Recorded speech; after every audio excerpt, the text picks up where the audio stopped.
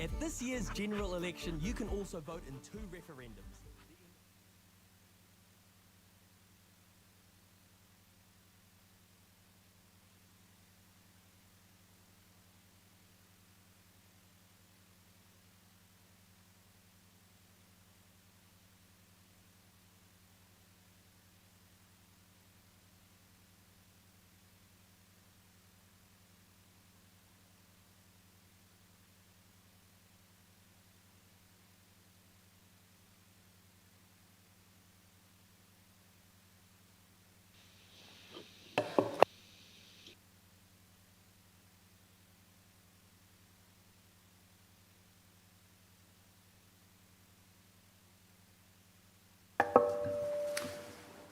Ai kāti, tēnā tātou katoa. Ngā whakaritenga I tēnei ata, tūtai ka hoatu te rākau ki a Danny, hei tuku ngā whakamoimiti ki te kaihanga. Ka tahi ka tuku mihi paku ki a koutou, e hari te whakatau, hara mātou a te ati awa, engari he paku mihi ki a koutou, ka tahi ka hoatu te rākau ki a koutou, ne? Ka pai? Kei a koe, Danny. Waiata, Maria, inei wakai, whakamea te mai, e ware tangata. Ine purotu, ine ngakau, ine rangi Marie. Ko te whaia, ko te whaia, o te a, o te a. ko te whaia, Ko te whaia, ko te whaia, o te a, o te a. Nō reire ka tāku ari ki tēnei mātou ina tiki a koe tini hauri ka tata mai rano koe ro tini nei piringa. He whakawheta atu mātou ki a koe mo tēnei haura e tū mai nei o te rā whakapaingia mātou mea mātou mahi I tēnei rā. Whakaarano hoki mātou mo mātou karangatanga maha kāre koni tini haura. O te rā mo te whānau, ngā whānau katoa no roto o tēnei ine o ngā takiwā, e hui tahi nei I tēnei wā. Nō rei te ariki, tēnei mātou nutu ki a koe, māu mano mātou arehi, roto I nei kōrero katoa, e roto I te pono, te tika, me te aroha. Whakapāinga e rā ko tae mai I tēnei rangi, whakakahinga rātou I roto I rātou kōrero pānu I tēnei rā, o te rā ena ngā kaupapa kei muia mātou. Tēnei mātou nutu ki a koe I rungu tau ingo tapu maheu karaiti tō mātou ariki. Amen. Awe mere kena koe te kerate a ke a koe tāri, ki koe whakapainga o wāhine a, ko whakapainga o ke e tō kōpū. Ka tā mere te mātua te atua I noi koe o mātou o ngarain. Tā ora tō mātou matuna, krori ki te matua te maitu te wairua tapu, me te timatanga no ki a pera. Nei a ki a pera, ki a king, tau mutunga kore a mene ki te ngō te matua te maitu te wairua tapu. Āmene, tēnā tata.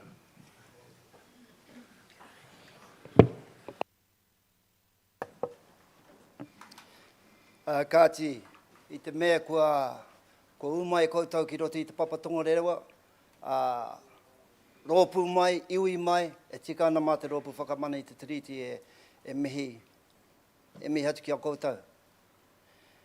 Tō mātou hea, te ringi mai ngā roimata ki te hunga wairua, ki ngā mate o te wā,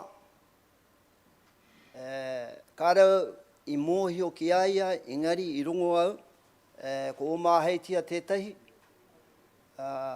ki mai te traipuna, tētahi o ngā pau o pare wahawa. Te aro atu, e tika tēnā. Aro atu ki aia ki tōna whānau, me tērā atu pau o pare wahawa a pita, a he hoki ngā mahara ki aia, me tōna hōranga tira pare, ki tātou I a koe, Robin, tērā toko rua, humari re, whakapono ki te atua, ko te tūmanako kei runga rāua e mene mai ana ki tā rawa muka puna apita, kua pua wai e nei rā. Me te whakaro ake ki a Sean, tērā momo, maumau ki a Ngāti Tūkorehe, i wehe atu aia. Nāna i kaue mai te mate o taku tau ke te a Milton ki roto o te tai rāwhiti ki tō mātau marae. Nā wai rā, ka whai atu aia i a Milton, te aro atu ki aia. Tika tonu taku kororo, maumau tērā momo, ngā whakapapa i mōhiotia e ia, ngā kororo, ngā hitori, ko ngaro atu tai aia. E tāpiri atu ki ngā mate katoa te wā, ka tangi atu te ngākau ki a rātou. Mātou katoa te tribunara. Ko tāku ki a rātou, whuatu haere, e ki rungi te tāheke roe, ko re nei a muri e hokia. Waiho, tukuna rātou, waiho rātou, nā rātou i kārawara o te hurahi, mā koutou, mā tātou e whakairo o rātou tumanako i nei rā. Weno rā, tukuna rātou ki a haere, kāia, ka huri ki a koutou a te hungu ora. Ka titiro mātou ki ngā ingoa, i rungi ngā tohu, i rungi ngā tepu. Ka tahi ka mōhio, ko tai mai, te kotahitanga o Raukawa, o kauwhata, o te reureu. Nā reira ngā mihi ki a koutou katoa. Mā koutou e whakamarama mai ki te tribunal tēnei rā, ngā koro e pāni ki tēnei pūrongo, no mua atu. Kei konei mātou, te āta whakarongo, hea ngā ngako, hea te ia, o e nā kōrero. Mi atu ki a koe te pāpā, tā tai hākurei, ko tai mai koe, wai maria mātou, ko tai mai koe i tēnei rangi. Ai rungi tērā whakaro, tēnā koutou, tēnā tātou katoa.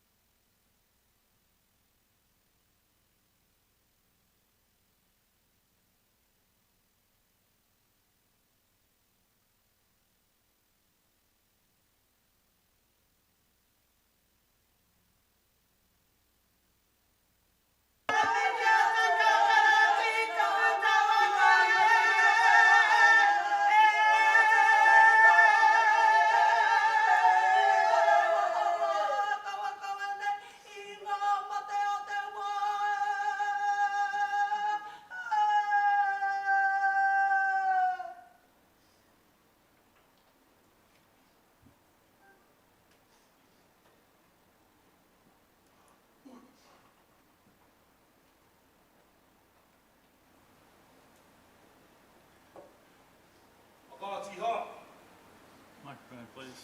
O ia tai nui tapatu ki te moana maua i e tō mātua e tō mau te whakatau e tō. Whakaaro ke au ki te taha pātū o te rangi he tarawai, nuku he tarawai, rangi pūnu i e rapa nau wai tāne, rapa hau e tāne, kua e tāne. Tako tōna mai tēra ki tātahi mā turu ki te wai, ki te hika marama. Patua ana mai te kōmuri hau nōrunga ana mai a wai hihi, a wai hāhā, kai rei rā te iringa o tainui. Mone aura te raura ki ngā tangata ka whakariri ka mamau ki te taura. Pāko taku amatatoa hai, hoa tūruki, paneke, neke tūruki. Hara mai te toki, haungie, huie, taie. Akāti, te atia wangāti tō rangatira kai te mōhio koutou ko wai mātou. O tira e ngā hono kai wainga nui a tau, akāti tēnā tau. Tira kai taku pāpā, kai taku rangatira. Mōwi kōrera wai tō whare e noho mai ana i tēnei takiwā, i tēnei whare meo na tapu katoa, ko iara ko te hau ki tūranga. I here ai koe ki konei ki tēnei takiwā, akāti kai taku rangatira tēnei rā te mihi atu ki a koe. Tēnei rā te mihi ki a koa i ngā hua nā wano i arahi. E pai ai tā mātou hara mai ki te kōrero i ngā take o tēnei wā. O tira kai te traipu nara. Tā tāwena honei i tēnei wā. Te ata wete i ngā tua huatanga i raru ai tā wete māo. Ka hoki tonu rā ki ngā kōrero o tō tupuna tonu. O ia rā ko te kōtia i ki rangi a mena. Hei aha te hoko. Nō rei nei runga i e rā huatanga anei rā ko te pepa no mua tonu mai te hoko. Te kawea mai nei ārā e ngā uri o te pane o tainui ara ki te tongane. Tēnei e whakaeke mai nei ki runga ki a koutou kai a kuranga tira tēnei mihi atu ana. Tēnā koutou, tēnā koutou. O tira e te karauna. Me ngā huatanga kai wanganui a tāu ai tēnei wā. Aha koa ngā tua huatanga kua pātu ki tō tātou motu. O iara ko te mate uru tā mea na tua huatanga. I ua ai a ko ngā whakahaere o te wā. Kai te ki te tonu atu au i a koutou. O tira tēnei e mana konei kia whakarongo mai kia tahuri mai koutou i tēnei wā. O tira i runga i e rā huatanga. Tēnei mātou a tainui te whakaeke mai nei ki runga ki a koe. O i rā ko ka ngati kau whata. Mea ona here katoa. O ngā tirau kawa mea ona here katoa. Tēnei te whakaeke mai nei ki runga ki a koe. O tira i kōrero tia te mahuetanga o kurahi o tūkorehe. Kia mōhi o tonu mai ako te mateawa tēnei kawe tia mai nei e mātou. Oro tōrangi tikei. Nō reira nei rā mātou. Te whakaeke nei ki runga ki a koe. Te ata kimi i te ara. E ora anō ai e nei a huatanga. Nō reira e a kuranga tira tēnei mihiana ki a koutou huri. Huri tō tātou whare tēnā koutou. Tēnā koutou. Tēnā rā tātou katoa. Mai atu taku pai, mai atu taku pai, ngā piki ka maki a tairi, papatai te atu ki pātea, ka tiro ki te ane tapu, ka raua tonu ki te upo, ka te rahu, ka te rere hau, e pai maki ai te pai te whakaro ki aku hae, wahi te ki kone, no kone tanu mai, e ti taku iti, ka harai uri nei, no tua whakarere no aku kongatua, i whiua ki here taua, ka puarangi ko sarapu, i karawera maua ko taku, tara ki te hapai, o me ki ngā whenua, tā papana i te hiwi ki horo, hara ki a mātai tonu au ki tarawera ko te hema hema, karere titaha, tarere o taku pai, leo mana i te taipauri ki roto,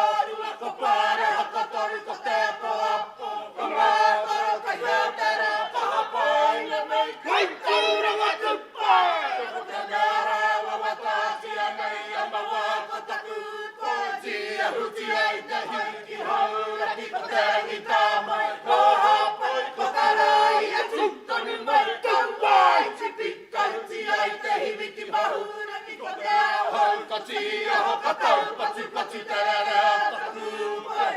Nai atu kuki mai, ka taku kini pai, ka tupa te pai, ko matu, ea taura, rika ni kua takanua, hai ihara, hai mana mo ni tire ni pataia.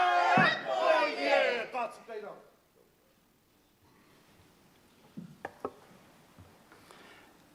Ei, kia ora tātou. Ka hoki mai te rākau ki te kai whakawā, hei huataki i tēnei whakawā. Tēnā koutou. I te tuatahi ki a koe, Mr. Goddard, tēnei te mihi atu ki a koe, nā te mea nā te mahi tuku whakamoemiti ki te atua i tēnei rangi, tēnā koe.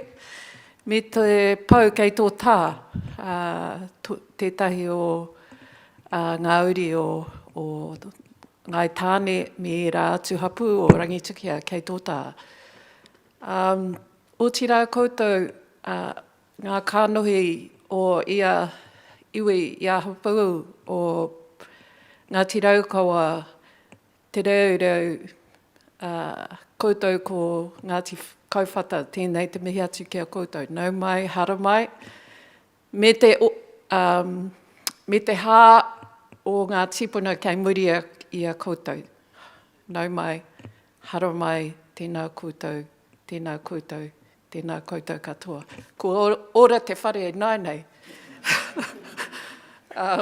Mai te timatanga o te wiki taino ki nai nei, he āhua Pākehā te nuinga o te tikanga mo tēnei wāhi, me tēnei nohonga o te kōti, engari i tainahi ka hara mai a Piripi ki te tīmata te whakaora i te whare. Nā reira, tēnā koutou, tēnā koutou, tēnā koutou katoa. Well, we're going to commence proceedings today. I'm going to just indicate that if we have time and we don't intrude onto the presentation, which will take 4 hours, the tribunal would like to ask their questions today. We're all prepared because the paper is so important that we want to get on record immediately after you've spoken those questions of clarification that we would like to seek answers to. I understand from council there are no objections to that, and that we are directing those questions to tā taiha kure jury, is that correct? And anybody else who might wish to answer. Hapai? All right, so I'm going to hand it over to you, Ms. Hall, and taiha kure, if you'd like to begin today.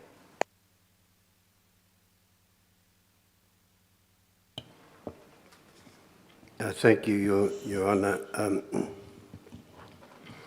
There's a saying that a camel is a horse put together by a committee. This paper has had many people contributing to it, so if you get a couple of bumps in the middle that you might not expect, that's just what goes with the genre. Your Honour and members of the panel, could I start off by just correcting something that is in the summary that was handed in during the week? I don't know whether you have it in front of you, and I don't have the number reference for it.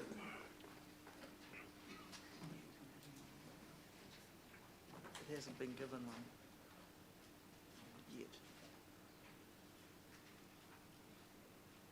Yes, it's document 3.2.728. Again, this probably should be one of the H files. At paragraph 4, it says Normuatu also seeks to break new ground. And I'd like to just insert in there, in Manawatu. It wasn't until I re-looked at it this morning that I realised it could be taken to mean that we're breaking new ground throughout the country, which would be very disrespectful of Hedini Mead and a number of others who have been doing this for quite some time. But the point that is being made here is that in Manawatu, when you read the histories that have been written by Buick, by Wilson, by Peterson, the Maori people here in Manawatu come across as cardboard figures, as though we do not have any law or culture of our own. We are just people who are there, who are reported on because we either stand in the way of or we contribute to the development of Manawatu. And what we are trying to do in this paper is to give a lot of emphasis to the cultural side that fleshes out who we are. And when we become aware of, when we think about the Prime Minister's intention to get Maori introduced into the schools, we want to be sure that, we would like to think that your report would flesh us out a little bit so that we can get that into the schools rather than some of the histories that have already been written. So that was the only amendment there. And the other point was that it may have been implicit during the week that the northern hapu could be divided over this paper. I'm not aware of any division. I just wanted to say that. There will, of course, be different opinions, and in any history and in any society, you will get a number of different views, but that doesn't necessarily mean that people are divided. I think the explanation is this, that when we started, when you accepted our request to have a north and south division, there was a group in the centre who quite rightly pointed out that they were on both sides of the Manawatu River, and they said the division should be north, centre and south. And so when you look at the cover sheet of this paper, you will see it refers just to the northern section, but does not include the centre section, which will speak for itself. We have, 2 months ago, we supplied all the papers to the different groups, and we're not aware yet of any amendments that they would make to this paper, but that's just the position. It is not a division within the north, it's just that the centre wishes to present its own case. And that's, of course, their right, and we support them in doing that. So then, to start at the paper itself, we do not claim that this statement represents the views of all members of the hapu to which we respectively belong. We make this statement for ourselves following whānau and hapu discussions, but we acknowledge that in submissions others of the whānau and hapu may seek to add to it or to give another opinion. This statement introduces our approach to the Crown's claims to have purchased the Te Awahau and Rangitike Manawatu blocks. We claim that the treaty envisaged that on the purchase of land from Māori, there would be a proper consent, and that meant a consent that was given according to tikanga Māori. Whether or not there were proper consents in either the Te Awahau or Rangitike Manawatu Crown purchases will be addressed by each of the hapu in relation to their own areas of interest. This statement provides an opinion on the common history of the affected hapu, as seen from our perspective as members of the affected hapu. During the previous 40 years or more, depending on which purchase is being considered, there had been traumatic changes to the hapu who held the land and to those who had the customary authority to control or dispose of it. Our purpose is also to make submissions on how things were at the time of the purchases, to better understand the consents that were needed and the process that was required to obtain consents.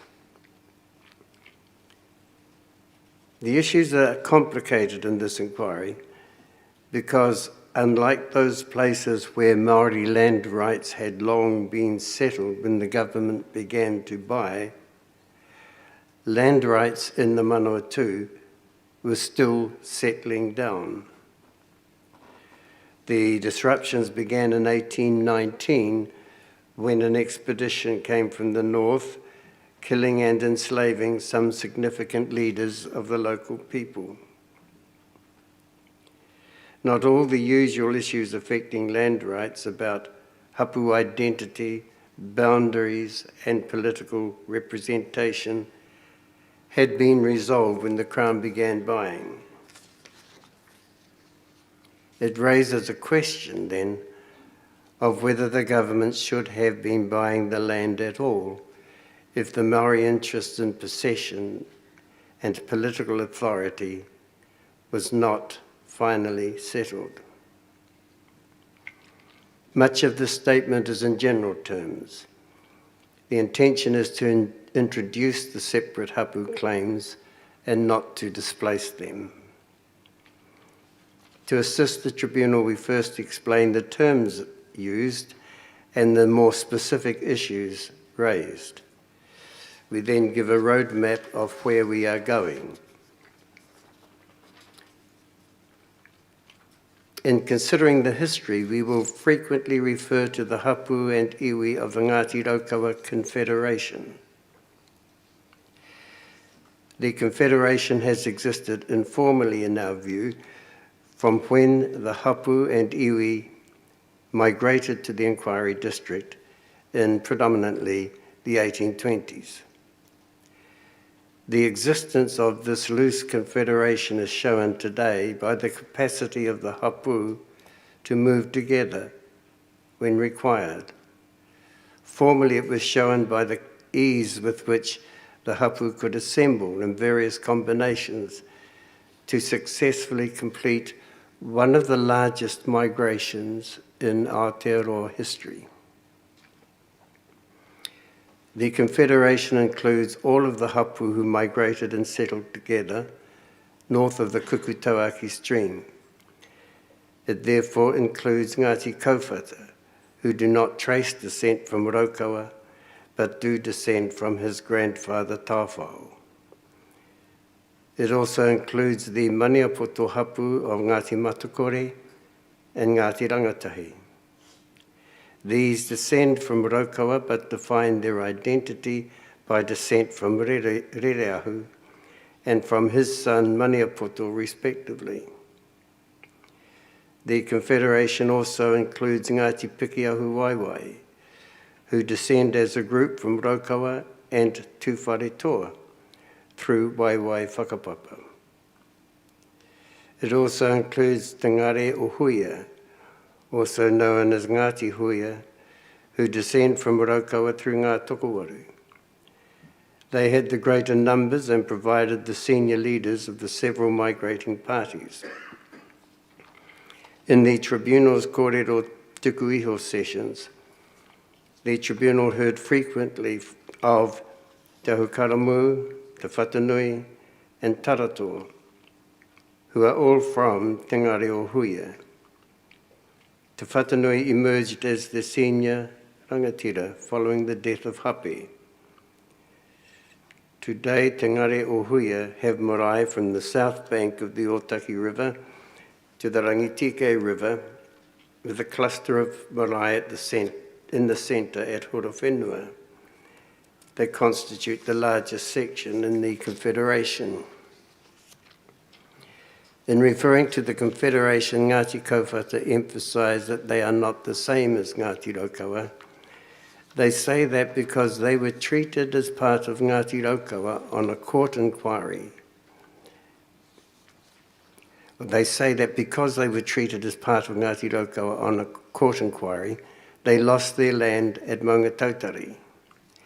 We understand they will also say that in other respects, the Crown took the consent of Ngāti Raukawa as including Ngāti Kauwhata. We will consider the ancient reason why the distinction is maintained. As the tribunal is aware, the Maori sense of direction is different from the European. Maori move up to the head of the fish and down to the tail. That sense is maintained when te reo Māori is used, as in Te Heke Mai Raro. Also, Maori used kapiti in this district as a metaphor for the district, from Whangehu to Raukawa Moana, as well as for the island. And we use kapiti in that sense in this paper. We use hapu for the units of the Ngāti Raukawa Confederation that exercise autonomous corporate functions. We use iwi to mean A, the people of any one or more hapu within the Confederation, B, the people of a place, and C, hapu groups who are aligned to Ngāti Raukawa but are distinct in terms of whakapapa. Tauiwi may be used for groups outside of the Ngāti Raukawa Confederation, whether they are Pākehā or Māori. We use iwi kāinga for those here before us in preference to tangata whenua because of an earlier time when tangata whenua meant those of the home people on the marae as distinct from the manuhiri. On the issues, probably the main issue in the Rangitike Manawatu purchase is who had the customary right to it, Ngāti Apa or the relevant hapu of the Ngāti Raukawa Confederation. Ngāti Apa argued that neither Ngāti Toa nor the hapu of Ngāti Raukawa Confederation were entitled, as Ngāti Apa had never been so conquered as to lose it, and because Ngāti Apa had a peace pact with Ngāti Toa which protected their rights. They also argued that Ngāti Raukawa came not as conquerors but as refugees escaping from a war-torn district. Were all this correct, the owners would be Ngāti Apa, with Ngāti Raukawa having a license to occupy small parts where Ngāti Apa had consented.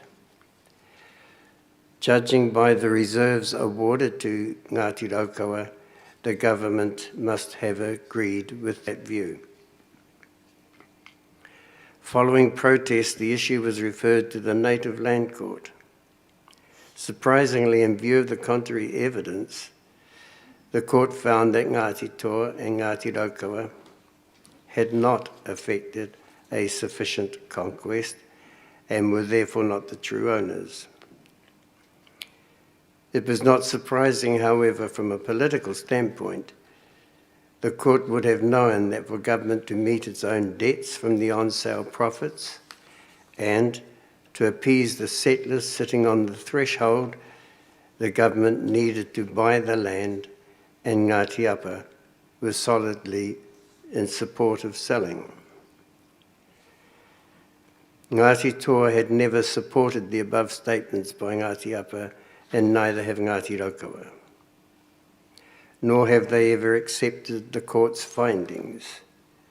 They regard them as an absurd concoction to suit the government.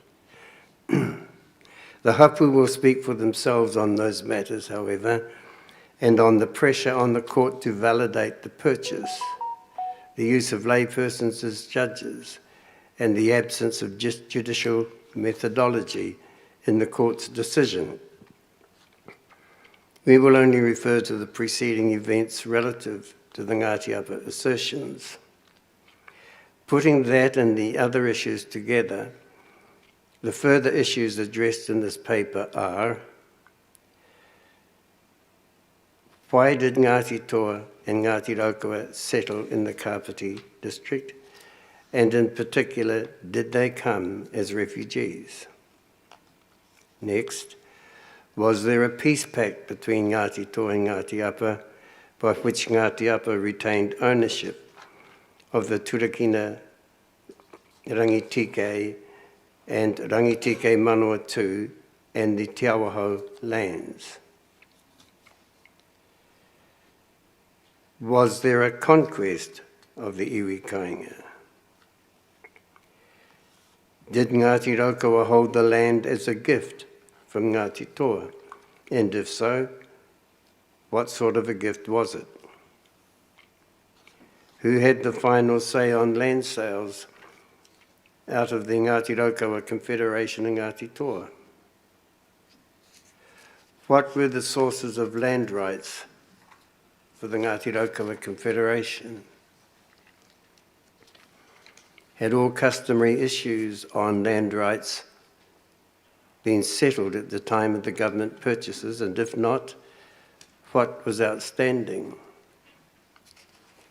By what criteria should one determine who of the Ngāti Raukawa Confederation held land rights in the Manawatu at the time of the Crown preemption purchases, and who held the political authority to agree to those purchases?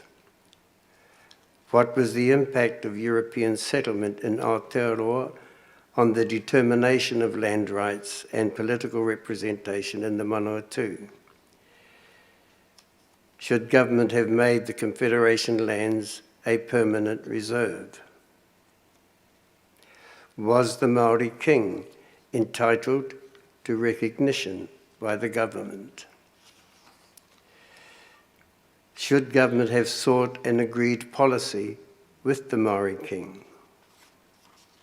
So those are the issues that this paper will address, and to provide a roadmap of how we will go about it, we consider first under the heading Manawatu Whenua, Manawatu Iwi, we consider the land and where the hapu are today. We then present a chronology. And you may recall during the Tukuiho sessions that the panel member, Sir Douglas Kidd, sought a chronology in order to get a better perspective of the relevance of the many historical accounts that the tribunal heard. He acknowledged that in doing so, he would be following a Western linear tradition. Before the Waitangi Tribunal in the Muri Whenua claim, social anthropologist Dame Joan Metch contrasted the management of time with the European historical chronologies, noting that the former was focused to augmenting historical patterns and relationships. She instanced the traditional kōrero that has kupe talking to persons who in fact lived generations later on voyaging to this country. The customary account, she explained, gave metaphorical expression to the transmission of information over several generations. And here there's a footnote to that being my personal recollection.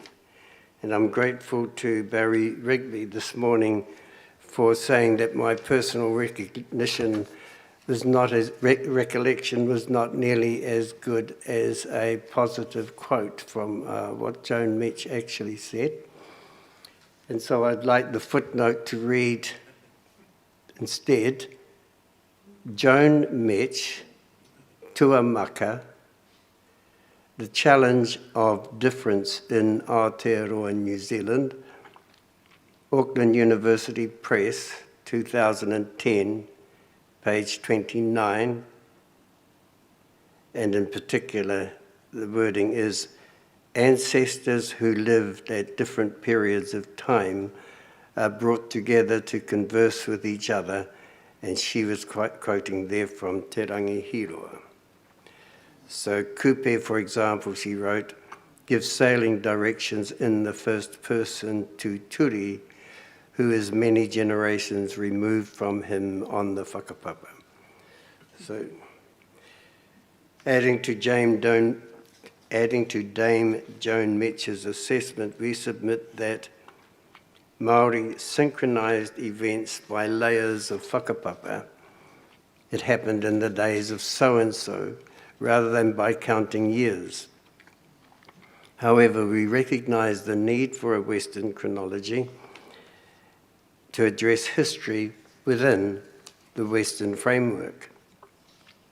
And so we will suggest a chronology and an outline of events.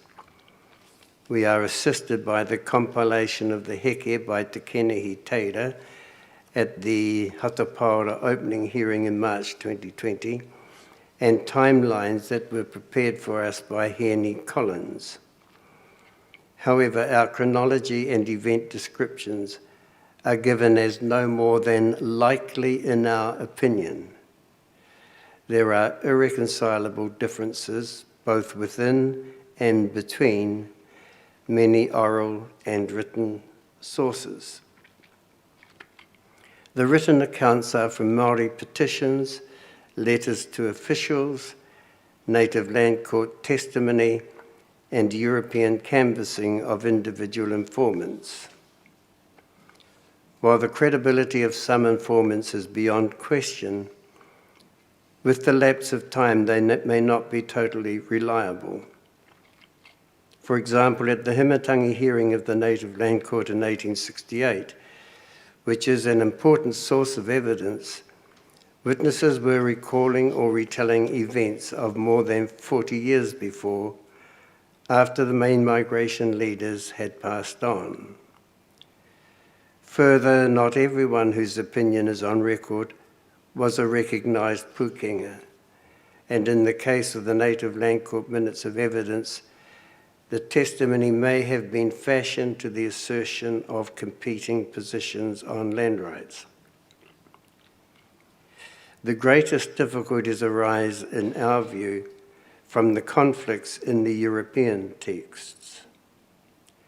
Oral assertions on marae are subject to prompt challenge and correction.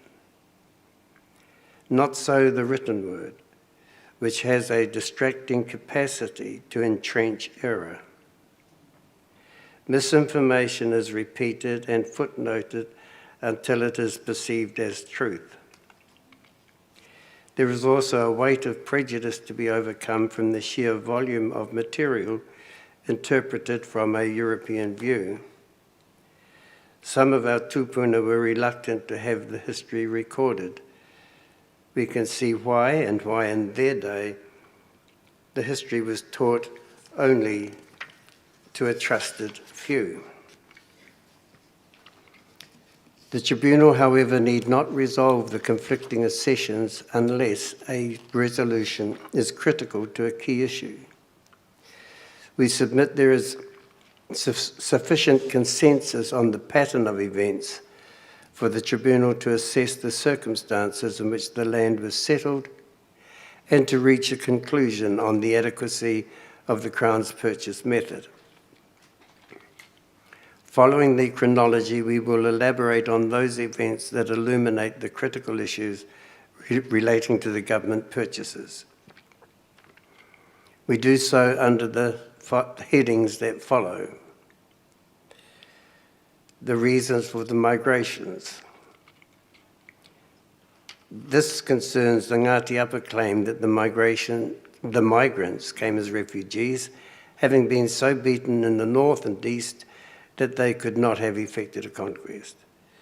We will contend that Ngāti Toa and Ngāti Raukawa came as battle-hardened warriors, but primarily seeking trade opportunities and peace. To elaborate, we will submit that Te Rauparaha came as an opportunistic entrepreneur rather than a warrior, intent on settling amongst the iwi kāinga and trading. However, Te Rauparaha pursued an uncompromising utu after the treacherous murder of several of his children and other whānau members. The result was that he, in fact, effected a conquest of the district. Putting the matter in customary terms, ka riro ia Te Rauparaha, te mana o te takiwā whānui. There may be a conquest, but in Maori reckoning, the land is held by the mana of the responsible rangatira. The mana of the person is larger than the term mana whenua, which we think is modern. The mana of the person extends beyond land tenure to include sea tenure. Iwi Katea Nicholson stated, and I'm not going to mangle his Maori because it was so perfect. I'll read from the footnote. On the land, the mana is held over all on it, that is the lakes, the rivers, the mountains, the forests, and all their resources. Similarly, seaward authority means the same thing under Māori laws and sea tenure. That is, seaward authority included all resources from above, below, and indeed in all areas within their domain according to Māori custom. The Maori way of talking tells us that it is not actually conquest, but mana that is the source of customary Maori authority over the earth's resources. Conquest is evidence of mana, and so it is relevant to it. But mana itself is not the result of conquest.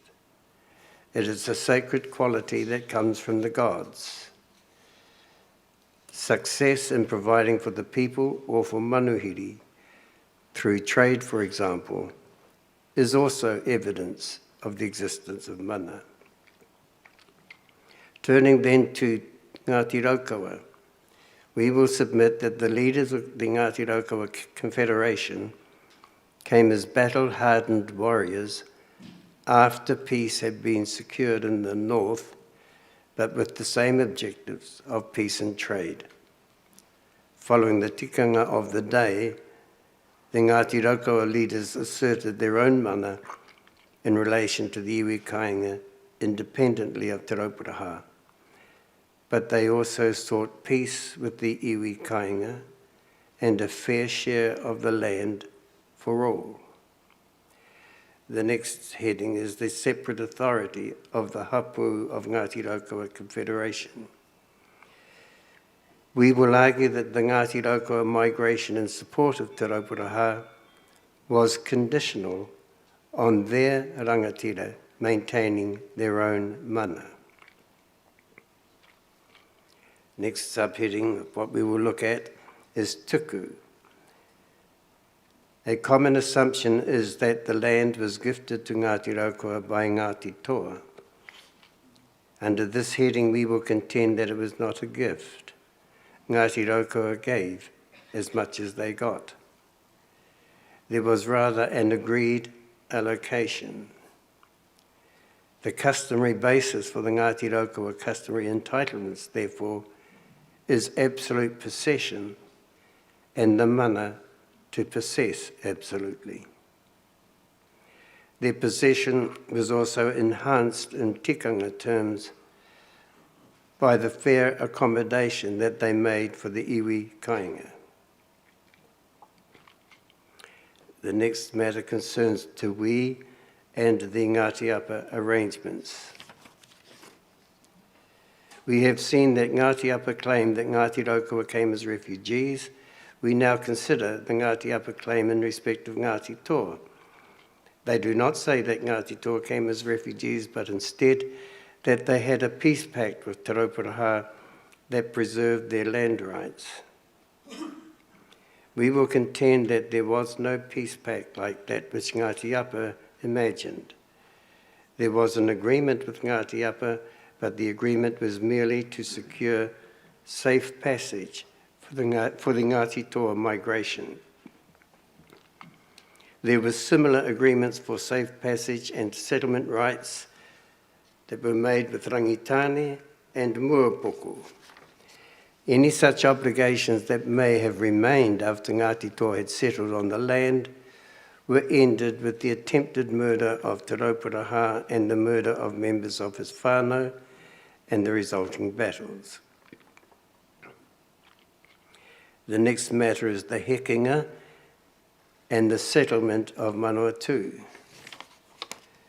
We will contend that the heke were not constituted by all the members of particular hapu and that land rights were not settled on the basis that all the members of the hapu were in one place. In some cases, the hapu members were scattered in every which way. To illustrate, members of Ngāti Kaupata came south in different migrations. They formed new loyalties and battles on the way, or on arrival, they ended up living with their new compatriots with whom they eventually merged. The whānau of a hapu also moved about before taking up permanent residence. Accordingly, group identities were frequently reformed, and that process could be still ongoing.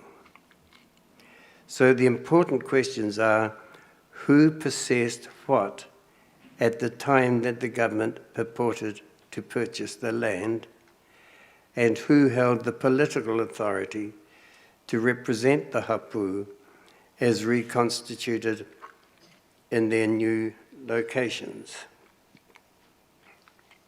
The other heading of matters that we will consider are ngā mahi o ngā Pākehā. Whalers, traders, pastoralists, missionaries, land speculators and officials each had a different impact on the hapu. We will argue that the impact of the whalers in the Kapiti district was largely beneficial, at least in respect of those who merged with the Māori communities and added value to them through an uncustomary trade. While the pastoralists maintained a separate society, they at least respected the Māori society by dealing with the rangatira to lease the land. The role of the missionaries has been open to criticism because of their influence in effecting cultural change. But those who came to Kapiti came with good intentions. They provided training in carpentry, agriculture and literacy, and assisted retention of te reo Māori by electing to teach entirely in Māori. They took significant steps to halt the alienation of Māori land and to have the land used for educational purposes. The main problem was with the land speculators, of whom the largest was the government. The practices of the government and the land purchase agents destabilised the unity within the hapu, undermined the customary authority of the rangatira and the runanga, and overturned the political balance between the iwi groups, setting one against the other and profiting from the division. We consider the first land purchasing. We consider how Ngāti Raukawa set aside land for the iwi kāinga on the condition that their own land would be permanently reserved, but that the government ignored the condition. Māori also responded to the enhancing authority of the government by appointing a king to maintain their land and their autonomy. Within the hapu and iwi of the Ngāti Raukawa Confederation, the king was strongly supported and strongly opposed, or stoutly opposed. The debate is very likely to have influenced the decision on the sale of the Te Awaho land. So those are the matters that we will be considering, and others will speak to the matters that are considered themselves. And so I pass now the baton to Robin Richardson.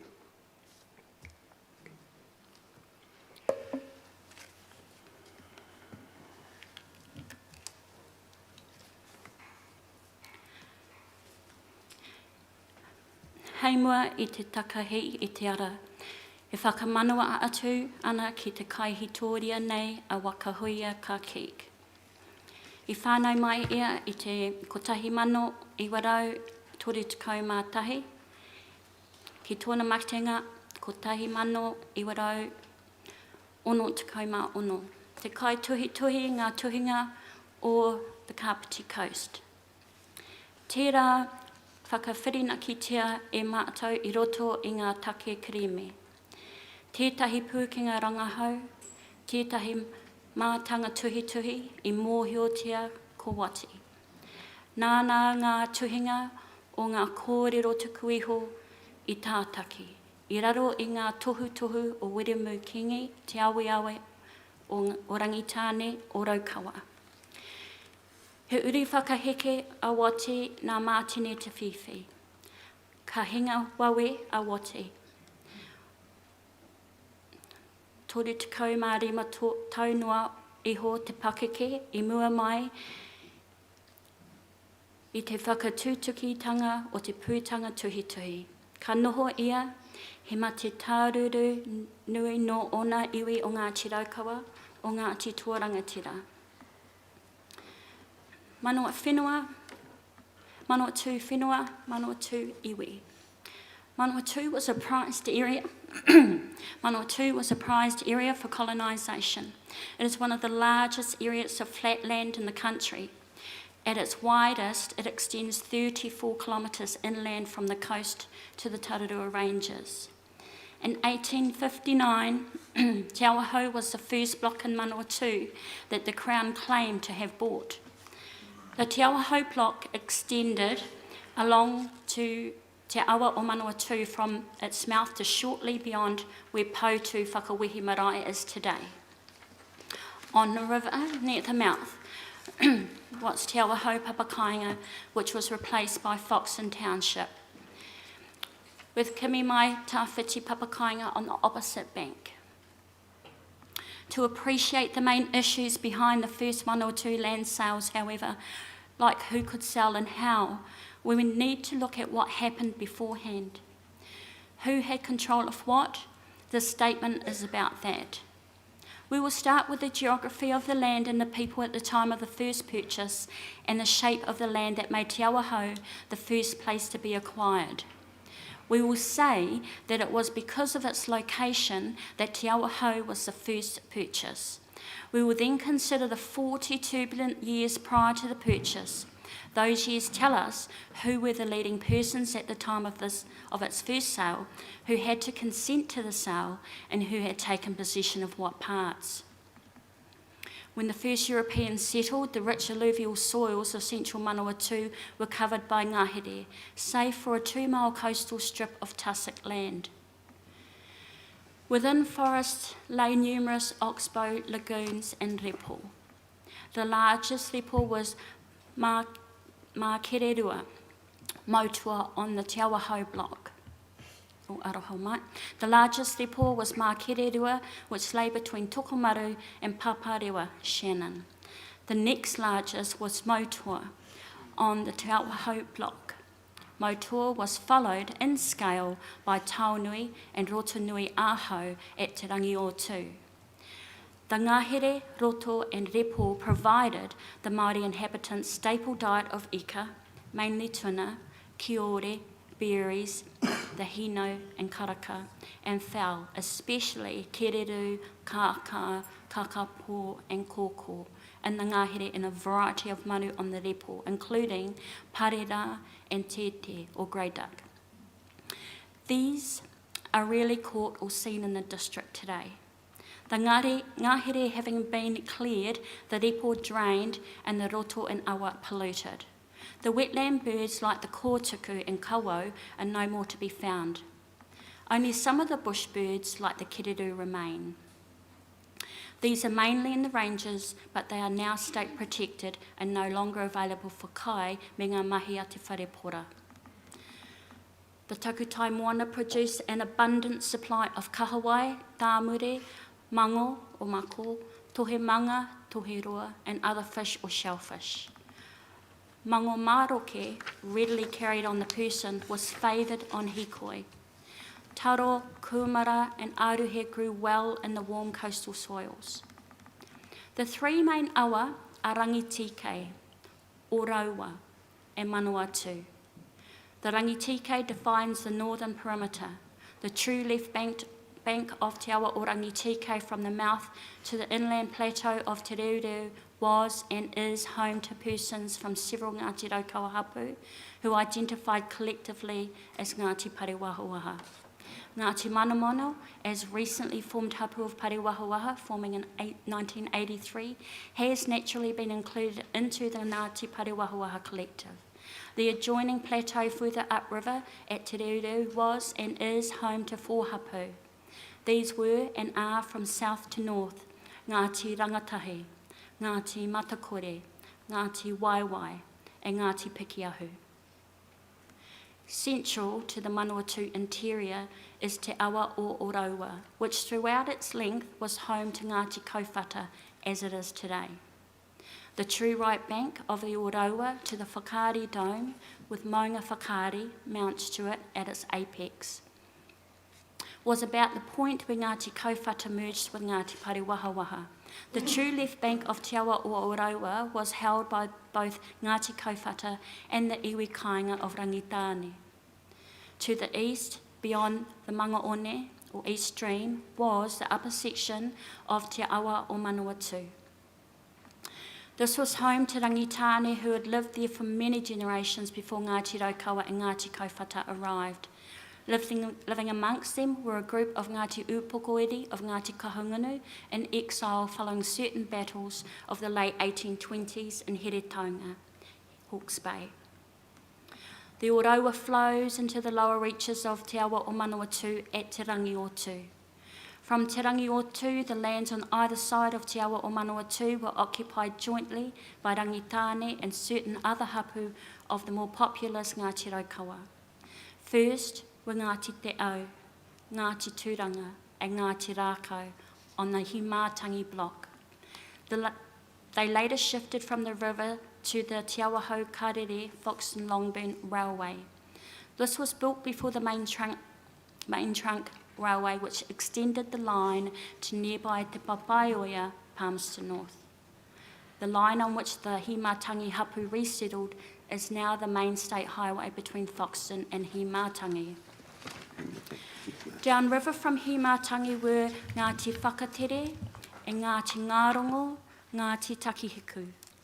On the Te Awa Hau block where the Manawatu River looped west to where it flowed into the sea. The river made its exit between Papangaio Pa on the south bank and Te Whārangi Pa on the north, although both sites have disappeared due to changes at the river mouth. Nowadays, the river mouth area takes its name from the township of Foxton, which, as we have said, developed inland from the heads on the site of the Te Awa Hau Papakainga. It's hard to imagine today, but until the bar was choked by silt from ground cover clearance along the riverbanks, Te Awa o Manawatu maintained a significant port at Foxton for seafaring vessels. Timber, muka, riwai, kanga, witi and poaka were all exported from the Foxton port even before 1840. This was mainly Māori trade, although a few Europeans had settled there, like Captain Robinson, a sheep and cattle run holder, Thomas Cook, a butcher, Messrs. Keble Bros, timber merchants, and from 1841, Thomas Bevan, a rope maker utilising muka. A number of whalers and settlers had also settled upriver from Foxton at Paiaka and beyond. The whalers tended to live in the Papakainga, having intermarried with the local Māori. They became important members of the Māori communities in organising trade. The Manawatu and Ōrauwa Awa provide access for waka transport deep into the Manawatu district, to Aorangi, or what is now Fielding. Later, the steamer Pioneer went as far as Ngā Whakaraua, a rangitane Papakainga shortly upstream from Te Rangi Wk2. The general community knows Ngā Whakaraua by its transliteration as Half Crown Bend. The first settlers for Palmerston North were carried on the Pioneer to this point. Later, the Foxton Longburn Railway would replace the river service. Along the coast from the Pūwaha o Te Awa o Manawatu to that of Te Awa o Rangitike was a wide margin of tussock grassland. The area had once been in forest, but the forest had been burnt off many generations previously. As the forest was an important resource for Māori, it is likely that the widespread destruction of forest was accidental. It may well have arisen from the endeavours to establish discrete wairinga or clearings in the forest for Papakainga and Mara. These large tussock grasslands were leased by Māori to pastoral run holders for sheep and cattle.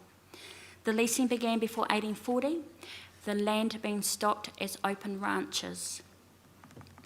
Beyond the Rangitike to the Awa o Whangaiuhu is the Turakina block, the customary land of Ngā Waireki of Kurahaupo Waka connected to Rangitane and Muaupoko. However, by the early 19th century, Ngā Waireki had been largely overtaken by Ngāti Apa from Pūtawaki in the Bay of Plenty. At the time of the first Manawatu sales, Ngāti Apa and Ngā Waireki were confined north of the Rangitike River. A few who continued to live on the south side had merged with Ngāti Raukawa, so that some of the Ngāti Raukawa there today have dual Raukawa and Ngā Waiariki Ngāti Apa heritage. Today, in the Turakina block, the names of Ngā Waiariki continues to be used in association with Ngāti Apa. The government had acquired the Turakina block before the purchasing of Manawatu began. With Foxton as the only significant port between Wanganui and Wellington, and with the river as the doorway to Manawatu, it is not surprising that the Te Awahau block was the first purchase that the Crown effected in the district.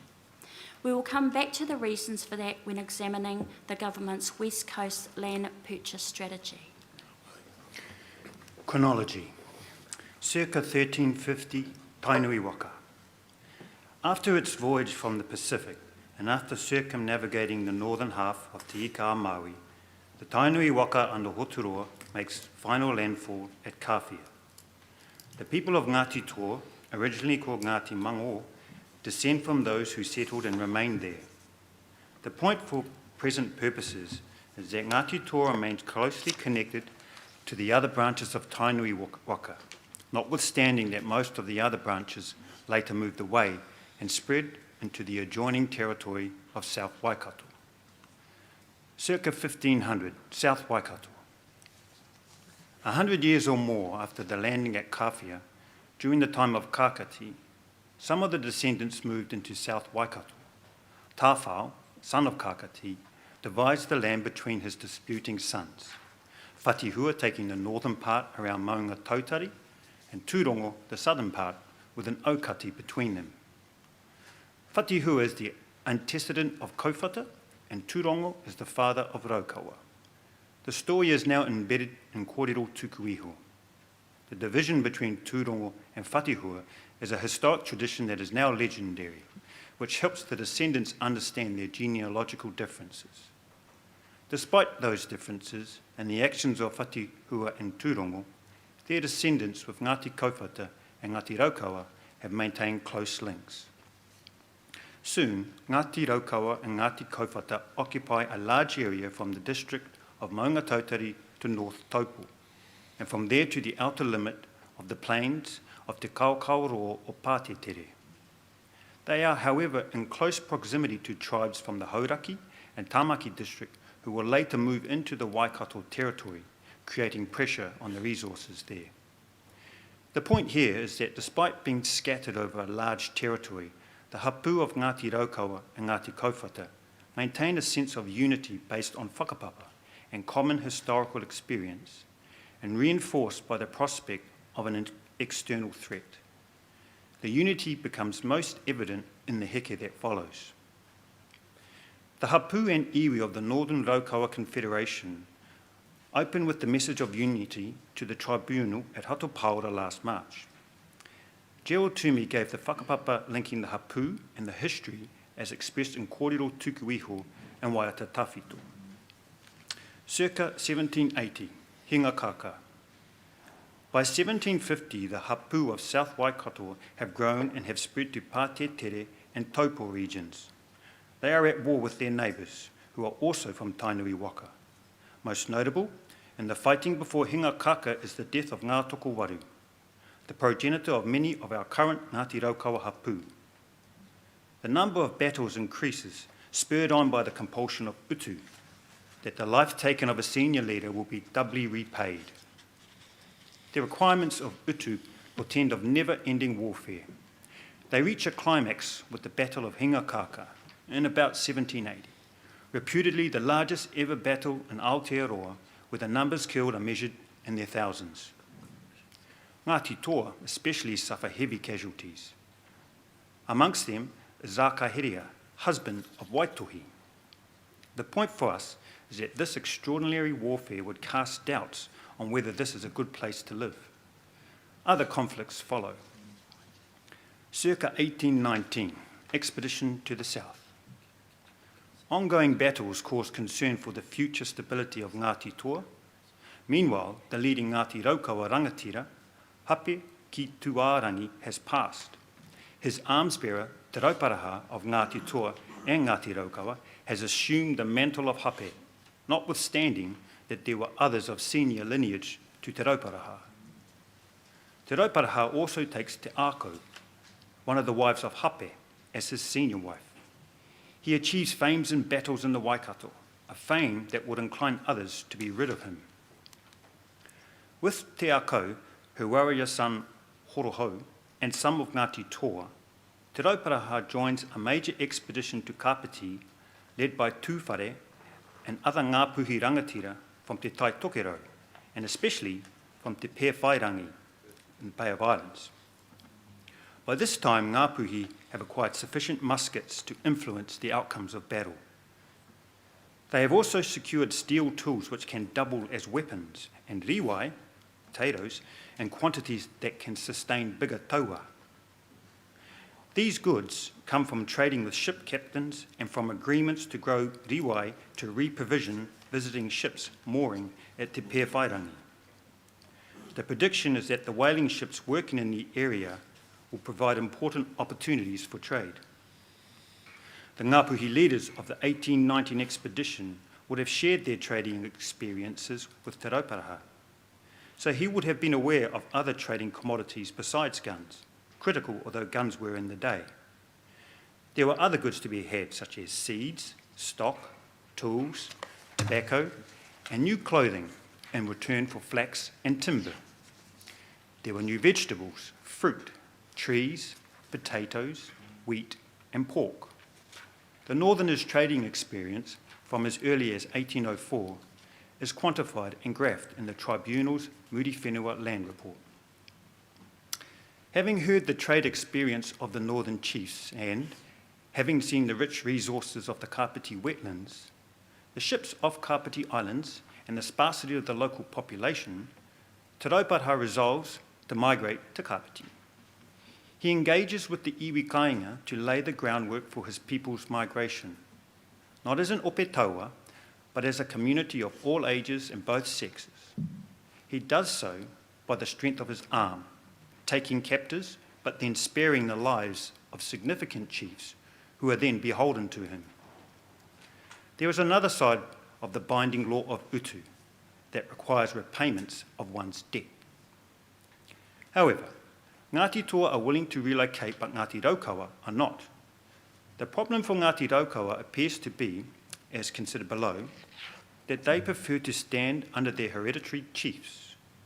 Notwithstanding that they considered him as much Ngāti Huia as Ngāti Toa, there were others who were from more senior lines within Ngāti Huia. Circa 1819, Ami o Whenua. Members of Ngāti Raukawa and Ngāti Kaupata join this further large expedition that visits many southern districts of Te Ika a Maui, while the main Ngāti Raukawa contingents under Kiharoa and Te Rua Maioro turned back from Wairarapa before reaching the Kapiti district. There were others who remained with the expedition and who returned to Waikato to convey the attributes of the Kapiti land. Ami o Whenua returns to Waikato in 1822.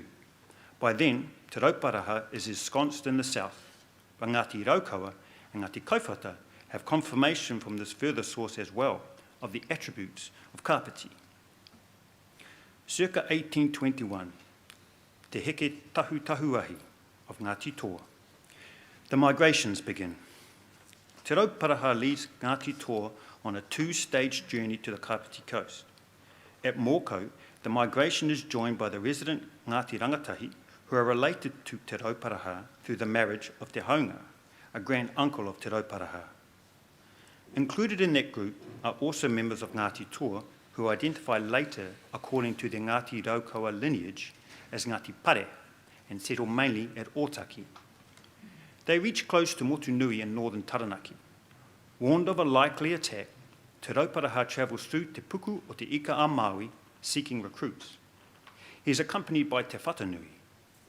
The point here is that the word about the new land and the option of migrating is reinforced amongst the Ngāti Raukawa and Ngāti Kaupata Hapu. Te Rauparaha gains support from Ngāti Pikiao of Te Aroa, who joined his forces. Although he has no intention of migrating himself, Hori Tupaia of Ngāi Terangi at Tauranga Moana is willing to assist. It is not clear, however, whether he completed the journey. There is reference to Hori Tupaia endeavouring to reach Kapiti a year or so later, at the time that Rua Maioro is killed, as referred to below. He is captured, but later released when Te Whatanui intervenes. Once more, Te Rauparaha takes Te Ako south with him. Following the custom in relation to women of rank, she is accompanied by her own relations from Ngāti Tuarā and Tūhaurangi of Te Arawa. As this is a perilous journey, the Te Arawa party constitutes a taua. Ngāti Tuarā and Tūhaurangi engage in many battles on the journey, and later in the Kapiti district, at Pūtiki, Wharanui and Kaiapoi. Ngāti Tuarā also leads in building the fleet of invading waka, their skill in waka construction being renowned. The Te Arawa party later settled with Ngāti Raukawa at Rangiuru, near Otaki. The foregoing sheds light on something that the government has ignored. A tribe is characterised by descent, but is not defined by it. Some who are committed to the tribe, the Te Arawa in this instance, may not trace their primary line of descent from the eponymous ancestor, or even the same waka. Nonetheless, they contribute to the tribe, and so long as they choose to remain there, they are part of it. Ordinarily, they would merge into the tribe by marriage. Conversely, many who do trace descent are not practicing tribal members. They have gone to live with others, usually through a whakapapa connection or by marriage. However, in the provisions for voting rights in the constitutions of post-settlement governance entities, government has required that all who descend from the eponymous ancestor are entitled to vote. Circa 1822, Te Heke Tā Taramoa. This is the second stage of the migration led by Te Rauparaha. It follows after strenuous battles in North Taranaki. The Heke, which continues down the western coastline, is now joined by Te Atiawa Hapu from northern Taranaki. Patricia Burns suggests that in all some 2,000 people of all ages were involved. J.G. Wilson described a formidable fighting force of 400 with Ngāti Toa, 200 with Pōmare, and 400 with Weremu Kingi Te Rangitake. As already considered, Te Rauparaha had made arrangements with leading members of the iwi kāinga, Ngāti Apa, Rangitane, and Muaupoko, to secure safe passage. The migrants are not molested as they journey through the tribal territories. Te Rauparaha settles peacefully at the Kotahi Pā on the Waikawa River near Ohau. Te Atiawa settled around Waikanai. We will come back to the arrangements with the iwi kāinga. It was because of the arrangement with Ngāti Apa that Ngāti Apa later contended that they were never conquered. Circa 1822, Te Pahi ki Heretaunga. Te Whatanui of Ngāti Raukawa joins his kinsman, Te Hiuhiu, in an expedition to Heretaunga, Hawke's Bay, where they are successful at Te Pākanga o Kahupapa, but with large loss of lives. Later, Te Whatanui establishes a settlement at Puketapu. Te Whatanui resided in the North Taupo area, frequently at Waihaha by the lake, and had ties to both Ngāti Raukawa and Ngāti Tūwhareto. Circa 1823, Te Wī. Following an invitation from Muaupoko to attend the nearby kāinga of Te Wī, near Lake Waiwiri, later called Lake Papaitonga, Te Rauparaha and close whānau members are set upon at night by their hosts, with the apparent connivance of Ngāti Apa and Rangitane leaders. Te Rauparaha escapes, but whānau members, including his children who were there, are killed. Because this altered the way in which the district was settled by the migrants, it is considered later in more detail. Circa 1823 to 29, Ngaki i ngā mate. Ngāti Toa take Kapiti Island from Ngāti Apa Muaupoko, while, in response to the murder of his family members, Te Rauparaha defeats Muaupoko at Horowhenua. Te Rauparaha sends karere to Ngāti Raukawa requesting assistance. Te Rauparaha continues raids on sites of Muaupoko, Ngāti Apa and Rangitane to clear the land. About 1,000 are considered to have been killed in ongoing attacks. A wide territory is affected and help will be needed to hold the conquered lands. Circa 1823, Te Heke a Rua Maioro. In quick response to the karere, a section of Ngāti Raukawa and Ngāti Kaupata travelled south to the upper reaches of the Whanganui River with a view to assisting their kinsmen, Te Rauparaha. After a side visit to Rotaira and an unfortunate killing that would later be their undoing, they moved to join others of Ngāti Raukawa and Ngāti Kaupata who have settled along the upper reaches of the Whanganui River near the Ohura Valley at their pā of Onepoto.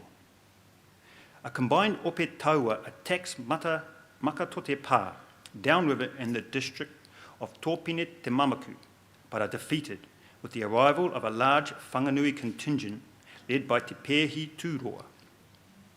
Raukawa leaders, Te Rua Maioro and Te Mahunga are amongst the many who are killed. However, Te Pēhi eventually allows free passage down the Whanganui River to a large section of Ngāti Whakatere and others of Ngāti Kaupata. Their progress is traced below. Circa 1824, Te Heke a Tāwhiri Mā. Following Makatote, the large section of Ngāti Whakatere, now led by Tāwhiri and the Ngāti Kaupata Party, led by Renau Te Wharepakaru, Te Ihurangi and Noa Te Tata, continue their journey down the Whanganui River with a view to reaching Kapiti. They reach their destination by joining the Taranaki migration, Te Heke Nihuputa, referred to below. Later, Te Wharepakaru will help lead a second Ngāti Kaupata migration. Circa 1824, Ngā Tomo. Two leading rangatira of Ngāti Huia, Te Whatanui and Taratoa, visit Te Tauparaha seeking guns to avenge certain deaths in Heretaunga where they had sought to settle. There are accounts of similar visits by members of Ngāti Kaupata who have remained in the north for the same purpose. Circa 1824, Te Heke Nihuputa. Ngāti Tama, led by Te Pūoho, who is also of Ngāti Toa, and Ngāti Mutunga, migrate to the Kapiti coast. At Whanganui River mouth, they are joined by the survivors of the Makatote battle of Ngāti Whakatere and Ngāti Kaupata. These are the first of the Ngāti Raukawa, Ngāti Kaupata migrants to join Ngāti Toa on Kapiti Island. Subsequently, Te Rangi Haeta and Ngāti Whakatere take the Ngāti Upper Pā of Pikitara near the Rangitike River where it adjoins the Te Reuru block. Te Hakeke and Tūranga Pito of Ngāti Upper are said to have fled inland. They then hunt down other Ngāti Upper refugees, taking Kaiwa, the wife of Hakeke, Mokomoko and others. Ngāti Kaupata and Ngāti Whakatere are also involved with Ngāti Toa in the land clearing program. We note here that this is often assumed that Ngāti Raukawa and Ngāti Kaupata arrived after the so-called conquest of the district had been effected. In fact, sections of Ngāti Raukawa and Ngāti Kaupata were here before the main Ngāti Raukawa and Ngāti Kaupata migrations occurred, and they were directly involved in the conquest. The same applies to Ngāti Rangatahi, although at the time they were counted as part of Ngāti Toa, Te Haunga Hapu. Ngāti Tama reside south of Ōtahi but are later ejected by Te Rauparaha and taken to Kapiti Island. They appear later at Oharui, Riu, then at Te Whanganui Atara, Wellington, and finally at Te Awa Kairangi, Heretaunga, Whakatiki, Hutt Valley, with many departing from there for Wharekauri, Chatham Islands, called Rekohu by Moriori. We mention this because it helps to clarify that until they went to the Chatham Islands, to the Chathams, Ngāti Tama, who came on Te Heke Nihuputa and possibly also on the first Heke Tahutahuahi, were located on lands at the discretion of Te Rauparaha, and in the case of Te Awa Kairangi Heretaunga, at the discretion of Te Rangi Haeta. Ngāti Tama had intermarried with Ngāti Toa at Moko prior to the Ngāti Toa migration. The same applies to Ngāti Rangatahi of Moko, who had also intermarried with Ngāti Toa, who were on the Te Heke Tahutahuahi and who were also settled by Te Rangi Haeta at Te Ao Kairangi. Circa 1824, Te Heke Hauhauā of Te Atiawa and others settle at Waikanai following the attack by Te Wherewhero at Motunui. Further attacks follow later. Circa 1824, Te Heke Karere. This heke does not come to settle but to visit. Nonetheless, by tradition, it is called a heke. The journey is made in response to the karere sent by Te Rauparaha to seek assistance from Ngāti Raukawa, as earlier referred to. It was led by Te Ahukarumu, Ngāti Huia, Te Matia, Ngāti Pare, Horohau, Ngāti Huia, and Ngārangi o Rehua, Ngāti Te Manea. The heke takes the form of a taua of about 120 to seek utu for the lives of Te Rauparaha and others who were rumoured to have been killed. Avoiding the Whanganui River, the route taken is down the Turakina and Rangitike rivers. They find Te Rauparaha alive and well in his peacetime pa of Rangiuru close to Otaki. After certain invitations to settle, referred to later, the heke returns home. Following this heke, Te Ahukarumu resolves that his people will migrate to Kapiti. Meanwhile, Ngāti Toa settlements spread south to Waikanai, Pukerua and Porirua.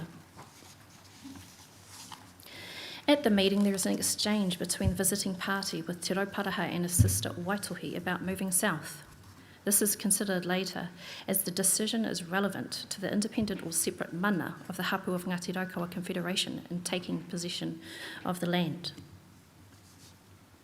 Circa 1824, Te Pakanganui o Waiorua. The purging of Muaupoko and the punishment of Ngāti Apa and Rangitane leads to the iwi kāinga to marshal a massive force to overpower Te Rauparaha. A force of about 2,000 is assembled from Whangaihu near Whanganui to Arapaua, Queen Charlotte Sound, and from Tamaki Nui Arua, Dannevirke to Waidarapa. The main battle takes place at Waiorua on Kapiti Island. Though seriously outnumbered, Te Rauparaha defeats the attackers. Te Rauparaha follows this up with renewed killings on the mainland before the iwi kāinga can reform. From this point, the mana of Te Rauparaha is ascendant throughout the tribunal's inquiry district and further north to the Whangaihu River. Circa 1826, Te Heke Whirinui.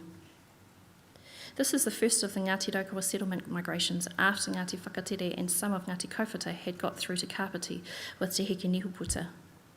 As he had promised to do on his visit to Te Rauparaha in about 1824, Te Ahukarumu leads Ngāti Huia, Ngāti Pare, Ngāti Maiotaki and others to Kapiti with a view to permanent settlement. He burns the whare where some of his people are reluctant to leave. This second heke, Te Heke Whirinui, was to attack all settlements within Rangitike and Manawatu districts. Te Ahukarumu went via the coast. Te Whata and Te Whetū of Ngāti Kauwhata went inland.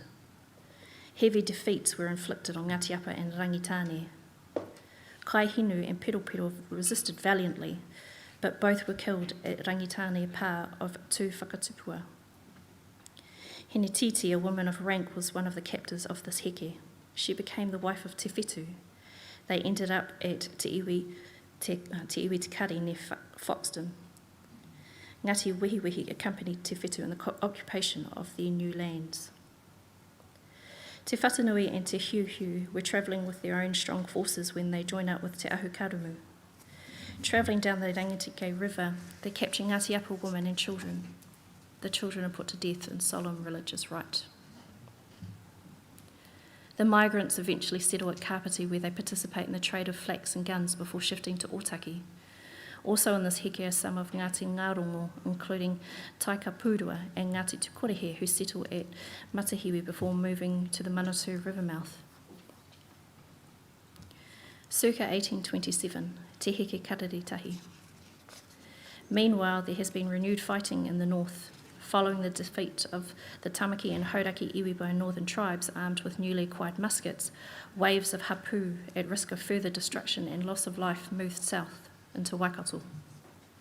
To the district of Maungatautari came Ngāti Marutuahu, and close behind them Ngāti Haua.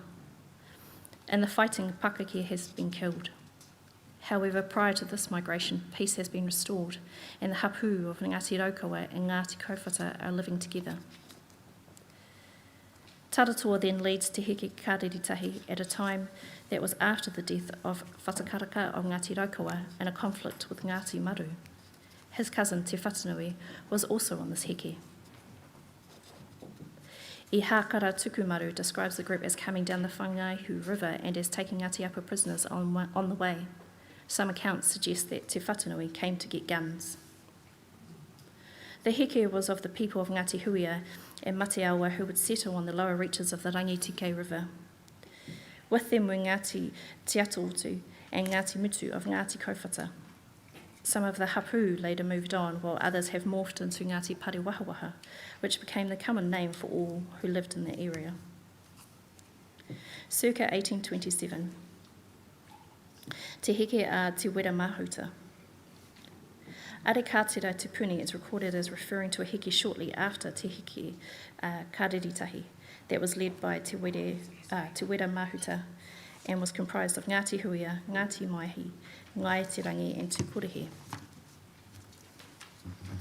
Dobby Martin and Tipi Wehi Peihana described the heke as coming at the request of Te Ahu Karamu to build houses, and that included as well Ngāti Rangitawhia, a warrior hapu of Ngāti Tūkorehe who had also married into Uenuku Kōpaku and Te Roro Te Rangi o Rotorua. Circa 1828. Te Kanohi Kitea o Te Rauparaha ki Te Waipounamu. With the arrival of the hapu of Ngāti Kowhata Confederation to possess the Kapiti coast, Te Rauparaha plans to attack at the centre of the southern motu of Te Waipounamu. He is not intent on settlement south of Te Tauihu, Nelson Marlborough, but has an interest in ensuring that his access to greenstone is not challenged. The mana of Te Rauparaha is probably an adequate assurance of access, except that his mana is challenged by a boast from the south that if he came, he would be killed. This is seen as a kanga or a statement diminishing of his status. As such, it justifies an attack. In the context of customary group responsibility, the kanga creates a whakahe, or something that puts a whole group in the wrong, so that the attack need not be against the person who spoke, at least in the first instance, but against any for whom the person may have spoken. To conquer a place on the other side of Raukawa Wk2 requires much industry in growing and storing crops, trading for guns and supplies through the processing of flax, and in building waka.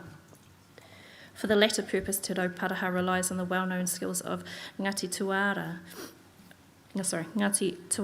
of Rotorua, who had come with Te Ako, as mentioned before. Te Rauparaha is also helped by Te Pihi Kupe, who returns from Sydney with a supply of muskets. He then embarks on a deadly mission to the South Island. Circa 1828. Defeat of Raukawa forces at Te Roto Atara, Heretaunga Plains. This defeat ends a 6-year endeavour led by Te Whatanui and many of Ngāti Raukawa and Ngāti Kowhata to secure a tūranga waiwai for the iwi in Heretaunga. Ngāti Upukori retreat from seeking to reoccupy Heretaunga and take refuge with Rangitane and Manawatu. Renata Kawepo takes them home in 1851, but the last do not return until 1861. Circa 1828, Te Heke Mairaro, Mā Turakina. This is the first of 2 migrations called Te Heke Mairaro. It appears that those heke for which there was not a distinctive name are simply called Te Heke Mairaro, or a migration from the north. Te Heke Mairaro Mā Turakina may be the largest heke. It comprises several Ngāti Raukawa hapu who came via the Turakina Valley. It is that which distinguishes this heke from another with that name, to be referred to shortly. The heke is led by Te Whatanui after he was unable to secure a place in Hawke's Bay. His several previous visits to Kapiti indicate that Te Whatanui had been considering a shift to Kapiti for some years previously. Leading the Ngāti Kowhata section were Te Whare Pakaru and Te O Tūrua. Te Whata and Te Whitu have also been included in this heke. If that is correct, then like many others, they made the journey twice, as where an Opitaua was followed by migration, including women and children. Ngāti Kowhata consider this to be the largest contingent of the many with which they were involved. On reaching the Ngāti Upper Lands, Ngāti Kowhata branch inland, as on the previous occasion, to arrive at the Orowa River, while the main group continued down the coastline. On the early occasion, they had left the main group well up the Turakina River at Otairi, according to Te Kenihi Teira.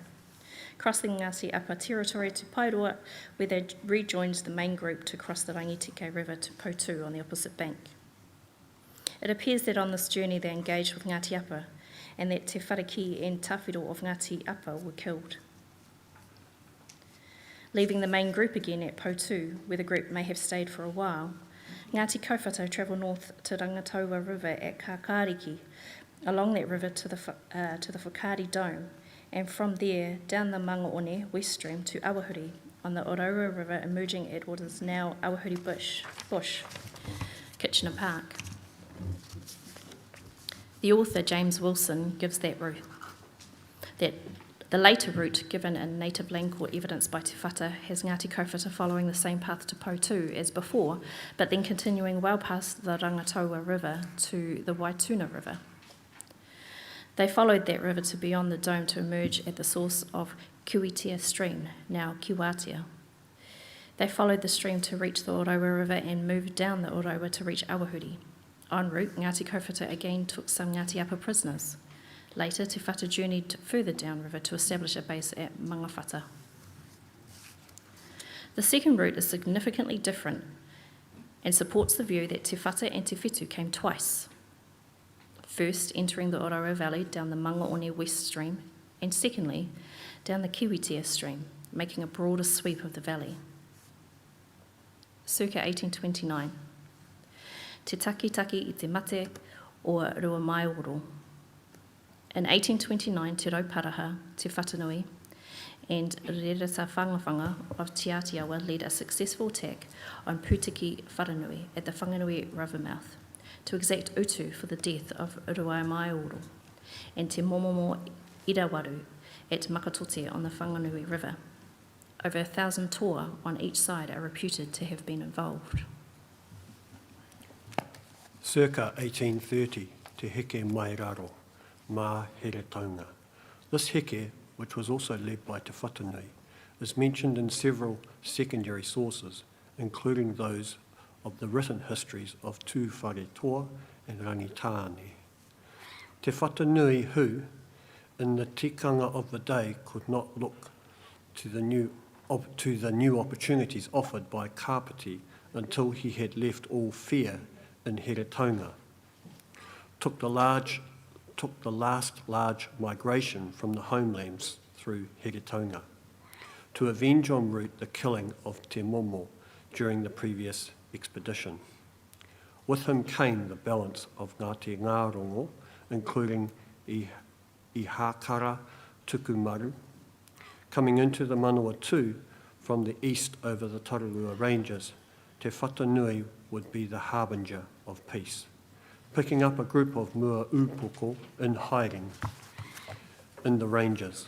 Te Whatanui famously shelters Mua Upoko, finding a place for them and standing up against Te Rauparaha, his whanaunga and ally, to do so. Circa 1833, Heke Tama Te Uaua, said to comprise 2,000 women, children and old people, and many fighting men. This heke came from Taranaki and was followed soon after by the Heke Pokena, also from Taranaki. Some settled in Waikanai, others were Ngāti Tama, of whom they were members, and others of Ngāti Mutunga in Te Whanganui Atara, which had been given to Pōmari on his marriage to Tawhiti, a niece of Te Rauparaha. Circa 1834, the Feast of Pumpkins. Ngāti Toa are not so forgiving of Mua Upoko. Reciprocal feast exchanges between Ngāti Toa and Mua Upoko must have suggested that all was forgiven. Then came the Feast of the Pumpkins at Waimea near Waikanai. Mua Upoko were invited by Te Pūoho of Ngāti Toa to a feast of a new food, only to be massacred.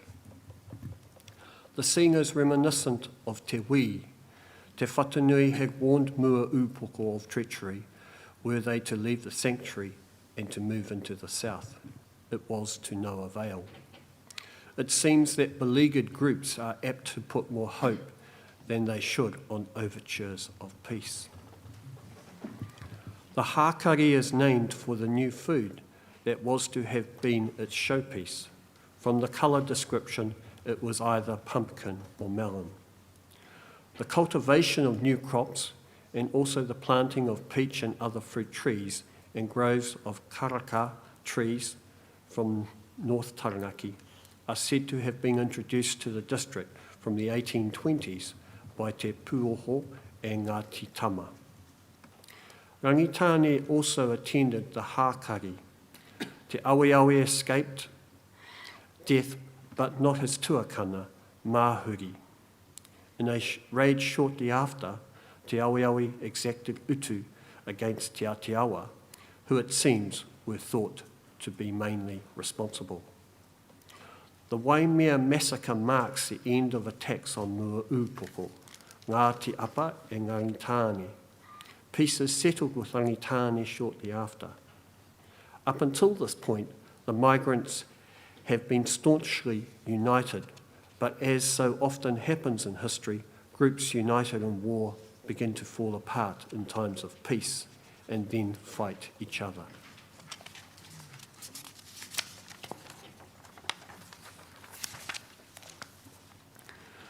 Circa 1834 to 1835, te pakanga ki hau whenua. At this point, Te Atiawa and Ngāti Raukawa were peppered along the Otaki-Ohau coastline. There are tensions between them, including over access to local resources. The trigger for the Battle of Hau Whenua is the arrival of a hungry group from Taranaki, some of whom take potatoes from a Ngāti Raukawa Ruataiwa potato pit and are then killed. Signalling a war to Ngāti Raukawa, Te Atiawa erect Hau Whenua Pā just south of Otaki. When Ngāti Raukawa eventually attacked the Pā, many die, including the teina of Te Hiuhiu Manunui, who has come in support of Ngāti Raukawa. After much fighting spread over several months, a boundary is settled at Kukutauaki, a stream now drained that runs parallel to the coast. Te Atiawa are obliged to settle south of a line across the stream. That now roughly corresponds with the Peka Peka Bridge over the expressway. Circa 1835, te wāwahi I te whenua. To all intents and appearances, Hau Whenua marked the cessation of hostilities and the quieting of the land. Afterwards, Waitohi decided that the Kukutauaki stream would delineate the border between Te Atiawa and Ngāti Raukawa. There would in fact be a further outbreak of fighting as referred to below, but like Hau Whenua, it was a dispute between the migrants themselves. The apparent peace after Hau Whenua enabled members of the Ngāti Raukawa hapu, still mainly bunched up in Otaki district, to take up lands to the north as far as Whangaihu, mostly in accordance with settled allocations. These are outlined below and will be considered in more detail by the respective hapu. 1839, October. Te Kuititanga. Notwithstanding the allocation of the land in about 1835, tensions remained between Ngāti Raukawa, who had taken the lion's share of the land, and Te Atiawa, who at the time, before many returned to Waitara on account of the war with the governor, were very numerous. Ngāti Raukawa, on the other hand, had broken up their combined force at Otaki to take possession of the land as far as the Rangitike River. As often happens, resentment over one thing, the excessive land allocation in favour of Ngāti Raukawa, found expression in something else. It welled up when Waitohi, the mother of Te Rangi Haiata, died the month before, in September. At the tangi on Mana Island, Te Rangi Haiata killed a slave owned by Te Atiawa. It was presumptuous. Te Atiawa owned the slave. The aggravating factor was probably the links that Te Rangi Haiata had to Ngāti Raukawa. The trigger for war, however, was soon after, when Ngā Kuku of Ngāti Raukawa killed and captured a number of Ngāti Ruanui from South Taranaki, who were erecting a house in Ngāti Raukawa territory north of Ōtaki. These were relatives of Te Atiawa. Te Atiawa sent a Christian lay preacher to seek the return of the prisoners. He was rebuffed. According to Kāwana Hunia of Ngāti Apa, whose bias against Ngāti Raukawa was deep-seated, Ngāti Raukawa led the attack against Te Atiawa at Waimea Pā at Kuititanga near Waikanai. They were defeated. Ngā Kuku was slain with some 200 of his people to 36 of Te Atiawa.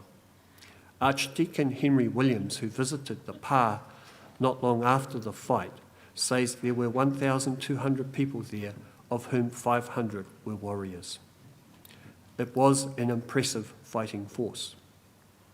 Nonetheless, the boundary was held. Te Atiawa balked at crossing the Kukutauaki stream. The times were changing, however. No utu would be sought. Te kuititanga was the end of tribal warfare in the south of Te Ika a Maui. Colonel William Wakefield, landing on the Tory, reported on a peace conference where grievances were aired face to face and resolved. Christian and Māori values were beginning to fuse. At the same time, the necessaries in food, clothing and shelter were shifting to the European mode. Some of the district also declined to join Kuititanga.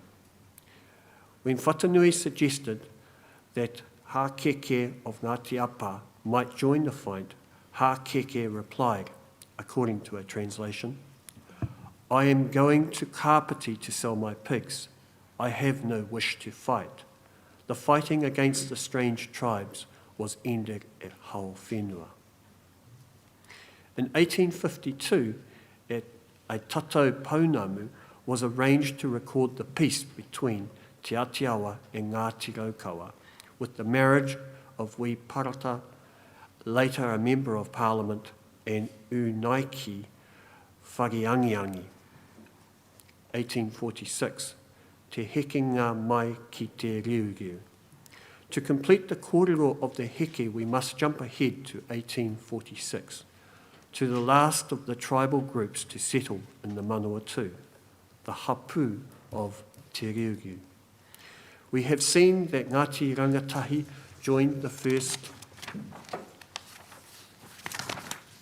expedition of Ngāti Toa. This was in view of their close connections to Te Rauparaha from the marriage of Te Haunga, a grand uncle of Te Rauparaha, to Kahuirangi, a descendant of both Rangatahi and Ngā Tokowaru. Te Haunga and Kahuirangi were also the grandparents of Te Pua, who was killed alongside Te Rauparaha's children at Te Wī. They were particularly aligned to Te Rangi Haiata and were with him during many of his battles, including the Wairau affair at Te Tau Ihu, Nelson Marlborough, the expulsion from Heretaunga, Hutt Valley, and Te Pakanga ki Horokiri, Battle Hill, where they were joined by some of Ngāti Matakore of Ngāti Rere Ahu, of Te Nehe Nehe Nui. They left during the battle under the leadership of Te Rangi Haiata to reach Ōtaki. Porau Tāwhao then marama I Hoia on the Rangitike River before finally settling with Ngāti Matakore at Te Remu o Te Kākahu o Te Rangi Haiata at Kākāriki. This was about as far north as Pikitara Pā, where Ngāti Apa were expelled by Te Rangi Haiata and Ngāti Whakatere. At the same time, Ngāti Pikiahu Waiwai arrived from the north after their journey over many years from Rotorai Aira. It was the climax to a long-standing relationship between Te Rauparaha and Te Hiuhiu, and between Te Whatanui and Te Hiuhiu, and to his contribution to the battles here. That is the end of the chronology.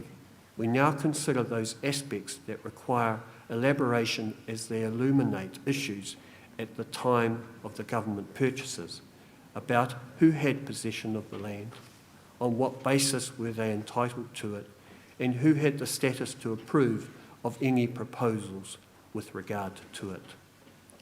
The reasons for the migrations. The Ngāti Apa case to government and the Native Land Court was that Ngāti Raukawa came as refugees. They said Ngāti Raukawa were beaten and were incapable of occupying the land without Ngāti Apa permission.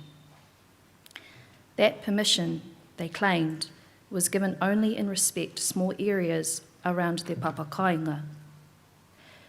We first consider why else Ngāti Raukawa may have come.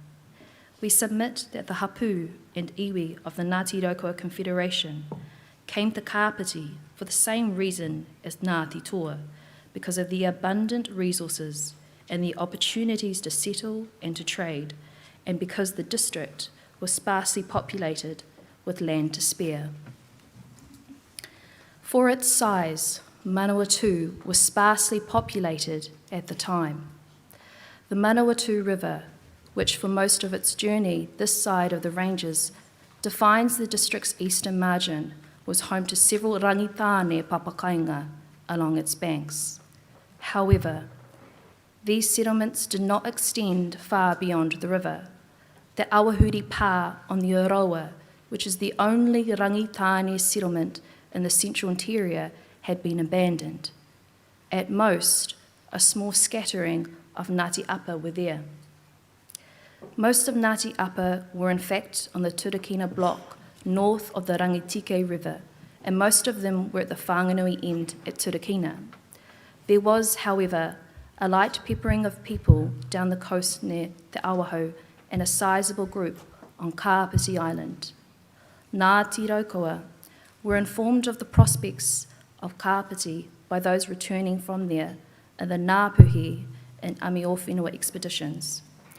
They were informed again by Te Rauparaha when he recruited for supporters from throughout the central North Island, by the senior members of Ngāti Huia Hapu of Ngāti Raukawa, Tahu Karamu, Taratoa and Te Whatanui, and their supporting parties when they visited the district, and by the first migrants who settled then visited back home. In other words, the leaders were not fleeing from the north with little knowledge of where they were going or what they were going to do. They were informed about Kāpiti as a new home. But were they compelled to leave through defeat in war or for fear of the prospect of defeat, such that they entered Kāpiti as refugees? We consider the Ngāti Toa position first, for such title as Ngāti Raukawa may not have been much stronger than that given to them by Ngāti Toa. Ngāti Toa faced imminent attacks when they left, and indeed they left assuming that they would be pursued. Even so, despite the attacks, and after recruiting local reinforcements, they reached the Manawatu border with an impressive army that was capable of effecting a complete conquest. Wilson described a formidable fighting force of 1,000 warriors and 3 divisions, each of which was under a battle-hardened commander. Even allowing for an overestimation of the fighting capacity, they were clearly not seen as refugees or as a worn-out force incapable of raupatu. In those circumstances, the arrangements that Te Rauparaha had made to ensure safe passage could not have been the only reason why the migrants were not molested on entering and crossing the Kāpiti district. They were safely escorted by Ngāti Apa from Tōtara in South Taranaki to the Manawatu River, and were then assisted by the provision of waka to settle what became Te Kotahi Pā on Te Awa o Waikawa near Oho. The essential difference between the case of Ngāti Toa and of Ngāti Raukawa and Ngāti Kaupata is that in the latter case, there was peace in the district throughout the period of their departure. In quick succession of Ngāti Maru and Ngāti Haua had come down from Tamaki and Hauraki as a result of the Ngāpuhi musket raids, and fighting had followed. However, the people did not migrate to the south until well after a peaceful coexistence had been installed in the north. Also, the claim that Ngāti Raukawa and Ngāti Kauwhata were forced to leave through defeat in battle and fear of further slaughter is not consistent with the fact that many of Ngāti Raukawa and Ngāti Kauwhata were reluctant to leave. As we have said, in one case the people had to be burnt out of their whare to enforce their departure. Nor is the inference consistent with the fact that others stayed behind.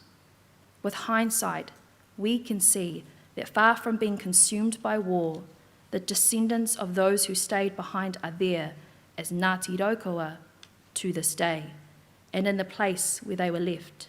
Similarly, Ngāti Kauwhata left some behind to keep the home fires burning. There appears to have been no qualms about the danger to their lives in leaving them there for that purpose. The fact that some were keen to go and others reluctant to leave sheds light on the composition of the migrating parties, where some of the hapu came early and others late in association with different migrating groups, and why some persons moved to and fro, picking up those earlier left behind. The variable makeup of the heke is discussed further below. Also, as discussed below, some leaders were reluctant to leave if it meant they would stand under the mana of Te Rauparaha. Also, Te Whatanui was reluctant to engage in a migration to the south until he had sorted out some unfinished business in Here Taunga, following his pledge to support the proposals there of his relation to Hiuhiu Manunui.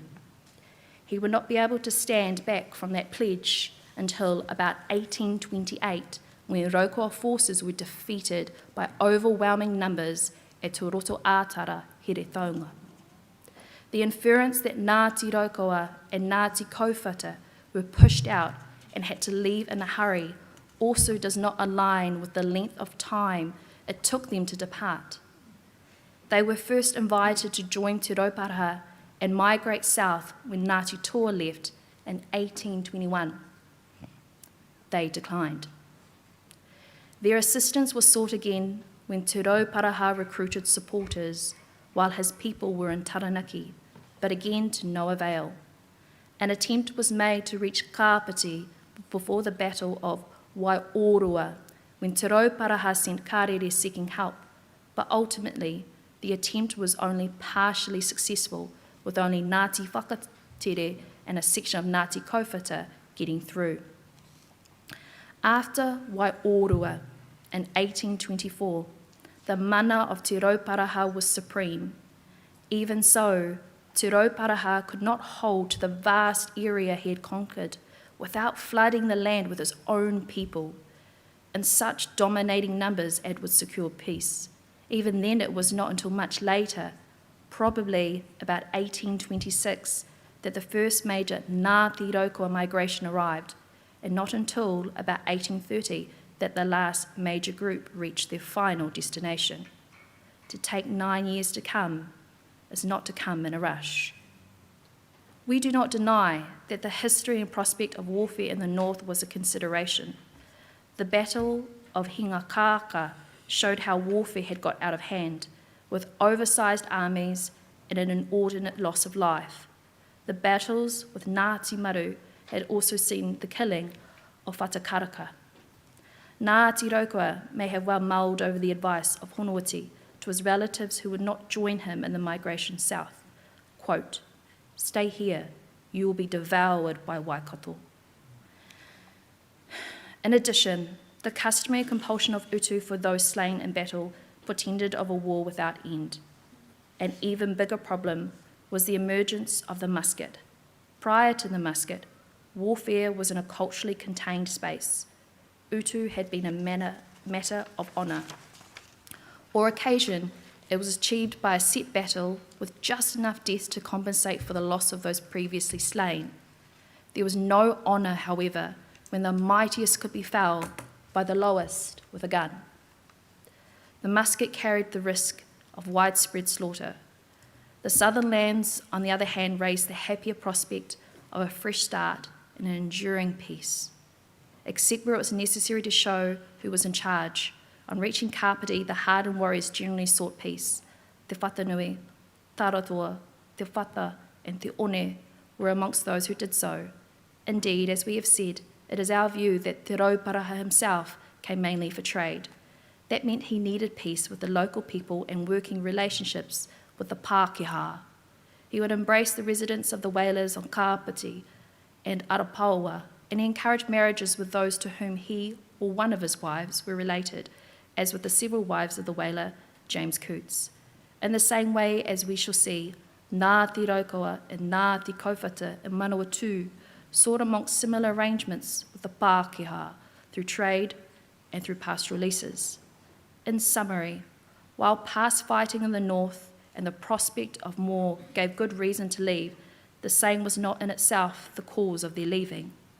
We submit, therefore, that the capacity in which Ngā Te Raukawa came was as a people seeking better opportunities and new relationships through resource exploitation and trade.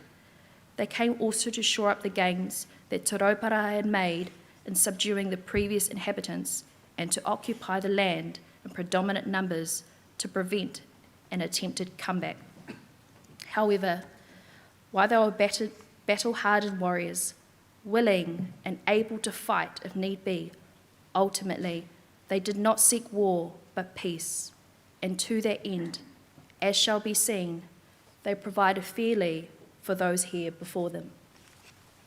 Is that a convenient point for a break? Yes, excellent, thank you. We will take the 20 minutes morning tea adjournment. Hopefully we will have enough up here for all of you. If not, the people to talk to are the ones down at the back. Sasha in particular. Thank you.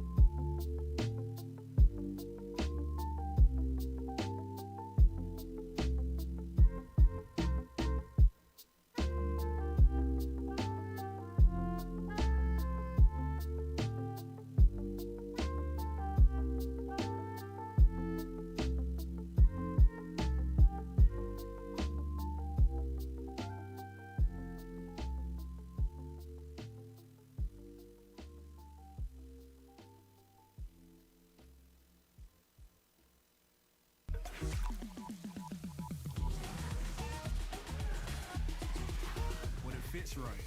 It feels right. Find your Durex.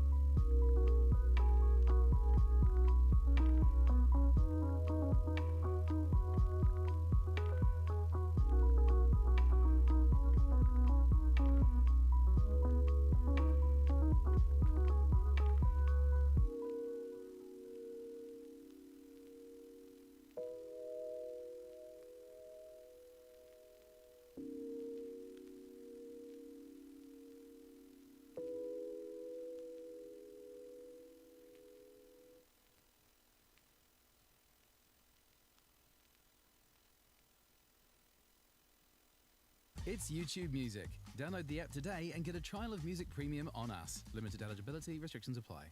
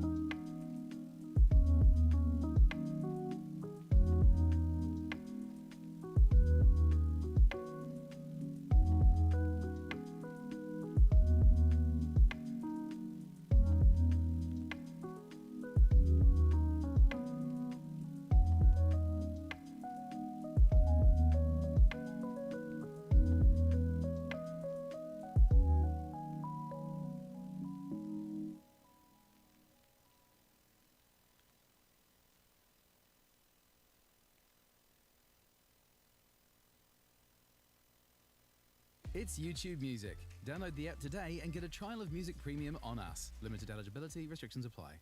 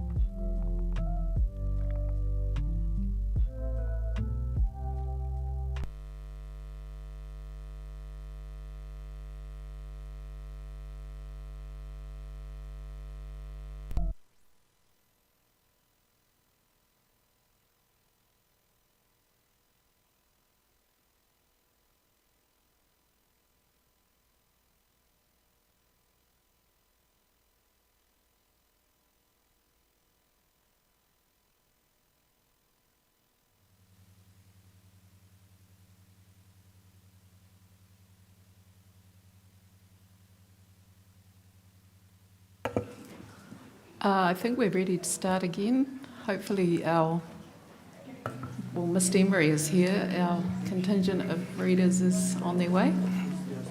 Mr. Emery. Kia ora, thank Kia ora. you. E te kai whakawā me ngā mema o te traipino, I haere tonu ana ngā kōrero motuhake i te wā nei. Te mana motuhake o Ngāti Raukawa.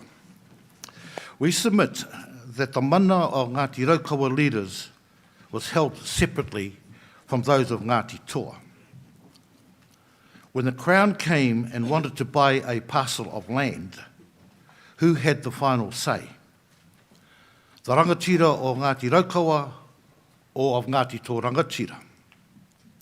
We submit that normally the decision would be made by the senior rangatira of the locality. Ideally, they would decide after talking with the local family heads. They might cease to be rangatira if they consistently failed to reflect their opinion. Ideally also, they would talk with others who would be affected. The security of neighbouring communities is at risk when tauiwi are introduced to the locality. However, did Ngāti Toa remain and maintain an overright? The answer we submit, while declaring our obvious interest, is that those of Ngāti Raukawa would have the final say. If it were practical, having regard to the spatial distance, the opinion would be sought of Ngāti Toa leaders as a matter of respect. They were the first to take it. Their blood was on the land, and Ngāti Raukawa had been brought in to hold the land, not to give possession to others. Nonetheless, the reasons that follow, the ultimate decisions would rest with Ngāti Raukawa. The relevant history goes back to about 1824, as shown in our chronology, when Te Ahu Karamu of Ngāti Huia led a taua of about 120 warriors to the Kapiti coast. The taua came after Te Ahu Karamu had received the message from the Kārere sent by Te Raupraha requesting help. He had heard rumours that proved to be false that Te Raupraha had been killed. The party found Te Raupraha alive and well, but needing assistance to hold his place in the district. Te Raupraha repeated his requests that his northern relatives should join him. This was for the third time of asking, but Te Ahu Karamu declined once more. Waitohi rephrased the request by referring to her own Ngāti Raukawa whakapapa. As Iwi Kate Nicholson and Te Ahu Karamu Royal stated in the kōrero tuku iho sessions at Raukawa Marae in November 2014, it was Waitohi, sister of Te Raupraha and mother of Te Rangi Haiata, who sensed the problem. One cannot improve upon the account given and on their interpretations in the metaphorical manner of Māori speaking that Waitohi did. The story and its meaning should stay as they gave it. It is enough to say that there were the Ngāti Huia lines, that the Ngāti Huia chiefs were from the Tuakana line to that of Te Raupraha. Hence, they were unwilling to sit under him. For example, Te Ahu Karamu and Te Whatanui, who said to have been present at this meeting, were from Parewahawaha, the firstborn of her family and the eldest sister of Parekowhatu, the mother of Te Raupraha. That said, they were respectful of Te Raupraha, notwithstanding his exploits and great successes. He was from a generation above Te Whatanui and 2 generations above the Ahu Karamu. As R.A. MacDonald put it, Waitohi was a woman of great strength of character and indomitable resolution. Being a woman, she was supposed to lean more to the discharge side and to therefore more closely aligned to the Raukawa side than her brother. She was more explicit in her invitation. Simply put, Waitohi leant on her female side of her whakapapa, as women customarily did, and invited her Ngāti Raukawa and Ngāti Kauwhata relatives to come on the basis of their own mana and whakapapa, by which they would not be subordinate to Te Raupaha.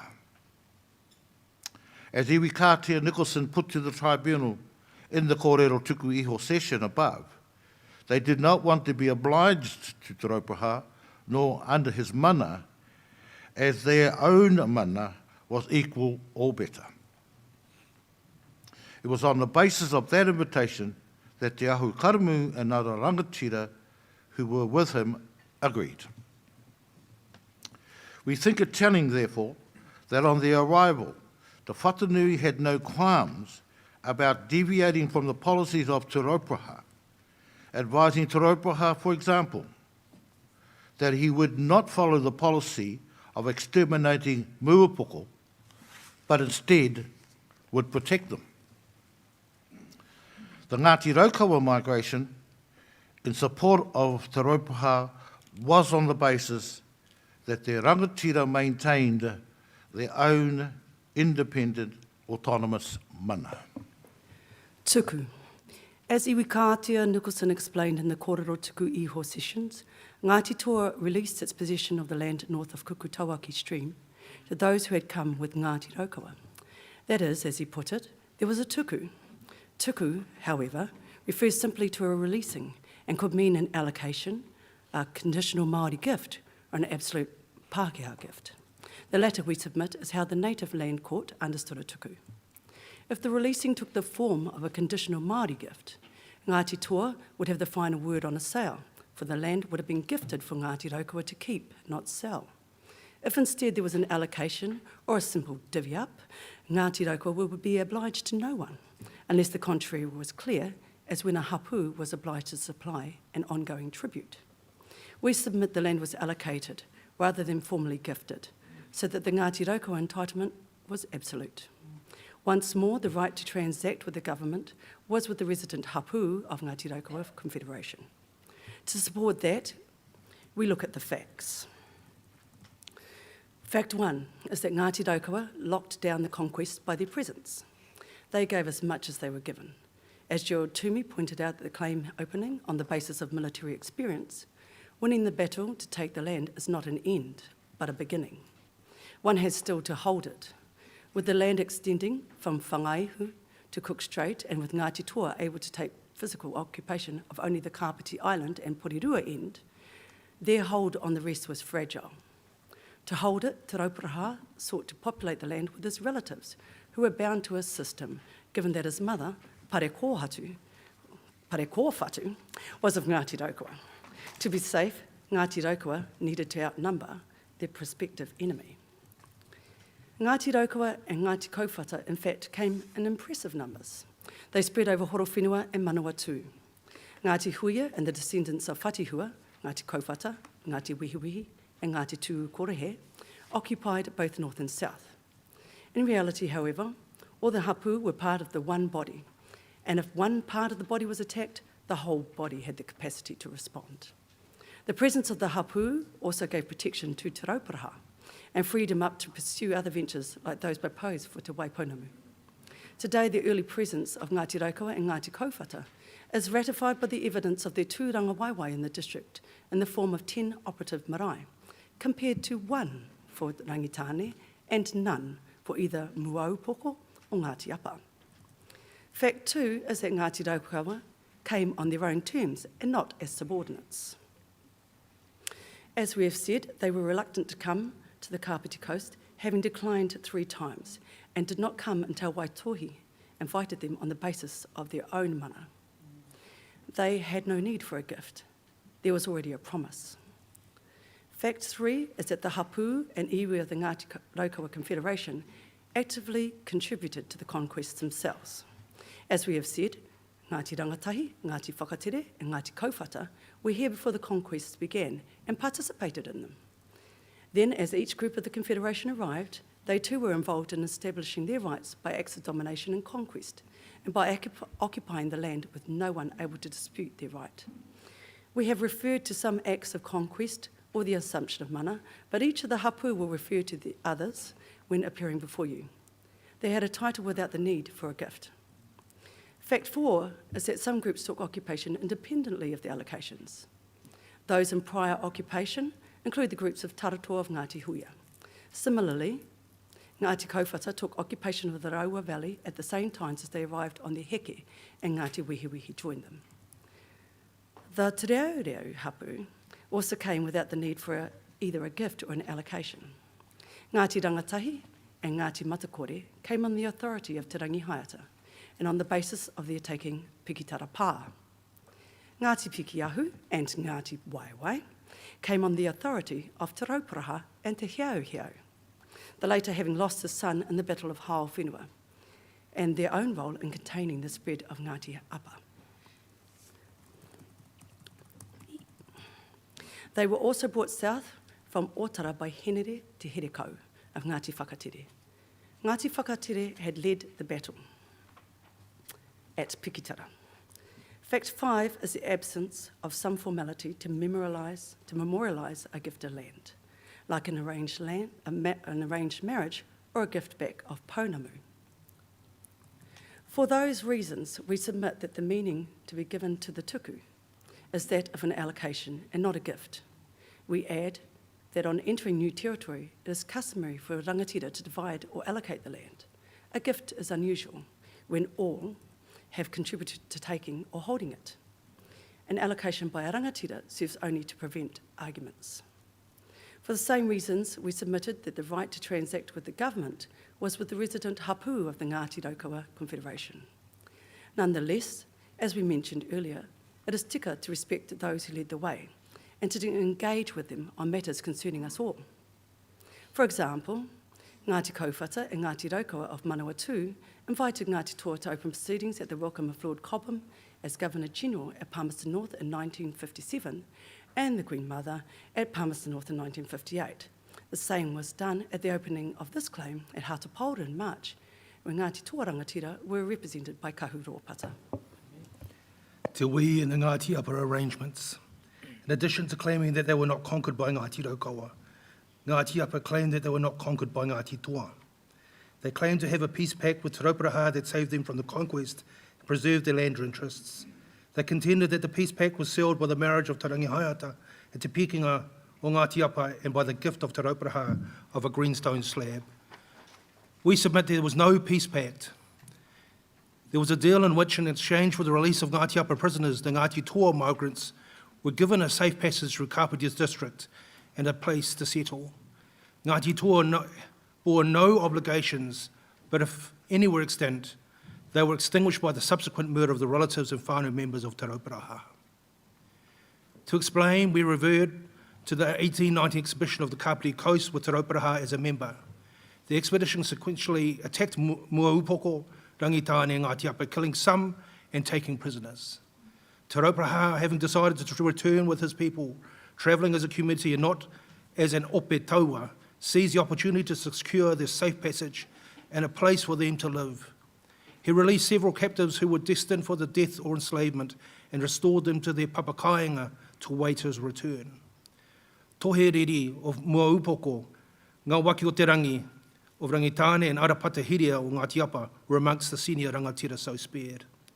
The following passage from a letter from Ngāti Toa rangatira to Sir George Grey in 1851 touched upon this custom. Rokanga mai anō e māua ko ngā tāngata o Rangi Haiata, i whakaora ai i tō peo tuatahi, i waiho hei tiaki, i rangi tikai, me Ngāti Apa katoa. Ka noho māua i reira ko tahi marama. Ka haere mai māua Manawatu, roko hina mai e māua ko taheke, ko toheriri, ko era tāngata i waiho iho e te Rangi Haiata, e te Rauparaha hei tiaki mō Manawatu, mō Otaki, mō tēnei whenua katoa.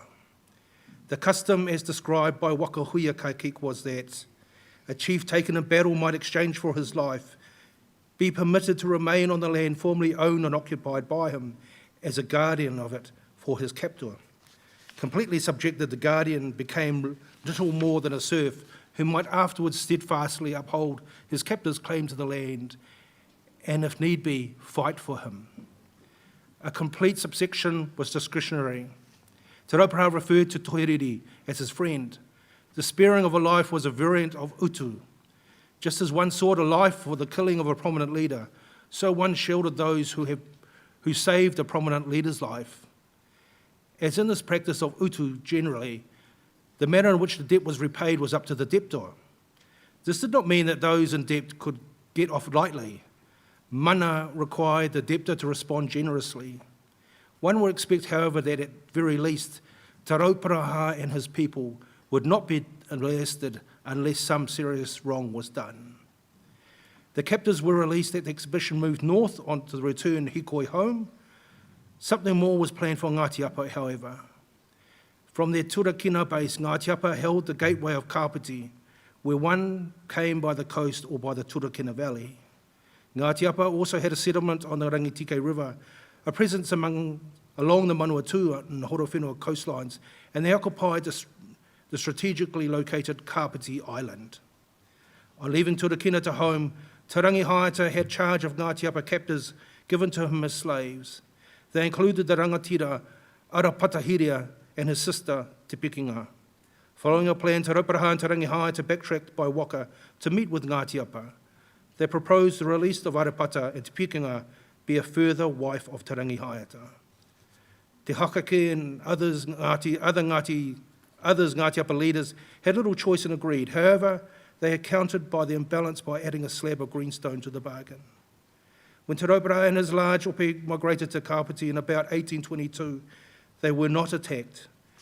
Instead, Ngāti Apa escorted the ope from the Waitotara in the south Taranaki coast, Taranaki across Whanganui, Ngāti Apa and Rangitane territory to Te Awa o Manawatu.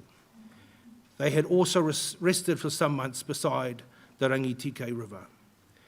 Ngāti Apa then assisted Ngāti Toa to travel, partly by Waka, to the Waikawa River near Ohau, shortly south of him. This put them in the heart of Moaupoko territory, and close to Toheriri, the senior rangatira was obliged to Te Rauparaha in accordance with tradition. While the Taranaki members of the Heke moved further south, Ngāti Toa settled by the Waikawa River at what became Te Kotahi Pā, not far from Toheriri and his pā at Te Wī. Eventually, Toheriri invited Te Rauparaha to a hākari at Te Wī, where he was also to have been presented with some waka. Instead, there was a slaughter. Patricia Burns agrees that the Ngāti Toa migrants came in peace. They also had no cause to fear. They were protected by the utu owed to them according to custom. Moaupoko were also close relatives of Ngāti Apa, who were part of the wider deal. Notably at that time, Te Kaiwa of Moaupoko was the wife of Te Hakeke, the leading Ngāti Apa rangatira. Discounting rumours of prospective attack, Te Rauparaha went to Te Wī unarmed and with his closest whānau members, about 20 in all. They were attacked as they slept. While Te Rauparaha escaped, he lost his son, Te Rangi Haungāriri, who stayed in an attempt to save his younger sister and his daughters Te Uira and Te Poa Kā. He also lost his hunaunga, Taiko, who had married Te Uira, and a favoured whanaunga and ally, Te Poa Akai. Only Te Rauparaha and Te Rakaherea were to make it safely back, with Te Rakaherea severely injured. An excuse tendered by Moaupoko was that Waimai, a senior rangitane woman, had been murdered by a food hunting team when the migrants reached to the Te Awa o Manawatu. That excuse was despite the fact that the Waimai killing was an impetuous act, while the Te Wī murders were premeditated.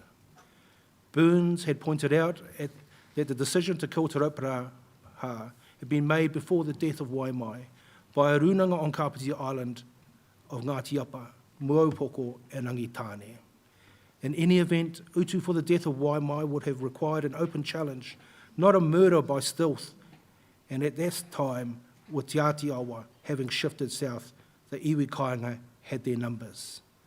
Te Rauparaha could have had doubts about the culpability of Ngāti Apa and Rangitāne at that time, but in inter-tribal relationships, guilt by association may be assumed. Just as all of Ngāti Toa could be liable for the killing of Waimai by a few, so also all the iwi kāinga could be liable for the Te Wī murders. The group has the responsibility to keep its members in order. Tamiana, son of Te Rauparaha, was later critical of his father for letting his guard down by going to Te Wī without an armed escort. We agree with Iwi Kātia Nicholson, who considered that Toheriri would have been expected to comply with the ancient law. Iwi Kātia stressed this at the Kōrero Tukuiho sessions in 2014. That is what makes the Te Wī massacre doubly heinous and which justifies in Māori terms the enormity of the revenge exacted by Te Rauparaha. We do not go into the detail of the attack on Muaupoko by Te Rauparaha or the subsequent hounding of refugee groups. Those attacks connect to a major issue to be addressed in the Southern Raukawa inquiry. To assist the tribunal for now, we advise that Wakahuia Kākik records the hunting down of Muaupoko after the initial defeat and dispersal. Ngāti Apa and Rangitāne, who were treated as complicit in the kōhuru, were not spared the wrath of Te Rauparaha either. Some of the Ngāti Apa had joined with Rangitāne at their ancient pā at Hotuiti, on an island in a lagoon on the Te Awahau block, not far from Paparewa. They were thought to be hatching another plot. According to Burns, Te Pikinga called out to Ngāti Apa, but they refused to come out of the pā. Kōrero mai waho was the expression of the day. Ngāti Apa would not budge. The Rangitāne Rangatira eventually agreed to kōrero mai waho in order to discuss peace. Instead, they were slaughtered. Then the whole pā was attacked and taken, with the slaughter of the Ngāti Apa occupants, along with the others. Following Te Wī, Te Rauparaha abandoned Te Kotahi and moved south to Otaki in Waikanai. Meanwhile, Ngāti Toa attacked and took Kapiti Island from Ngāti Apa. They then occupied Kapiti Island, which gave them greater protection. In 1824, iwi assembled on the mainland, a massive army and a flotilla of waka to finally expel Te Rauparaha and Ngāti Toa from Kapiti Island and the Kapiti district. Balara put the attacking party at nearly 2,000. Taua were engaged from Whanganui, Tarapāua, an island in the Queen Charlotte Sound, and involved all iwi of Tūpoko o Te Ika, Āti Haunui, Ngāti Apa, Muaupoko, Ngāti Kahungunu ki Te Wairarapa, and Rangitāne ki Manawa tū, Tāmaki Nui Arua, Wairarapa me Arapāua. Te Rauparaha was completely outnumbered. Nonetheless, at the Battle of Waiorua, the attackers were defeated. After Waiorua, the mana of Te Rauparaha was supreme throughout the inquiry district, for he had defeated the taua drawn from every part of it, and beyond there, from Whanganui to Te Tauihu o Te Waka o Māui. Before the enemy could regroup, Te Rauparaha attacked those who had escaped to the mainland. He extended his reprisals from raids against Rangitāne, Ngāti Apa and Ngāti Kuia in Te Tauihu to raids on Ngāti Apa on the Rangitike River. There, Ngāti Apa were attacked at the Te Awa Mate Pā, where it is said that at least 10 were killed. There was also a subsequent attack at Potū. Going back to the Ngāti Apa claim of no conquest on the basis of a peace pact, we consider that there was no peace pact, but just a deal. A peace pact is about iwi who have been at war or on the brink of it and seek peace. That was not the case here. There had been no war. Also, where there is a peace pact, processes are required to remove the obligations of utu and to appease other grievances that might be a barrier to peace. That will usually require a merger of hapu, as symbolised by a moinga rangatira, a marriage bringing together significant pedigrees that epitomise each iwi. The renowned peacemaking form is ho I te rongo. The process is sacred. Correction, a breach of the terms carried consequences. In this case, the marriage has not been relied on to maintain an ongoing relationship between two affected iwis. Two affected iwi. Ugh, that was terrible, sorry. It is indicative that the whakapapa to Te Pikinga is not now known, and there are different accounts as to who were her siblings. There are no takawainga, as the marriage produced no children. Moreover, it is difficult to understand how Ngāti Apa can rely on the existence of a peace pact when during the title investigations of the Native Land Court, Ka Wanahunia was attacking Ngāti Parewahawaha and Ngāti Raukawa at Rangitike and Horowhenua. We considered earlier that the transaction was just a deal. To elaborate, it was for an immediate purpose rather than an enduring one. The marriage and the gift of Pounamu meant only that the captured rangatira would be released to their community without a reduced status. Te Rangi Haiata himself did not regard the marriage as giving effect to a peace pact. At Waiorua, when the captured Ngāti Apa rangatira, Te Rangi Maireho, sought mercy on account of his relationship to Te Pikinga, Te Rangi Haiata promptly killed him. Accordingly, the arrangement was raised by Ngāti Apa only to contend in the Native Land Court that Ngāti Apa had not been conquered. Having returned the captives, Ngāti Toa had no other obligations under the deal, as we considered earlier. However, if Ngāti Toa did have obligations, they were extinguished by the murders and the reprisals that followed. The slaughter of the whānau of Te Rauparaha was an exceptional act of treachery and put an end to any expectations of an honourable relationship. The Te Wii murders brought a terrible change in Te Rauparaha. We have been acculturated by Buick's image of a Napoleon of the South and the Native Land Court's assumption that was all that counted. Our opinion is different.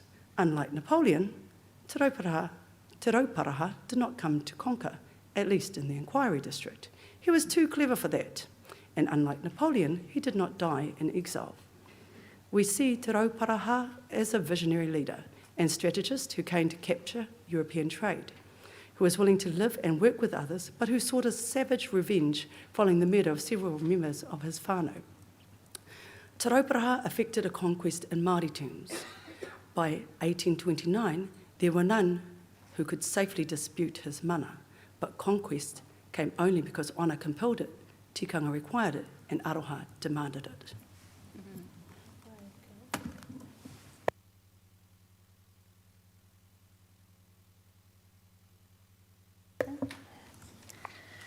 The hekinga and the settlement of Manawatu. To this point, we have argued that by agreement with Ngāti Toa and through conquest and numerical domination, the rangatira of the hapu of Ngāti Raukawa acquired the mana over the Rangitike, Manawatu and Te Awaho lands. We add that the rangatira included Te Rauparaha and Te Rangi Haiata, who were also of Ngāti Raukawa and who were also resident amongst them. The relationship with Ngāti Toa were that they were whanaunga and long-standing allies. The position with the iwi kāinga was that they, the iwi kāinga, had acknowledged the mana of the Confederation of Rangatira when fighting with them at Horowhenua. We now consider the distribution of land rights amongst the Confederation hapu, the arrangements made with the iwi kāinga for ongoing peace. The shift of emphasis on senior rangatira control, as was typical in war, to hapu autonomy, as is typical in peace. Ngā hekenga. The settlement of the Ngāti Raukawa Confederation in Horowhenua Manawatu is our second most historic undertaking after the migration to Aotearoa. It was a major achievement to shift so many so far over so long. It was done even though we did not arrive as a neatly organised battalion of iwi companies.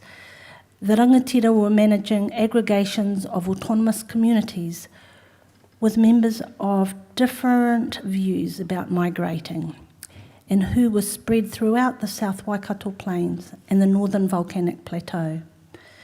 We think that their success was because once they were on the track, their common history and whakapapa came to the fore, building unity within the group. Gerald Toomey demonstrated in opening the case for the Ngāti Raukawa Confederation how whakapapa, kōrero tuku iho, supported by waiata tāwhito, is the basis for our unity today. The unity of the day was such that while the hekinga came in various combinations, there was allegiance to a single rangatira, notwithstanding that there were several strong rangatira within each group. This, we think, was the unity of the people accustomed to war. The present point is that the Confederation did not come and settle as a single battalion. There were many hekinga, as the chronology shows.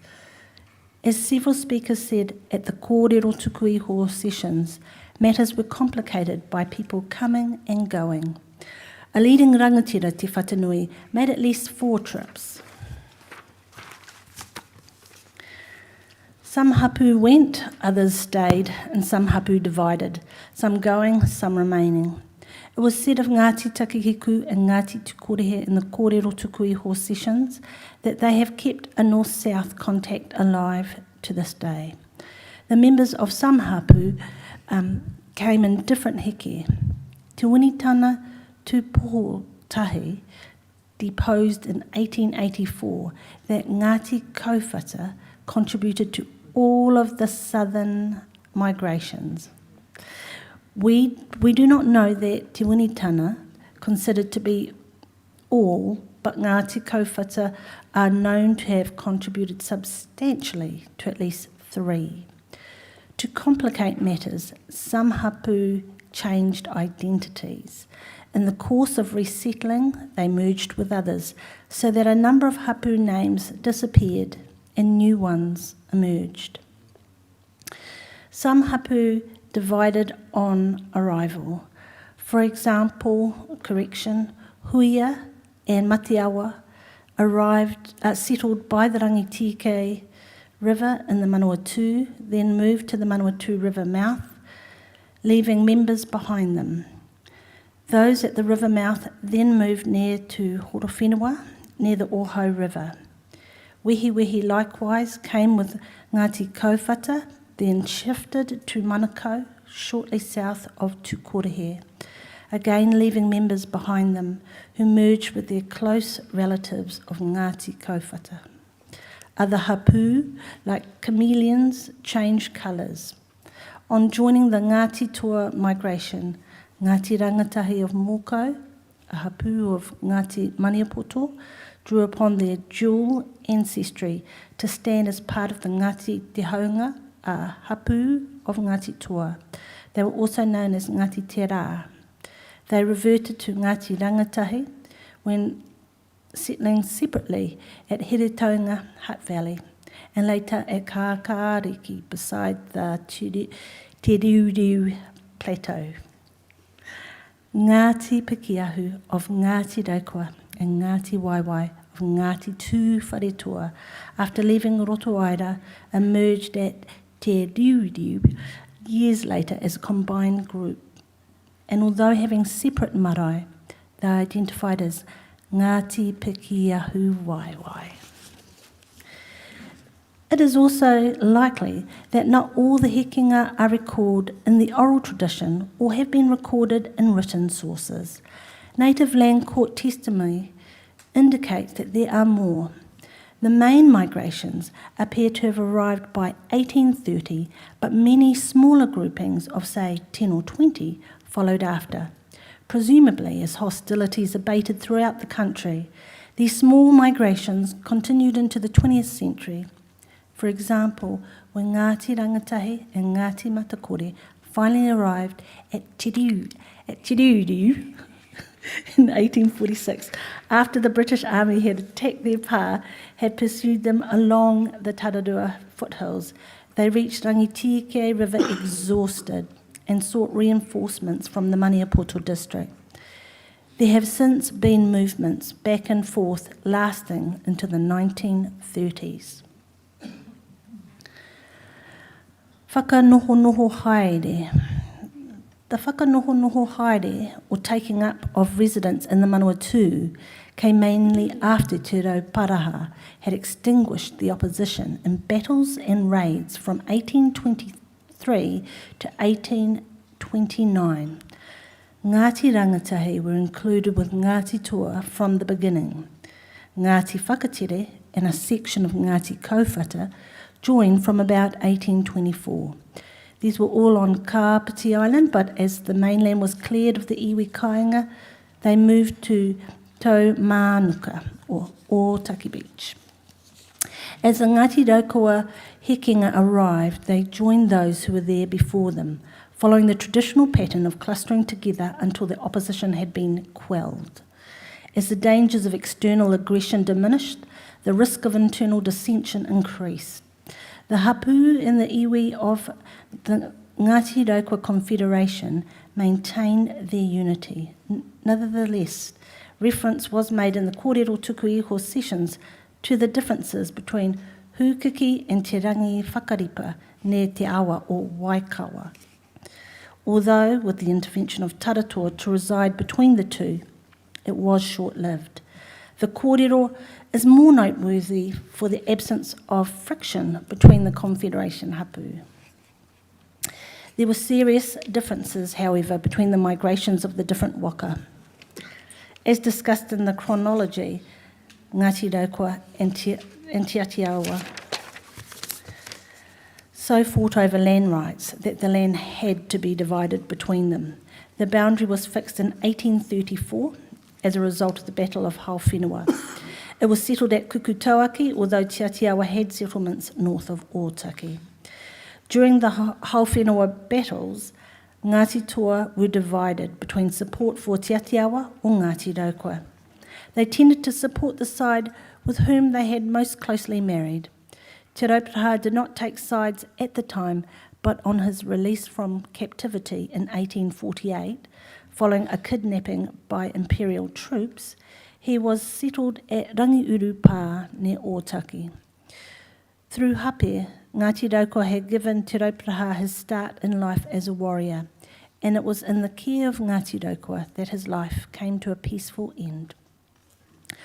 Hauwhenua was significant, not just because it was the last battle in the region. Kuititanga was rather an ambush. Hauwhenua was also proof of the subjugation of the iwi kāinga. Ngāti Apa and Rangitāne fought with Ngāti Raukawa, which in terms of tikanga they were obliged to do. After Hauwhenua, lands were allocated. Most of the allocating was by Te Rauparaha and Waitohi. The present role of Waitohi in allocating land to the Confederation from Whangaehu to Kukutauaki is a further answer to the latter claims of Ngāti Raukawa that the agreement with Te Rauparaha preserved their land rights.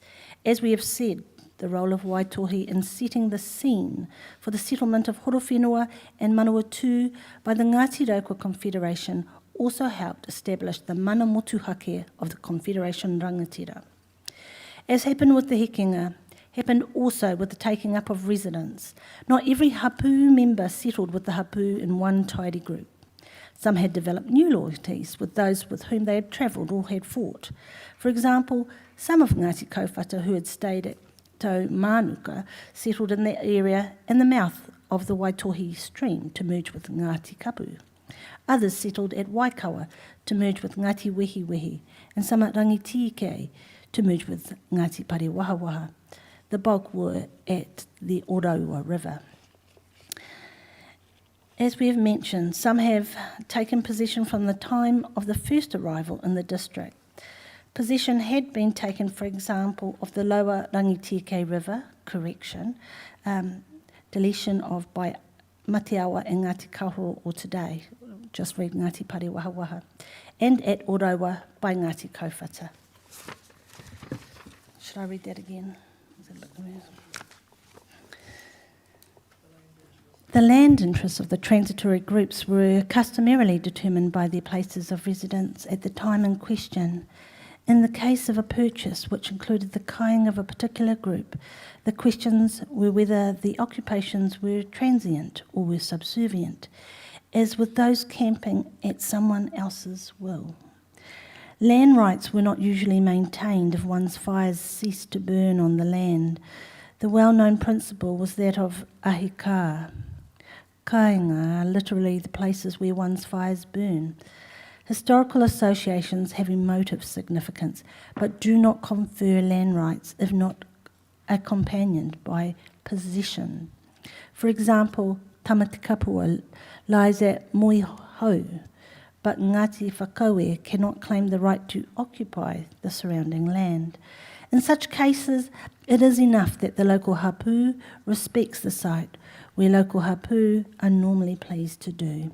In fact, Māori occupying conquered territory usually respected the ancestral associations of others. They did not routinely change place names, for example. In 1840, when in Pākehā Kōrero the Crown came into being, the hapu and the iwi of the Ngāti Raukawa Confederation were in possession and political control of the Te Awahau and Rangitike Manawatu lands. Such papakainga of Rangitane has survived around Puketotara on the Manawatu River, and such kāinga of Ngāti Apa as existed on the side of the Rangitike River were there at the forbearance of the Confederation hapu. The control which they possessed as a confederation remained in the hands of the senior rangatira, of whom the most senior in the Manawatu was probably Taratoa. By 1858, when the government first sought to purchase Te Awahau, Taratoa was the last surviving rangatira of those who had led the hekinga. As noted above, it was he who called in to mediate the dispute at Waikawa. He also asserted his authority in peace through the leases to run holders that he arranged for the Whakaari Plains, the coastal strip between Rangitike and the Manawatu rivers. Ngāti Pare Waha Waha will separately address the leases that Taratoa arranged. Ordinarily, the hapu rangatira and runanga would be in charge at the local level, but when the government came into being, the senior rangatira were needed on common policy. In 1858, as noted above, the emphasis on the control by the senior rangatira was still shifting to an emphasis on hapu autonomy. By 1858, the Confederation hapu would have been in residence for about 25 years, but there was a new threat to tribal autonomy in the form of the colonial government. Whakaritenga. The approach of the Ngāti Raukawa Confederation had been ringa kaha first, tatau paunamu later. The defeat of Ngāti Apa and Rangitane Hotuiti, Te Awemate and Pautu shortly after Te Wī were but the beginning of many raids over the rest of the decade. Most of the Confederation migrants engaged in acts of domination, although mainly at the end and sometimes during the migration itself. Several hekinga were involved in the killing and capture of members of Ngāti Apa. For Ngāti Kaupata, the main attacks were on Rangitane Pā on the Te Ahua Tūranga lands. After that, matters had to be put right. An enduring peace would require consensual arrangements with the iwi kāinga. Peace arrangements and arranged marriages followed. The tribunal is referred to the case example in the Rangi Māori narrative. The reference is now to the arrangements with Ngāti Apa and Rangitane over land allocations. Ngāti Apa and Rangitane had continued an occupation of Turakina and Te Ahua Tūranga, respectively, albeit in a tributary position. Rangitane also lived alongside Ngāti Kaupata and Ngāti Whakatere on the Aorangi and Kaihinu lands, respectively. The Aorangi block adjoined the Orowa River and Kaihinu joined the lower Manawatu River. More on that will be given later by the affected hapu. We now give an overview of how Ngāti Raukawa divided the land between Ngāti Apa, Rangitane and themselves. The overview helps to define who was entitled to what lands when the government began buying in the Manawatu and who had the ultimate political authority to agree to a land sale. The government had a plan to acquire the west coast lands of Taranaki, Whanganui, Turakina, Manawatu, Horowhenua and Porirua. The purchasing began in Taranaki in 1844. Governor Grey then opened negotiations for the Whanganui purchase in 1846. After finalising the Whanganui purchase in 1848, the government purchasing officer Donald McLean then completed the Turakina purchase in 1849. Meanwhile, in 1847, while Te Rauparaha was held captive by Governor Grey in Auckland, Porirua was purchased. Manawatu and Horowhenua were about all that was left to go. Our interest for the present is in the Turakina purchase, or Rangitike Turakina, according to the survey appellation. The mana of Te Rauparaha and Turakina was undisputed at that time, and members of Ngāti Raukawa were in occupation of parts, but Ngāti Apa had the numerical domination. The Turakina sale provides another piece of evidence that the Ngāti Raukawa leaders were more committed than Te Rauparaha to a peaceful coexistence with the iwi kāinga. The commitment was first evident in the determination of the senior leader, Te Whatanui, to provide protection from the Moropoko survivors despite Te Rauparaha's preference to destroy them. On this occasion, which was after the death of Te Whatanui in 1846, Taratoa and other Ngāti Raukawa leaders agreed in 1849 that Ngāti Apa could have the large Turakina block. The decision was made despite the fact that Ngāti Apa were intent on selling the land. It was also made despite the initial reluctance of Te Rauparaha, who continued to see Ngāti Apa as his slaves. Turakina was given on the condition, however, that Ngāti Apa were not to step south of the Rangitike River. Ngāti Apa promptly sold Turakina, although the Land Purchase Commissioner provided them with large land reserves. Almost a decade later, in 1858, when the Te Awaho sale was under consideration, there was a similar situation involving the northern branch of Rangitane. After meeting the Ngāti Kauwhata Taratoa and others of Ngāti Raukawa agreed that Hirawanui could sell a part of the land. That part would become known as Te Ahuaturanga. The survey appellation is Te Ahuaturanga. It was about the same size as the Turakina land that was sold. The agreement that Hirawanui could have that part was also on the condition that Rangitane would not claim any land south of Te Ahuaturanga. In that way, Ngāti Raukawa divided the northern land into three approximately equal parts, with Ngāti Apa to take in the northwest, Rangitane to take in the east, and the Hapu and the iwi of Ngāti Raukawa Confederation to take the centre. The centre was comprised of the Te Awaho and the Rangitike Manawatu block. It was this central part that had been only scantily occupied by Ngāti Apa and Rangitane. All of these arrangements had been made according to the Māori sense of tikanga, but another view of right and wrong had entered the territory that would alter customary practice. We will review the arrival of the Europeans and will consider the relevance of the old order, having regard to the positions of the next Māori generation and the practices of the government purchasing officers. Ngā mahi a ngā Pākehā. The issue.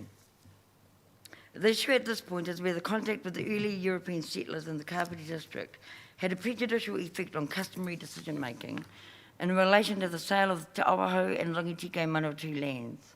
For example, if decisions were expressed through the senior rangatira, did the senior rangatira continue to represent the community opinion? At this stage, we are concerned with the impact of the traders, missionaries, and the New Zealand company before the company's obligations to investors were taken over by the government. The relationship between the government and Māori go to the heart of the claims and will be dealt with by the affected hapu. Traders. Amongst Te Rauparaha's most prized possessions, after his taiaha in Mere, was the whaler and trader Hemi Kuti, or James Coates. He came at the cost of two of Te Rauparaha's prestigious women. These were Waitaoro and Wharikiri, both of whom descended from Te Rauparaha's warrior granduncle on his Ngāti Toa side, Te Haunga. Te Haunga married Te Kāhuirangi, a descendant of both Rangatahi and Ngā Tokowaru. From Waitaoro descended the Winera and Baker whānau, while the Jury whānau descended from Wharikiri. The Jury family also descend from Irana Tuporo and Robert Jury, Robert being another whaler on Kapiti Island. Irana descended from Hawaii, a sibling of Kāhuirangi. Irana also descends from Kine Moirua of Ngāti Kaupata, who married Marama, a grandchild of Hawaii. Ngāti Kaupata being also on Kapiti Island at this time. Another marriage was arranged to give Te Raupaha access as well to the business from Te Tauihu o Te Waka a Māui. Te Ua, a niece of Te Raupaha, married Joseph Toms, a whaler of Te Awaiti in Queen Charlotte Sounds. James Cootes was the predominant supplier of goods, including arms, to Te Raupaha in exchange for muka, timber and riwai, especially muimui. A spin-off from warfare was the supply of slaves to process flax and to manage plantations. Some whalers married Māori women from along the Manatū River inland from Te Awaho, Foxton, and settled there. They shifted from the arduous whaling task to concentrate on the trade in flax and timber, where the resource appeared unlimited and where large plantations of riwai and whiti wheat were established. Following after the whalers were a new order of traders and businessmen who established small European communities separate from the Māori papakainga. Some took Māori wives, but most wives were European. These businessmen moved north from Te Whanganui-a-Tara to establish themselves at Te Awaho and further up Manatū River. To import stock and export produce, they had the benefit of a port established of what became Foxton, shortly inland from the Manatū River mouth. They were generally independent of the hapu, but presumably had the consent of the Māori inhabitants on the Manatū River banks. These tended to be separate from the Māori communities and several of the half-caste children associated with Pākehā. The circumstances varied, however. For example, Henry Collins advised at the Kōrero Tukuiho sessions that Thomas Cook settled at Te Awaho under the mana of Ihakara Tukumaru. He married Meritini Te Ako of Ngāti Kikopiri. One of the several sons of that marriage, Samuel Ngāwhare Cook, married Elizabeth Whakamutunga Hāwea of Ngāti Huia. The Cook whānau is now a very large whānau of Ngāti Raukawa based at Ōtaki in Horowhenua.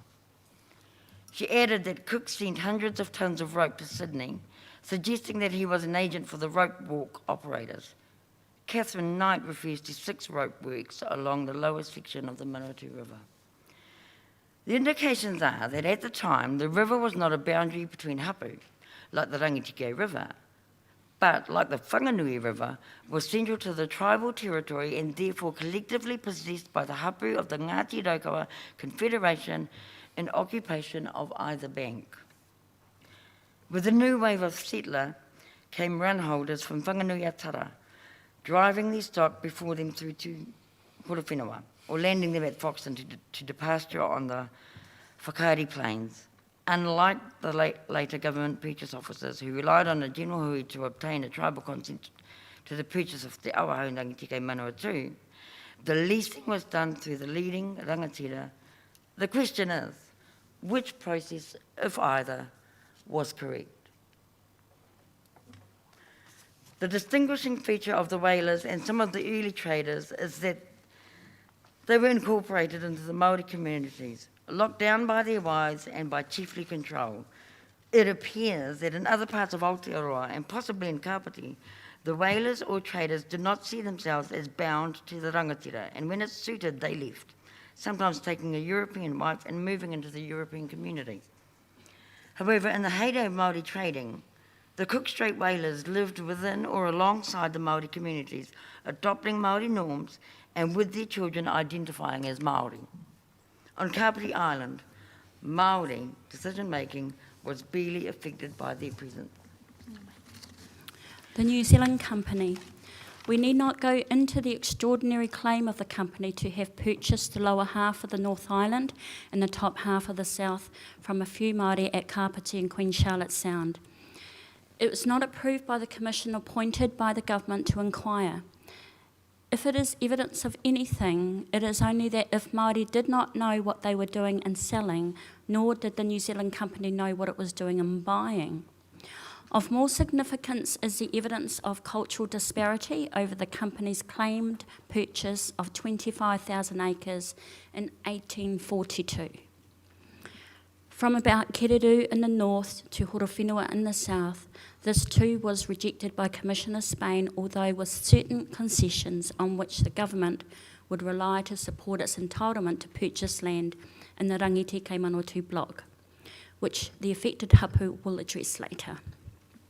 However, the transaction demonstrates the commitment of the Māori leaders to stand by their responsibilities as they perceive them to be in terms of Māori custom. Following on from their experience with the whalers who worked with the Māori communities, several of the Māori leaders invited the company to buy land in the area described. These included Te Ahu Karamu, Te Whatanui and Taratua, who considered it advantageous for their trade to sell land for Europeans to live amongst them. The evidence of Anderson, Green and Chase is that Māori did not have in mind the 25,000 acres that the company envisaged and later surveyed into sections, but rather had in mind selected spots within their area. The misunderstandings was not clarified, but goods were delivered in December 1841 and February 1842, and several members of the hapu demonstratively showed their willing acceptance by immediately claiming and taking off with a share. So for all is in the nature of the customary gift exchange. The exact equivalence is not settled in advance and need not be, in the Māori view, for it is now a matter of mana for the rangatira to respond generously in time in order to seal a relationship of ongoing reciprocity. However, in 1843, Commissioner Spain declined to approve the transaction, as we have said. Notwithstanding the disapproval, the Māori leaders continue to seek a rejoinder, as custom requires, by the allocation of land. Small awards, 100 acres in one case and unspecified in the other, are settled by Commissioner Spain in 1844 at the respective requests of Te Whatanui and Taratua. It appears that Te Ahu Karamu also gave over land at Orotokare.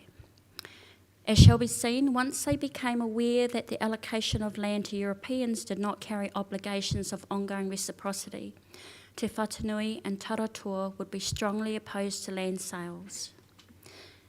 Interestingly, the senior rangatira of Ngāti Ngārongo, Taika Purua of Kereru, Koputorua, and Te Awahau was adamantly opposed to the sale of the land to the company and did not participate in the distribution of the goods, but on the sale of Te Awahau, his successor would take an opposite view. Missionaries. For the first 10 years of their mission, the missionaries were slow to impress. Unlike the whalers and traders, they did not marry into or live with Māori communities. For the most part, they had their own wives and kept separate mission stations, seeking to draw Māori to them through teaching and health services.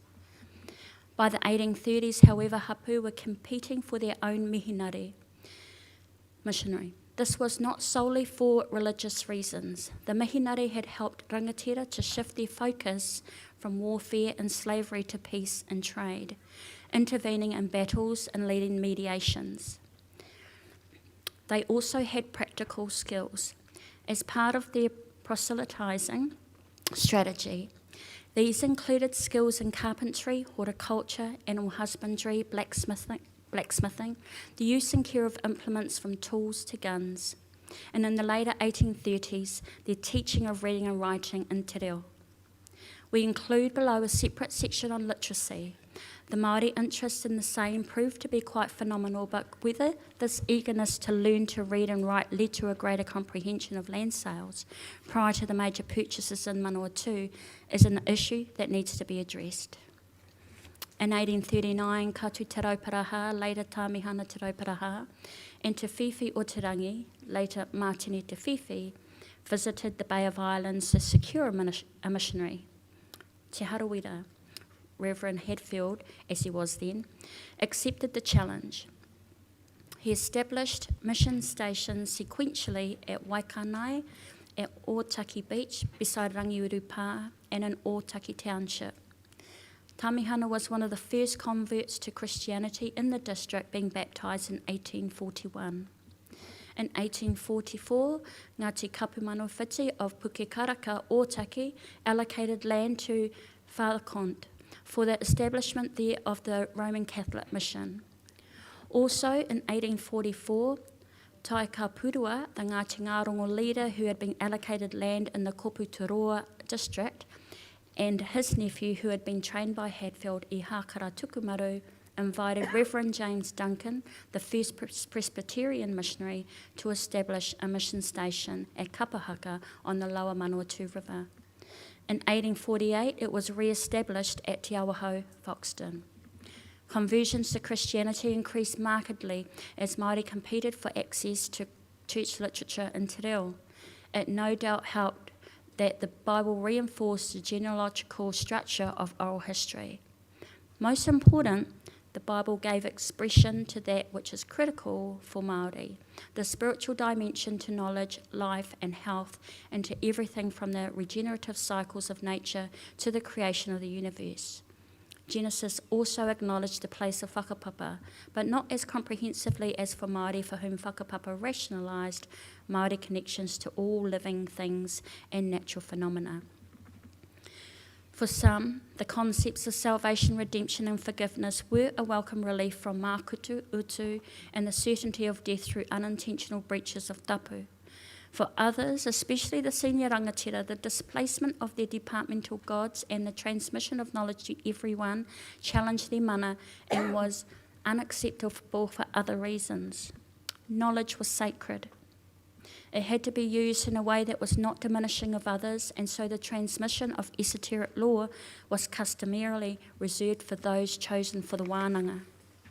The freeing of slaves, as promoted by missionaries, had economic consequences for rangatira like Te Rauparaha, who relied on them to prepare the harakeke and tend the plantations as required for trade. Most of the senior chiefs who had led the heke did not convert to Christianity. They remained staunch to their ancestral teaching. Nonetheless, they supported the work of the missionaries because of the benefits they brought to the people.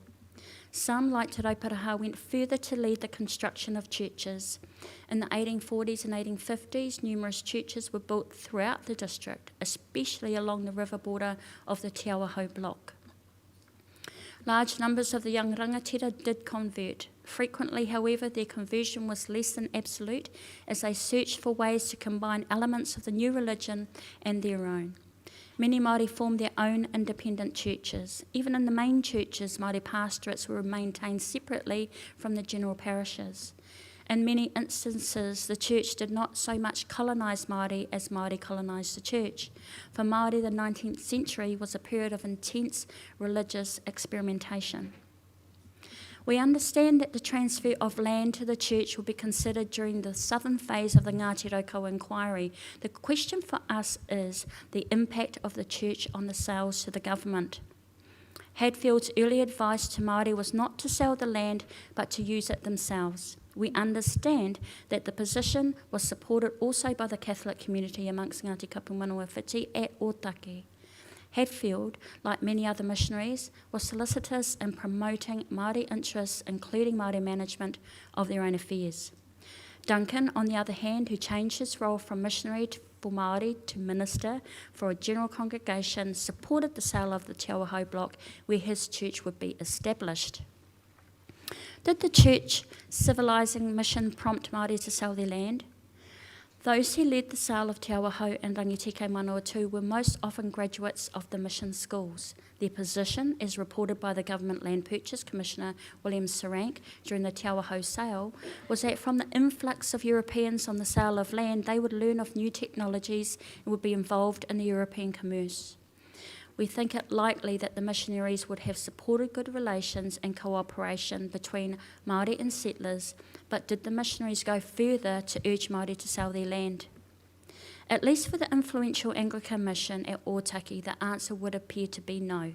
The consistent advice of Hadfield and later Samuel and Thomas Williams of the Ōtaki Anglican mission was that Ngāti Raukawa should not sell their land. They were also strenuously involved in challenging the government purchase policies and the native land court interventions that denied Ngāti Raukawa their lands in favour of hapu, who would sell. when the Ngāti Raukawa lawyers abandoned the case moments before the hearing, and possibly because the leader of the opposition and sometimes Premier was leading the government's side, Thomas Williams stepped in as a Ngāti Raukawa advocate. We submit it to be more likely that the government agents themselves promoted the view that Māori should sell land in order to progress. We think it is also likely that the same view was promoted by Māori whose mission school training led them to seek a European lifestyle in a commodious European dwellings, but which of course came at a cost. The more serious consideration in relation to the church was Hadfield's opposition to the kingitanga. The matter is also addressed further below. For now, we address the role of the missionaries in promoting literacy. Missionaries and literacy. In 1835, when missionaries began publishing material on te reo, they unleashed a Māori interest in reading and writing that exceeded their wildest expectations. By the end of the 1840s, Māori were engaged in a prodigious output of letters and manuscripts of their history and whakapapa. But did their newfound interest in literacy mean that they had developed a comprehensive and widespread understanding of European modes of transacting, including an understanding of land sales in the European cultural tradition? The answer we submit is no.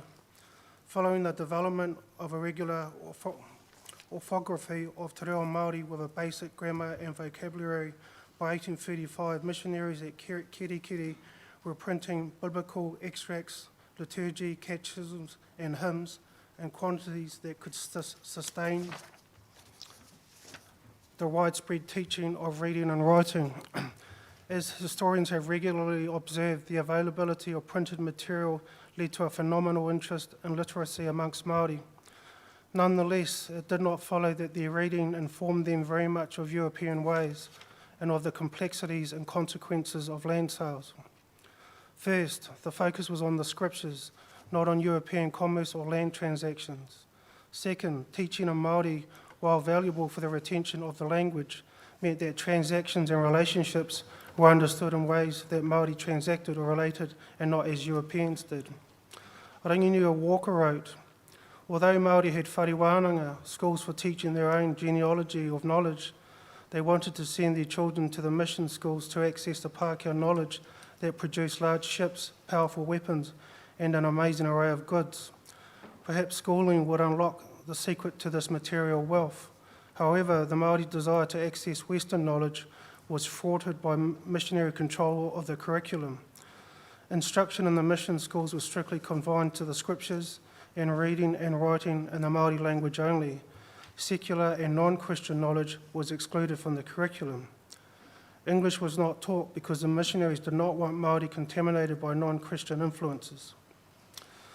D.F. Mackenzie recognised the several advantages in teaching te reo, including with regard to its survival, but went on to say, the missionaries were all too well aware that English would give the Māori access to the worst aspects of European experience.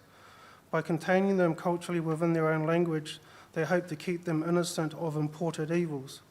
By restricting them further to the reading of biblical texts and vocabulary, they limited the Māori knowledge to an ancient Middle Eastern culture. At the same time, the missionaries enhanced their familiar pastoral role by making Māori dependent on them morally and politically as interpretive guides to Pākehā realities. C.J. Parr noted, almost exclusively the missionaries in New Zealand did confine their printed and verbal instruction to Māori until just before the middle of the 1840s, and that as a result the Māoris were unable to read English books. They also provided the Māoris with completely inadequate equipment to meet the challenge of the acquisitive and materialistic, if nominally Christian, Pākehā society which swept into the country. In a separate article, Parr considered the period 1843 to 1867, which covers the period of the Manawatu purchases. The printed literature now included elementary medical treatment and instruction on practical matters like agriculture, but the focus was still on religious training. While Māori were increasingly engaged in letter writing in Māori and in recording their traditional knowledge in their family books, especially genealogies, they struggled to read, write and even talk in English. This was so even although for 20 years after 1844, the missions and the government endeavoured to teach Māori to speak and read English.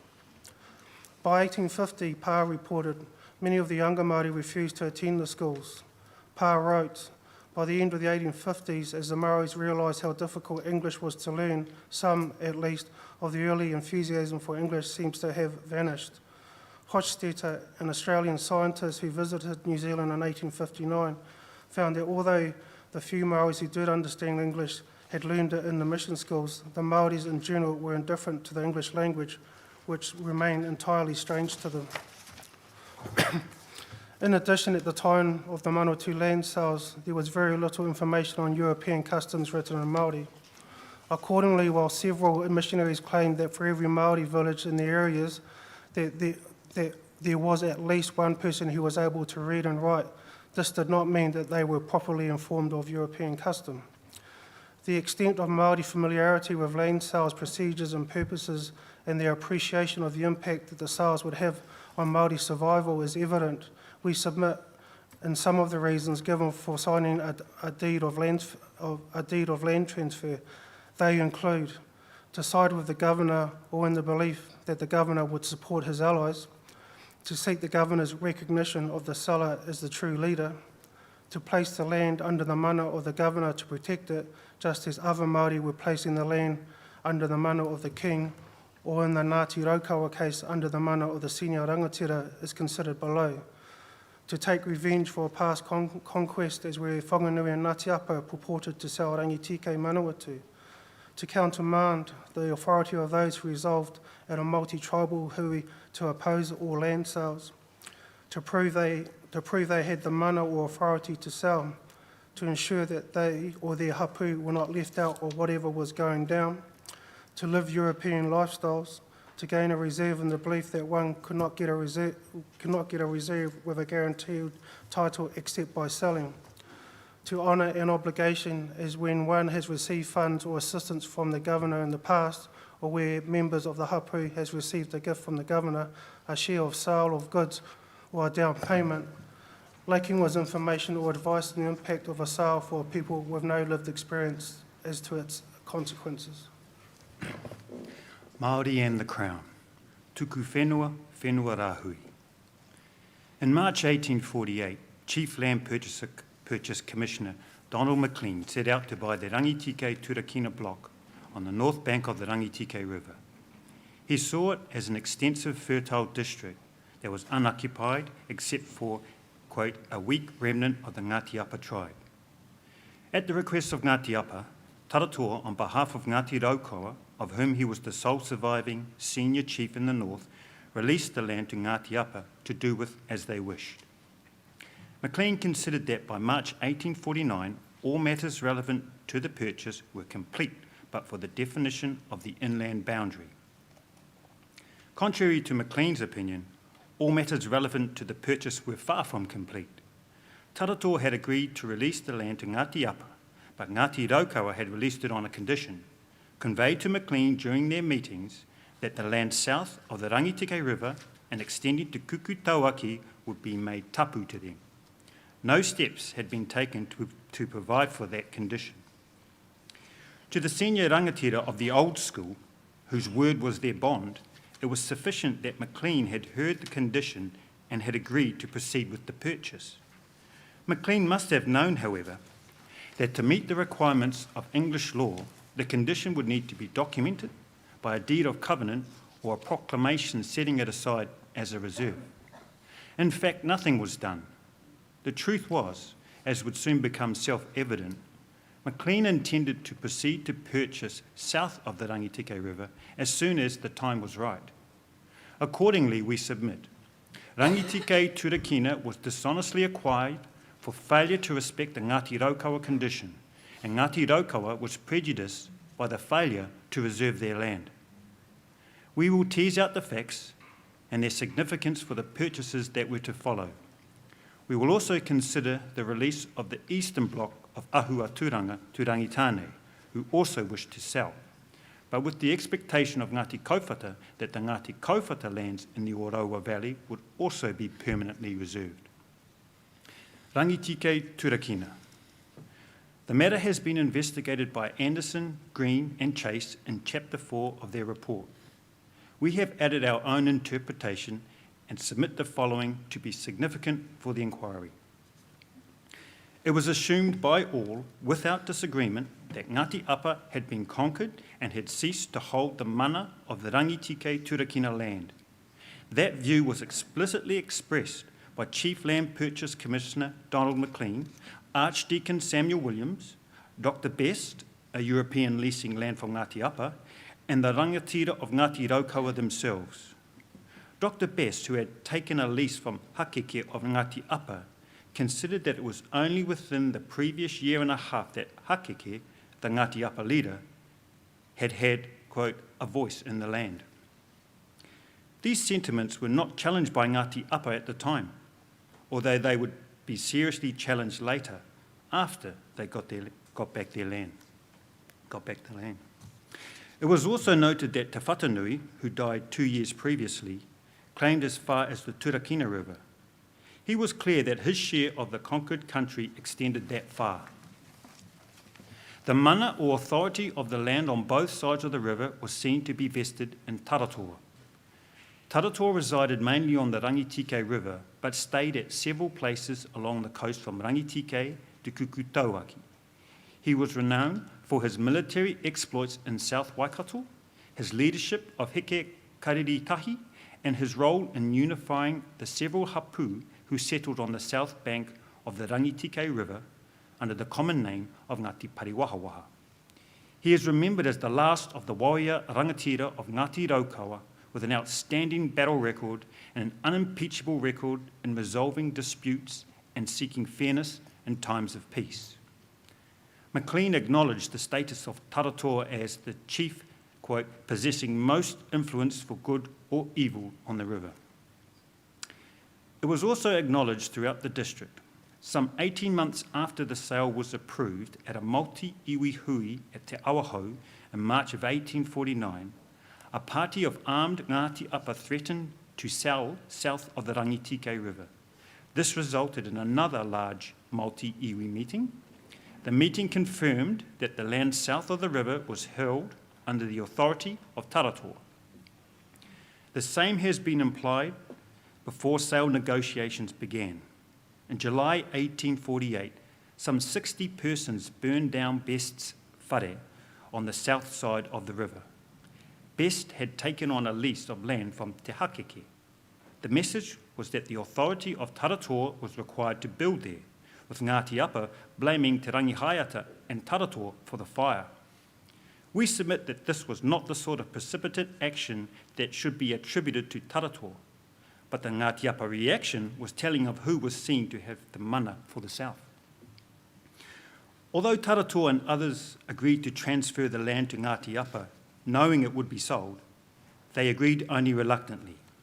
While Ngāti Apa were entitled on grounds of fairness, Ngāti Raukawa were opposed to sales at that time because of the uncontrolled intrusion of Europeans that would follow. Te Rauparaha and Te Rangihaiata remained opposed to any sale or transfer to Ngāti Apa, regarding Ngāti Apa as their slaves who had only been spared by Taratoa. Further opposition to the sale was expressed at the meeting at Otaki on 22nd of January. Ngāti Apa did not repossess the land by right, that is on the basis of their predominant mana, but it was right in the sense of fair that a place should be made for them. The release of the land to Ngāti Apa on behalf of Ngāti Raukawa was a concession or an act of grace. Although it was known that Ngāti Apa intended to sell the land, it would also have been understood, following the practices of the day, that part would be reserved for them. We now know that Ngāti Apa would receive the largest reserve ever created on the Kapiti coast, in excess of 40,000 acres. Nearly all would lie between the Whangaehu and Turakina rivers, well removed from the Rangitike River. The largest reserve created for the hapu of the Ngāti Raukawa Confederation in Manawatu was 4,500 acres. In terms of the treaty, Ngāti Raukawa retained the authority over Rangitike Turakina at the time of the purchase negotiations. McLean for the Crown was of no doubt that Ngāti Apa had been previously conquered, but contended that the capture of Te Rauparaha, the expulsion of Te Rangihaiata, and the death of Te Whatanui meant Ngāti Raukawa could no longer keep control there. The implication was that Ngāti Apa, being in possession, were entitled to the land. We submit that Maclean's reliance on the loss of influence, even were it correct, was wrong in principle. At 1840, Ngāti Raukawa had the control and the military might to subdue the remnant of Ngāti Apa if need be. But with the treaty, customary rights could no longer be taken away or maintained by violent means. The proper principle we submit is that the Crown had to respect the position at 1840 unless a change by non-violent means was agreed. That was part of what the Native Land Court described as, quote, the 1840 rule. Change by violence was not to be countenanced, and that must include acts of violence by the Crown. The capture of Te Rauparaha and the military expulsion of Te Rangihaiata, on which Maclean relied, were premeditated acts of violence, and the Crown could not rely on them to advantage itself or otherwise have the benefit of its own wrongdoing. The acts were also unlawful in our view. Accordingly, the release of the land to Ngāti Apa was an act of grace on the part of Ngāti Raukawa, as already said. Without that act of grace, Ngāti Apa could not have sold the land. The resolve of Ngāti Raukawa to maintain a permanent reserve of all their lands after provision was made for Ngāti Apa and Rangitane was made explicit at a hui in January of 1849 when Maclean, Aya and Samuel Williams met with some 600 Māori at Rewarewa, Ōtahi. Maclean noted strong opposition to any sales of Raukawa land, including opposition by Taratoa. The government party then left, but the meeting went on to agree, unanimously, to retain their lands and to commit that determination to paper, to be, quote, printed and retained by themselves as a lasting covenant of their intentions, end quote, with a copy to go to the Bishop of Wellington. In a letter subsequently addressed to Maclean, it was stated, listen, if you wish to purchase, let it be the other side of Rangitike. Do not consent to buy this side. It will not be given up. All the people have determined to hold the land, the people being the natives. The boundary is Rangitike, our boundary is Kukutauaki, that boundary shall be ours. At a later meeting between Maclean and Ngāti Apa, Taratoa warned again against sales. Ihakara Tukumaru was also opposed to sales at that time, but was in favour of leases. The insistence on keeping the area south of the Rangitike River was expressed also at the Te Awahau Hui on the 15th and 16th of March. This was a region-wide gathering of chiefs and hapu with an interest in the peaceful adjustment of boundaries entailed in the Crown transaction. Neither Te Rauparaha nor Te Rangihaiata attended. Among the senior Ngāti Raukawa rangatira present were Taratoa, Kingi Hori Te Puke, Tahu Karamu, Poho Tiraha, Kingi Te Ahoaho, and Paora. Younger chiefs included Tāmihana Te Rauparaha, Mātene Te Whiwhi, Te Tāhuri Whatanui, Hakaria, Te Werumotu, and Ihakara. Taratoa informed the meeting, quote, this land on this side is mine. I will hold this side and will never give it up. No, never. I will not give it up forever. The other side, if I agree to it, will be given up to the Europeans, end quote. To the government, he admonished, be mindful of my words now. Just look at the other side. The other side is for you. Do not come to this side if you wish to have peace. It was very plain, we submit, that the rangatira were not just agreeing to a sale by Ngāti Apa. They were setting the boundary for European expansion. It was agreed amongst Māori that Ngāti Apa living south of the river could remain, but they would remain under the authority of Taratoa. They would be incorporated into Ngāti Raukawa over time so that today Ngāti Apa do not have an independent presence south of the Rangitike River, but several of Ngāti Raukawa of Rangitike have Ngāti Apa whakapapa. On the other hand, Taratoa advised that those of Ngāti Raukawa on the north side of the river would be evacuated. The difference was that the land on the north side was to be sold. The primary issue was not who could sell the land, but the limits to be placed on European expansion. The evidence demonstrates clearly in our submission that Ngāti Raukawa saw this as the primary issue. Te ahu aturanga. In March 1858, Hiro Wanu, a senior rangatira of Rangitane, proposed to sell the northeast quadrant of Manawatu on either side of the Manawatu River. According to the Native Land Court witnesses, some years later, he first sought the consent of Taratoa to sell. He then travelled to Auckland to engage with Maclean.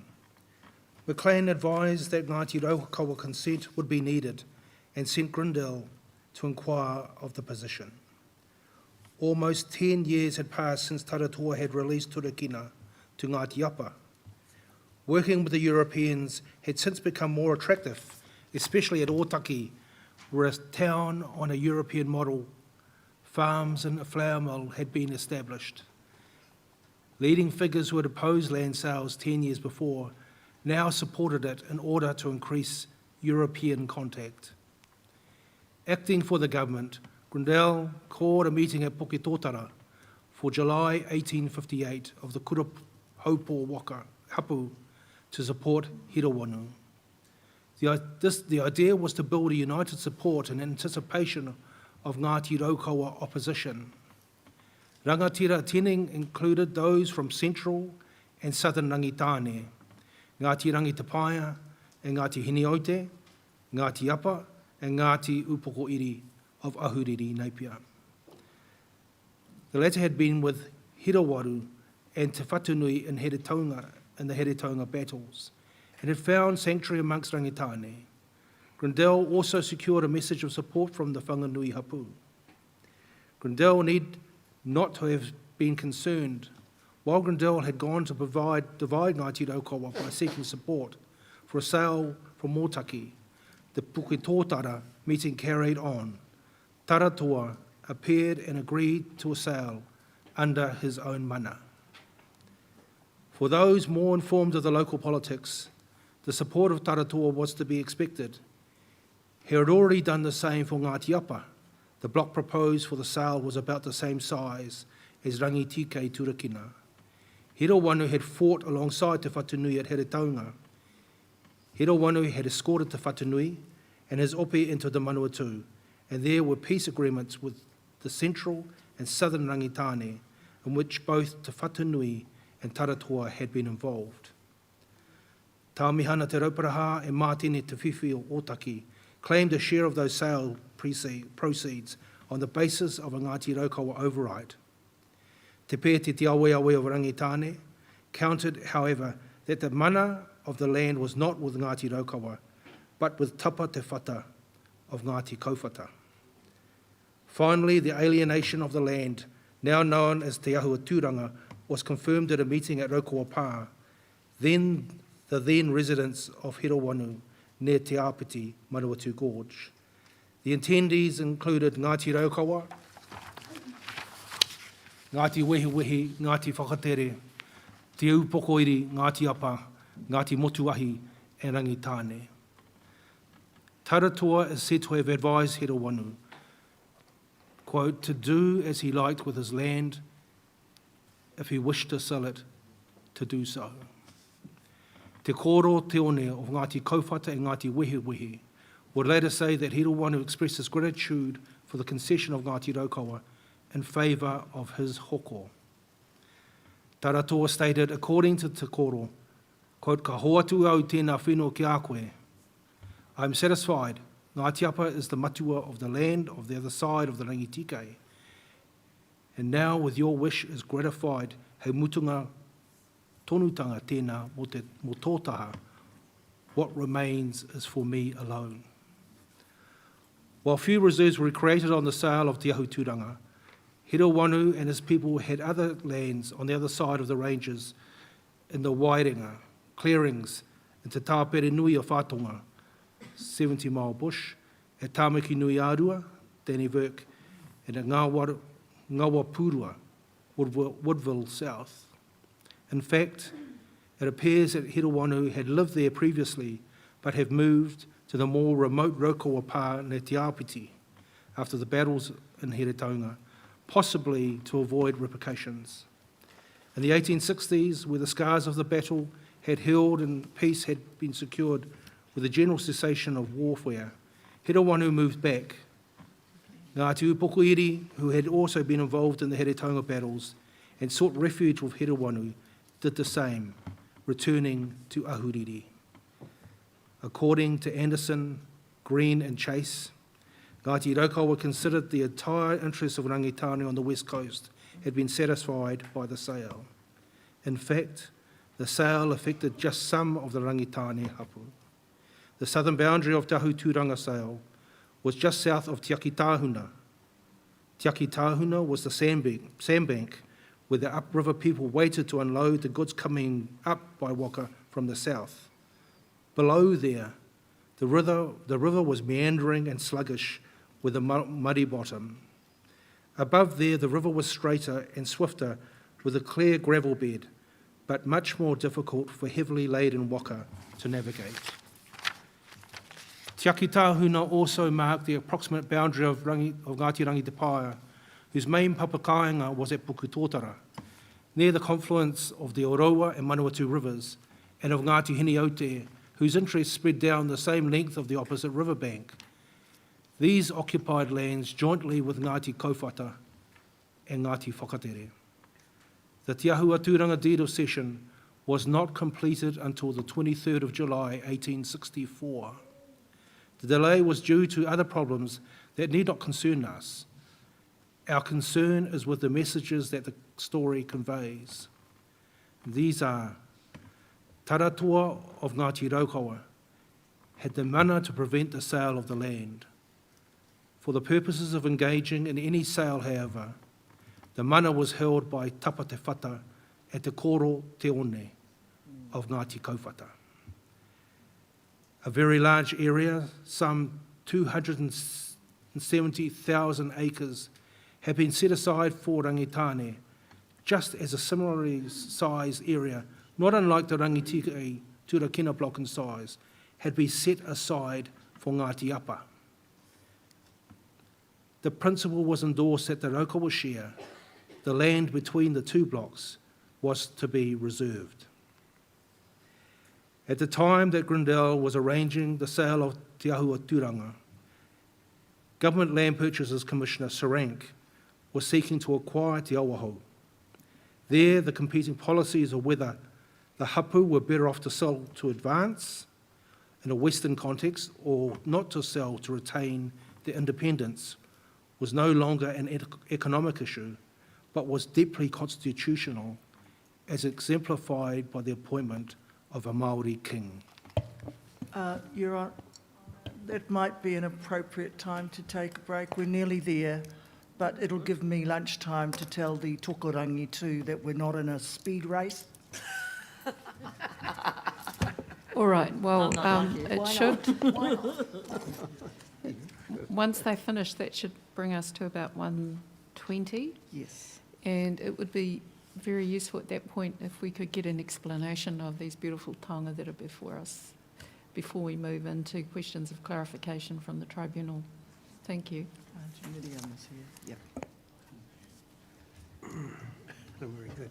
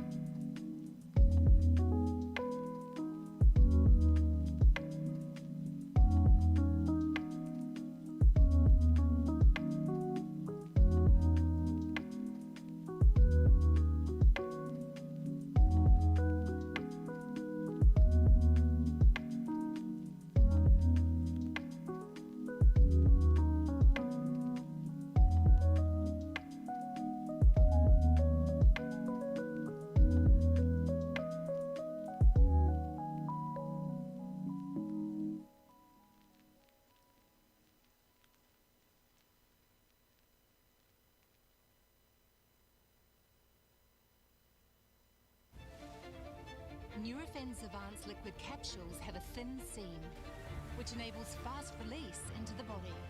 To sort out pain fast, use Nurofen Advanced liquid capsules. Unleash the speed of liquid.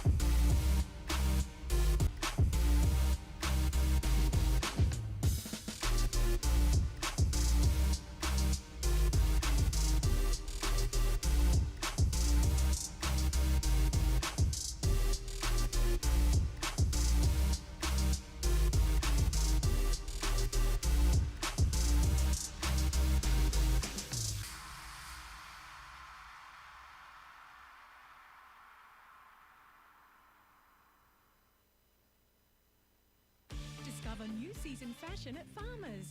With pretty prints and relaxed fits in natural fabrics. Discover everyday classics and easy-to-wear style. For every day and any occasion. Only at Farmers, your fashion store.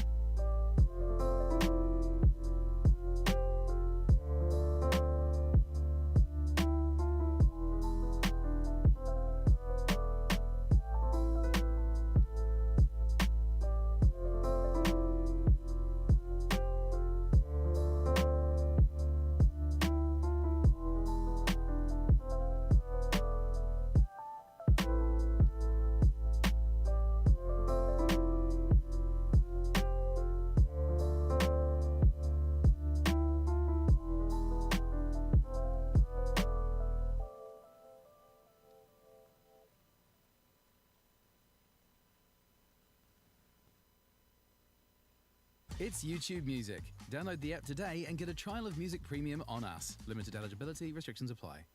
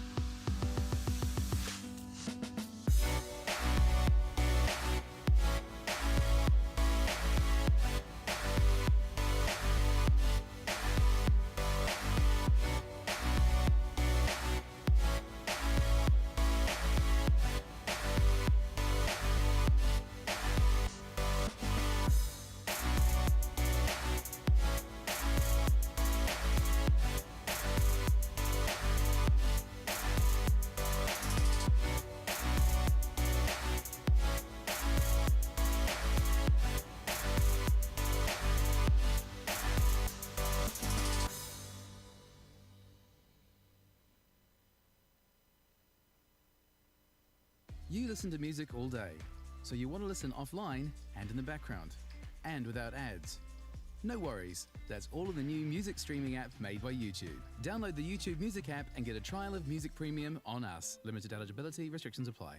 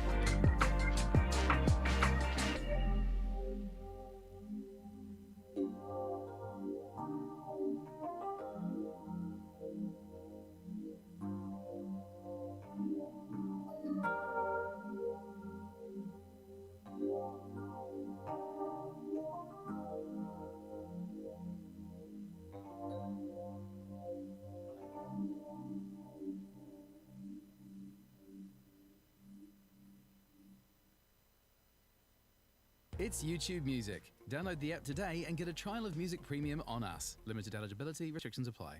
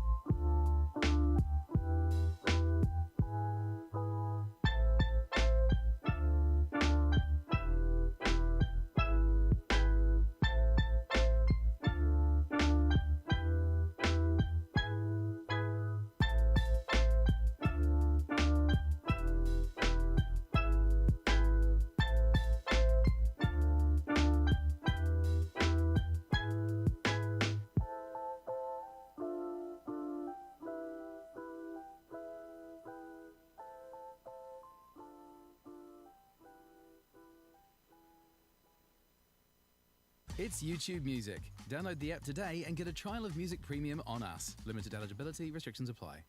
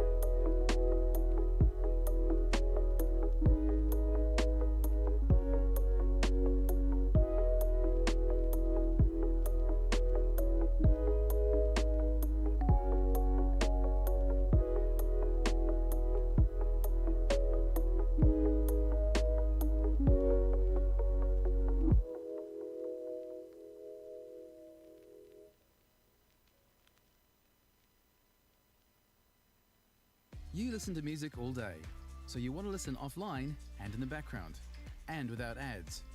No worries, that's all in the new music streaming app made by YouTube. Download the YouTube Music app and get a trial of Music Premium on us. Limited eligibility, restrictions apply.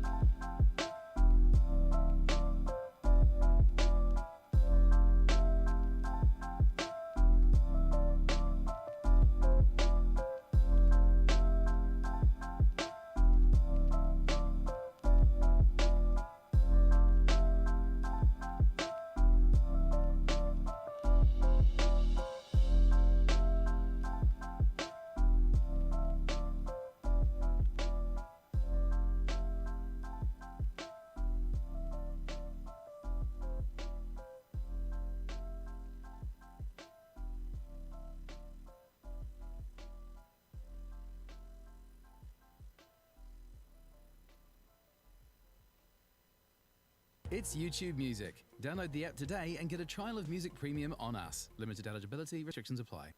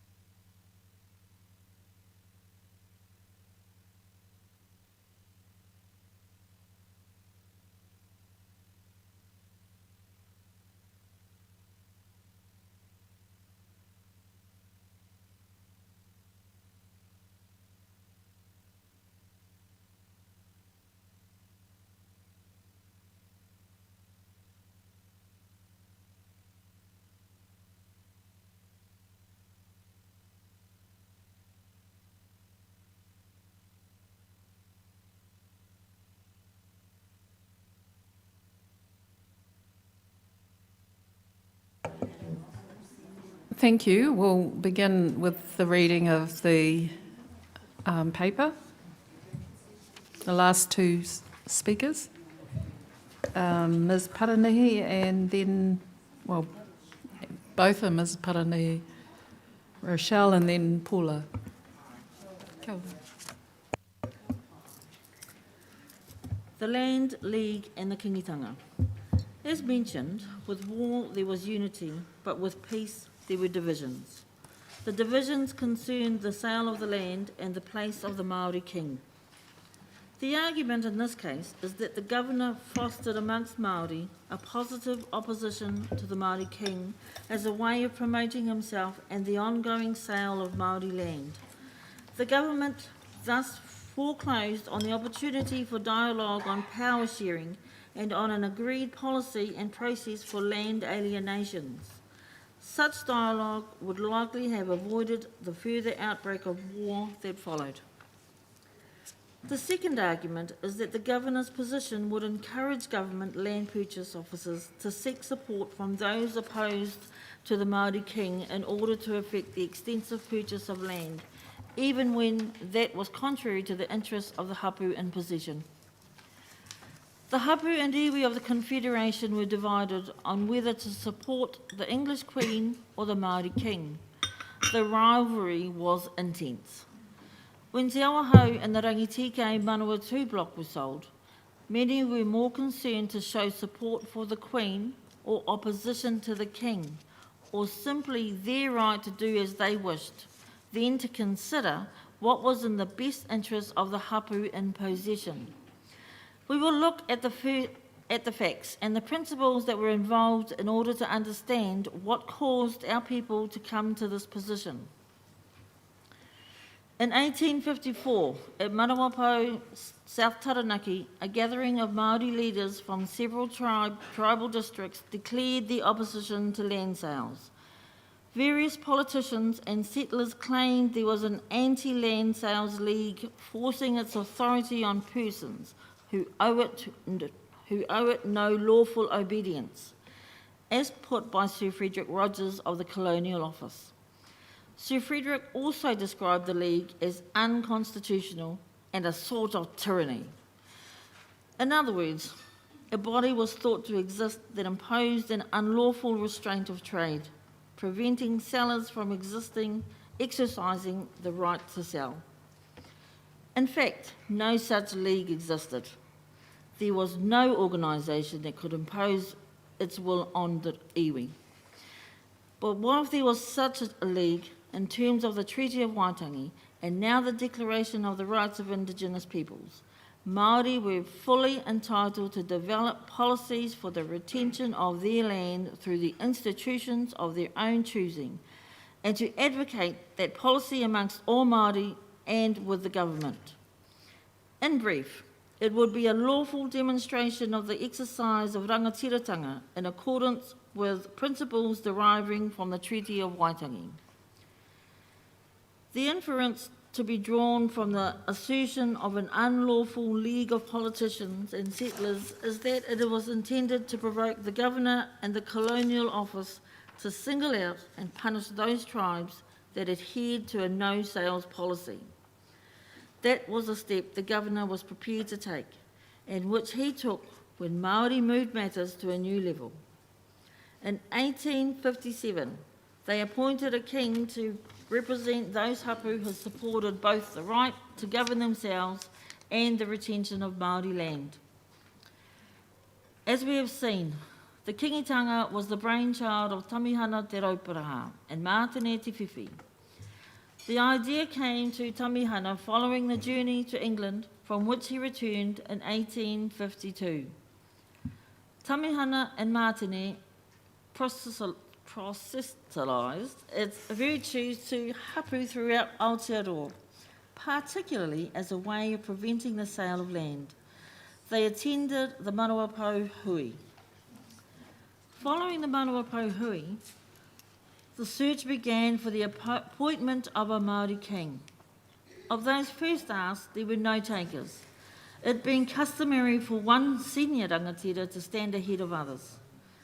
A hui at Pukawa was strongly supportive of the concept, however, and the ageing Te Whetowhetho accepted the position in 1857, taking the name of Pōtatau. He adopted the people's preferred policies, calling the first Mana Motuhake, which became emblazoned on the king's crest, and the other Pupuri Whenua. Governor Grey promptly denounced the king and polarised Māori opinion by putting up the Māori king and English queen in compatible juxtaposition. He effectively called on the hapu to declare for one or the other. He also did so with the implication that there would be repercussions for those who favoured the king. Grey's decision was unwise and unfortunate, not only because it led to the next and most monumental stage in the New Zealand Wars, but because he lost the golden opportunity to negotiate through a representative body mutually beneficial policies on self-government and land purchase. We submit that Grey was too much concerned for his own power to be able to share with Māori, notwithstanding that such power sharing was inherent in the Treaty of Waitangi. Of course, it was the right of the hapu and iwi of Ngāti Raukawa Confederation to oppose the king, notwithstanding that some of our people had initiated the proposal and had supported the Manawa hui. However, the issue is not about the right to dissent, but the extent to which the division that came to exist within the Confederation between the Kingites and the Queenites was influenced by the governor's position of power. The governor had the capacity to capitalise on the Māori interest in trade by easing or blocking their access to it. He had also the capacity to support those rangatira who supported him and to punish those who did not. He supported those who supported him, for example, by putting them on his payroll as court assessors, or by funding their attendance at Māori parliaments. The Māori parliaments were also a means by which Grey could pretend that he supported Māori self-government. In fact, both parties were a sham. Only a few of the court assessors actually did court assessing. The rest was just in the governor's pay. Similarly, the Māori parliaments, which the government called and which gave the impression that Māori were making Māori policy, ceased to be called once the king was driven from his home. The hapu and iwi of the Confederation were amongst the few in the country who, prior to the resumption of the New Zealand Wars in Taranaki, had first-hand experience of the capacity of Governor Grey to take vengeance against those Māori who opposed him. He had unlawfully removed Ngāti Rangatahi from Heretaunga. He had unlawfully captured and detained Te Raupara, and he had unlawfully attacked Te Rangi Haiata at Horokiri, or Battle Hill, and he had exiled him from the Porirua district.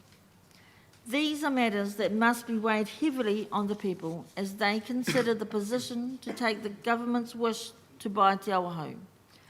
They would not want the current leaders to be treated as the recently deceased Te Rauparaha and Te Rangi Haiata had been. But for the position taken by the governor, it is possible that Tamihana Te Rauparaha, who initiated the kingitanga, would have remained in support of it. In fact, he did not. He changed positions and became one of the loudest opponents of the kingitanga. It is sometimes thought that his abrupt change of position was due to Hadfield influence. In fact, Tamihana and Hadfield were not talking to one another at that time, after Hadfield had appointed others as lay readers ahead of him. It could also be because Tamihana was not appointed as the king as he had sought to be.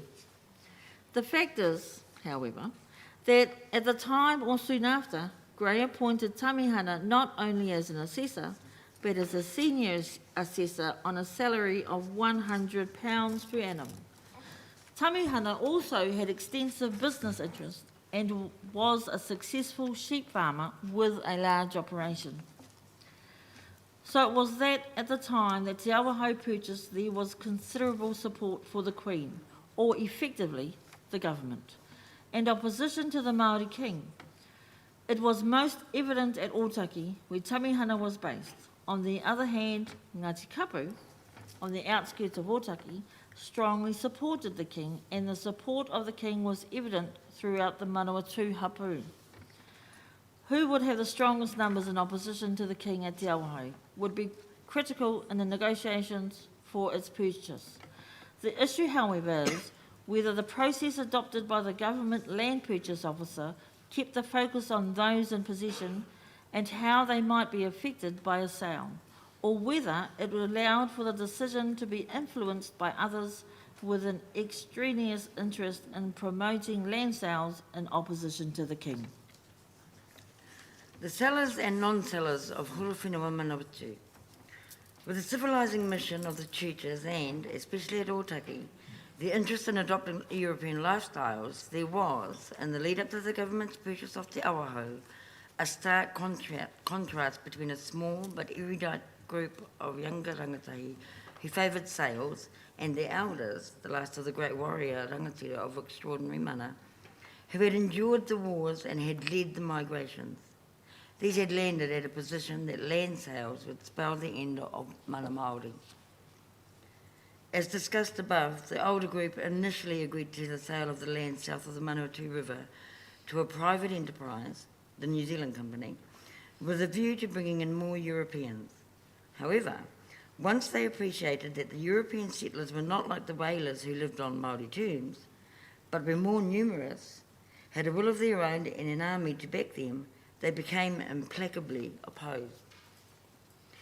The important question for this inquiry, we submit, was not who of the Māori groups was right or wrong, but who had the customary right to speak for the tribe. That is not a political issue, but a constitutional one, and as such, it is capable of a finite answer. The last of the warrior rangatira was Taratoa. He did not die until 1863, but almost to the day of his death, he was confronted with this very issue over the sale of Te Awaho. If actions speak louder than words, Taratoa was of the same mind as Te Rangiotu, the warrior rangatira of Ngāti Rangitapaya of Rangitane. When confronted by a clamour of young people supporting a sale, his reply, "Māku anō ēnei wā," was, "We submit in terms of Māori custom, constitutionally sound."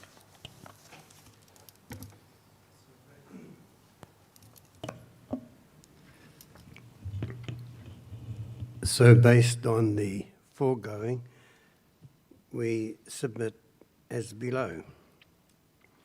On Raukawa and Mana, the mana of the Confederation senior rangatira was supreme from Whangaiahu to Kukutauaki.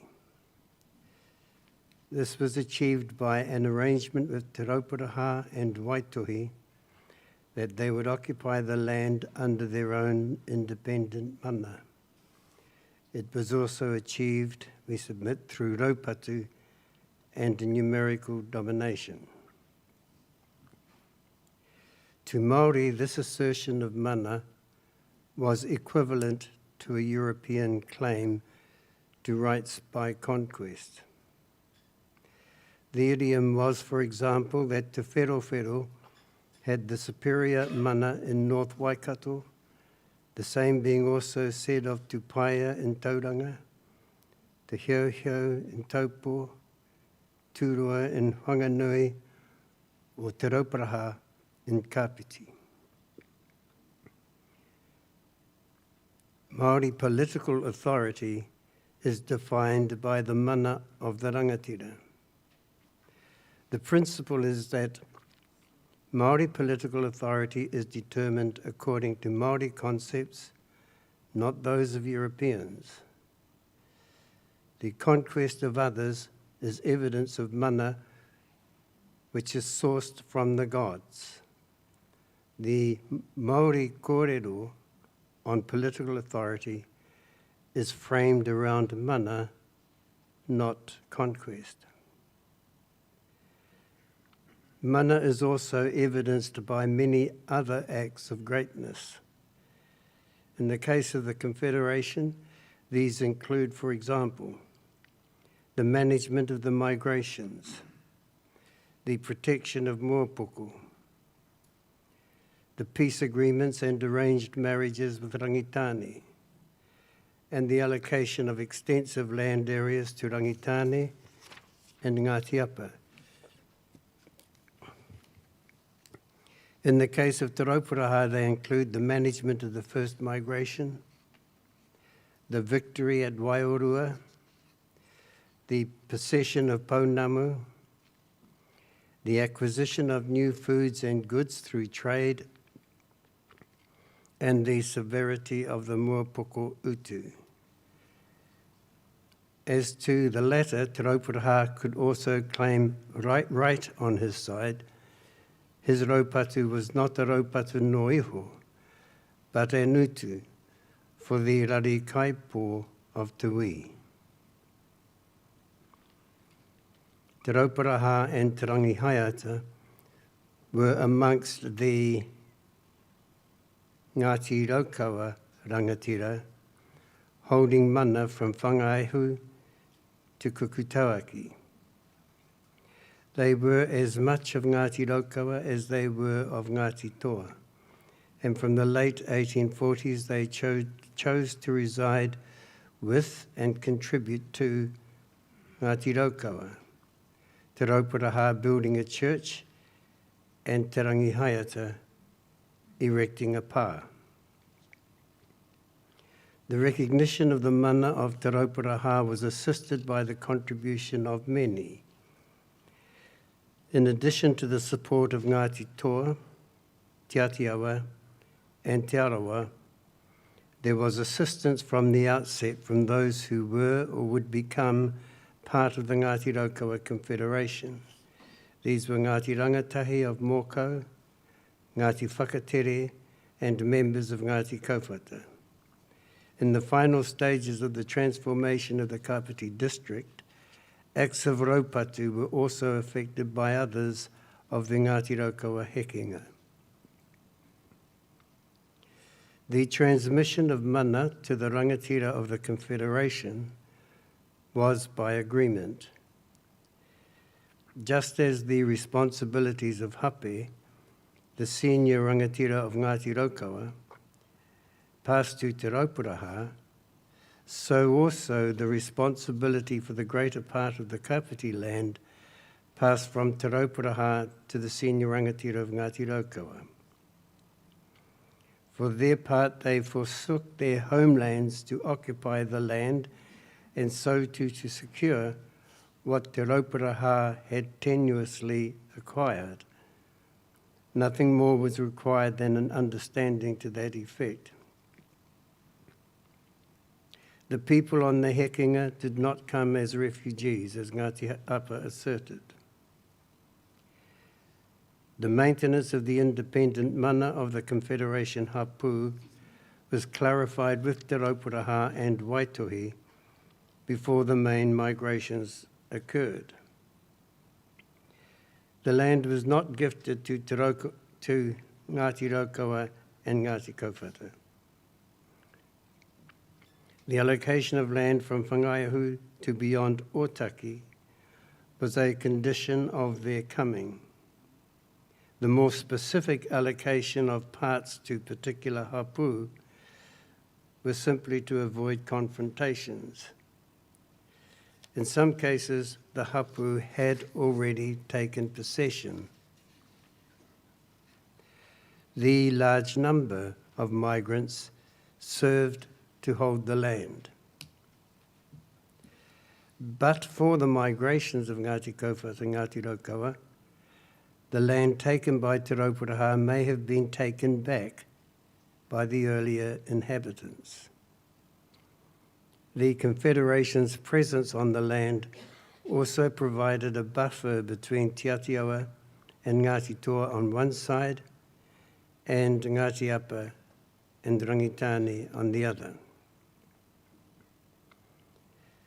To secure their southern boundary and to maintain an exclusive territory, the Confederation Hapu led the pakanga of Hauwhenua. Ngāti Toa were divided over the side to support. Come then to land rights. The submission is, the Ahika principle applied. Possession and use were necessary to establish the right to an interest in land. The relationship with Ngāti Toa. Ngāti Toa are whanaunga and long-standing allies. This ancient alliance and the role of Ngāti Toa in leading the migrations and establishing their mana in the district is recognised and is respected to this day. Ngāti Toa also have associational interests. These are also respected. These interests entitled Ngāti Toa to be heard on the land purchases, but they had no right of alienation except in relation to the areas they occupied in their capacity as Ngāti Toa. Ngāti Apa and Rangitane. There was no peace pact with Ngāti Apa that preserved their mana following their defeat at Waiorua and their subjection to subsequent raids. There was an arrangement that secured safe passage at a particular time. Ngāti Apa and Rangitane lost the mana of their customary lands, except in respect of Turakina and Tahua Turanga, when these were restored to them, and except for those parts retained pursuant to a peace pact. Mana loss was acknowledged by Ngāti Apa and Rangitane when supporting the Confederation in the pakanga of Hauwhenua, and in the case of Rangitane, when requesting that Tahua Turanga be returned to them. Ngāti Apa and Rangitane members resident in Te Awahau and Rangitike Manawatu held land at the will of the Confederation Hapu. In determining what was tika, it was relevant too that they had been allocated land elsewhere. Turning then to the political structure.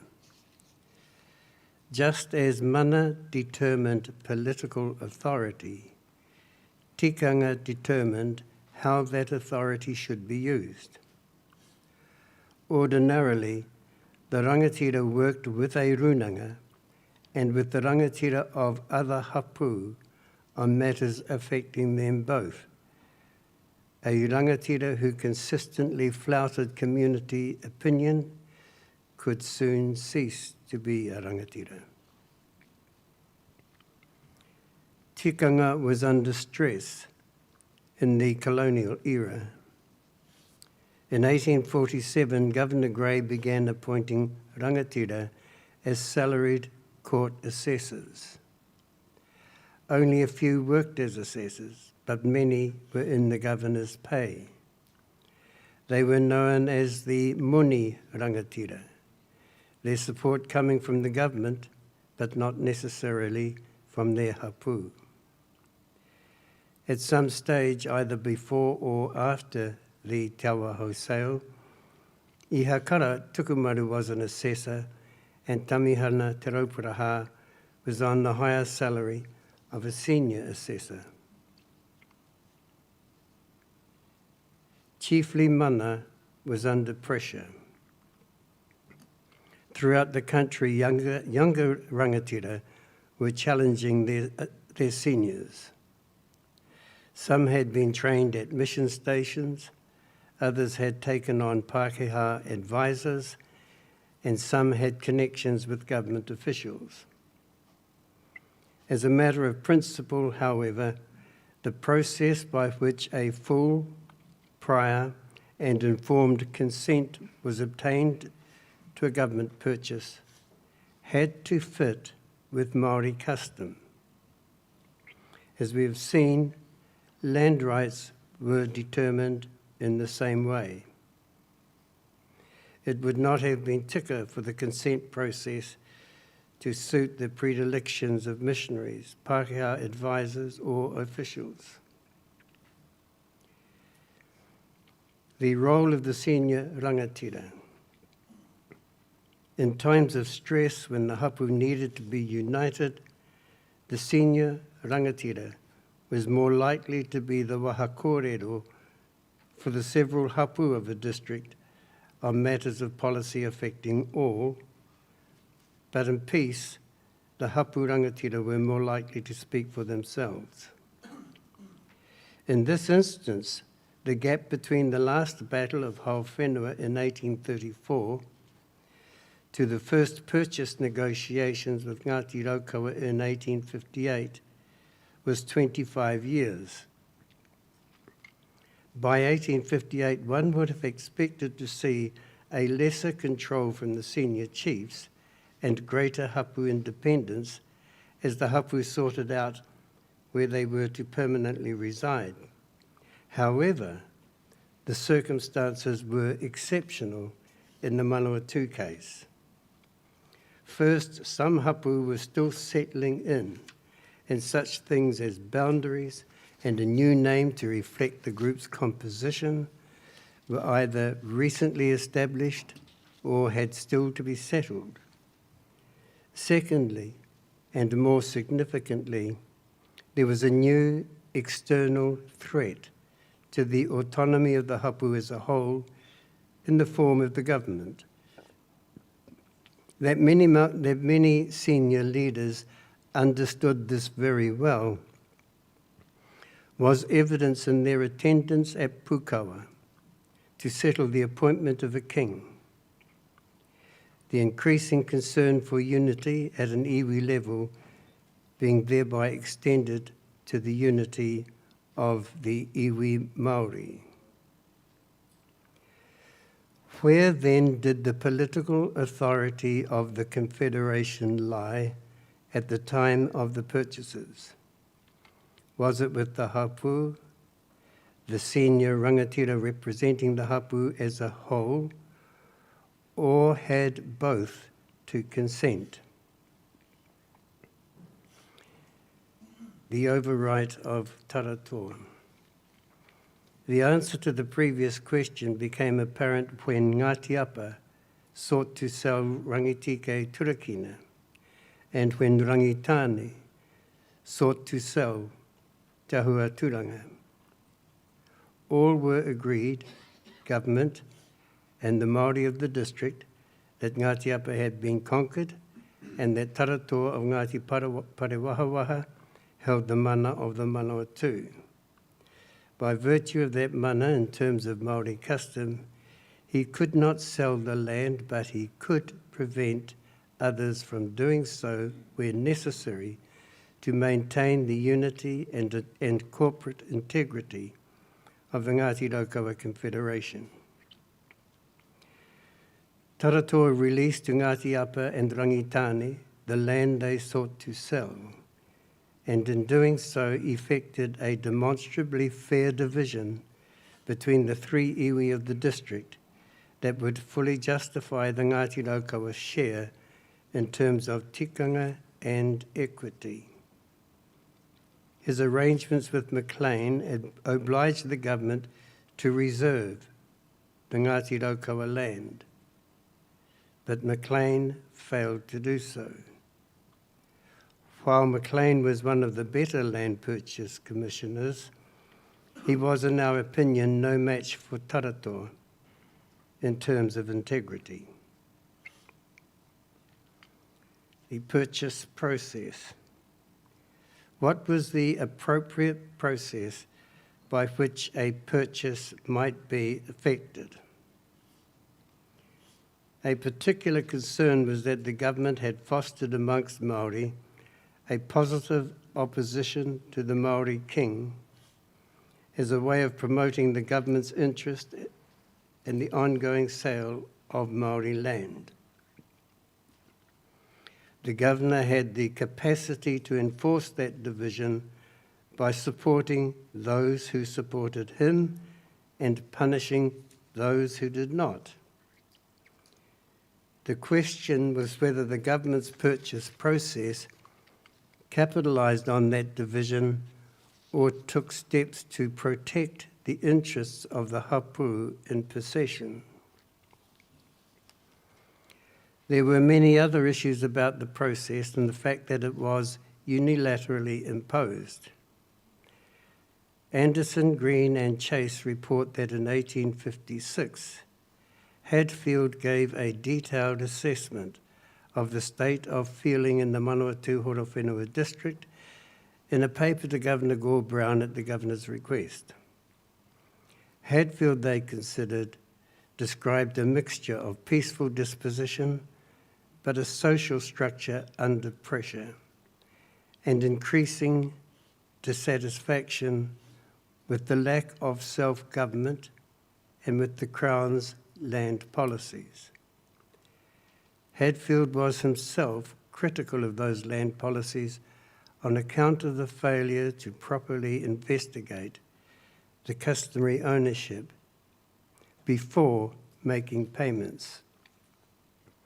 Hadfield reported, and I quote, "There will be immeasurable difficulties in dealing with the purchase of land until some clearly defined principle of ownership is laid down, such a principle as shall be assented to by the natives as well as by the government, and which shall form the basis of negotiations for the purchase of lands." Hadfield continued, and I quote, "There appears to have been an entire absence of any intelligible principle as to the ownership of land on the part of those commissioned to make purchases from the natives in this part of the country.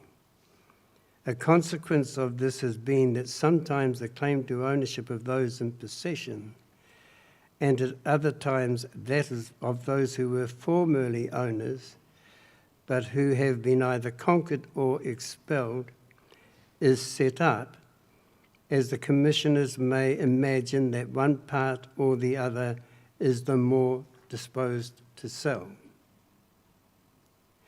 There is nothing more likely than this to lessen their respect for law," he said, "or to lead to disaffection towards the government." We submit that Hadfield's advice to the Governor in relation to both the lack of an agreed purchase policy and what Anderson, Green and Chase described as the Maori clearly stated desire for autonomy went to the heart of the issue in the purchase of both Te Awaho and Rangitike Manawatu. A similar issue may lie at the heart of the present government policy for the settlement of treaty claims. Even without the report from Hadfield, the issue must have been staring the Governor in the face. The natural instinct of the run holders had been to approach the leading chiefs to effect a lease of the land. To complete a purchase of the same, the government purchase agents were now calling general meetings of all and sundry. Who, if either, was right? Concludes. Tēnā koutou. Well, thank you. I'm going to begin by asking Dr. Monty if he has any questions, if that's all right with all of you. But first, before we do, would someone like to haro mai ki te whakamārama hea ngā mea taonga kei rungi te tēpu nei?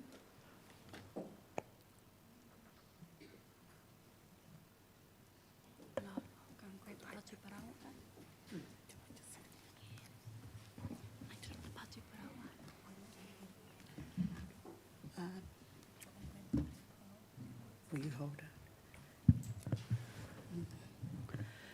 Tēnā koutou katoa. Pare waha waha.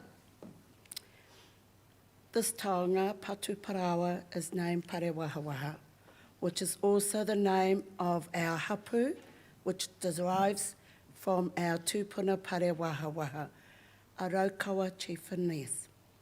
The Patu is a significant taonga of our people, the Ngāti Huia ki Pare Waha Waha, but very little is known on the true origin of this Patu Parawa.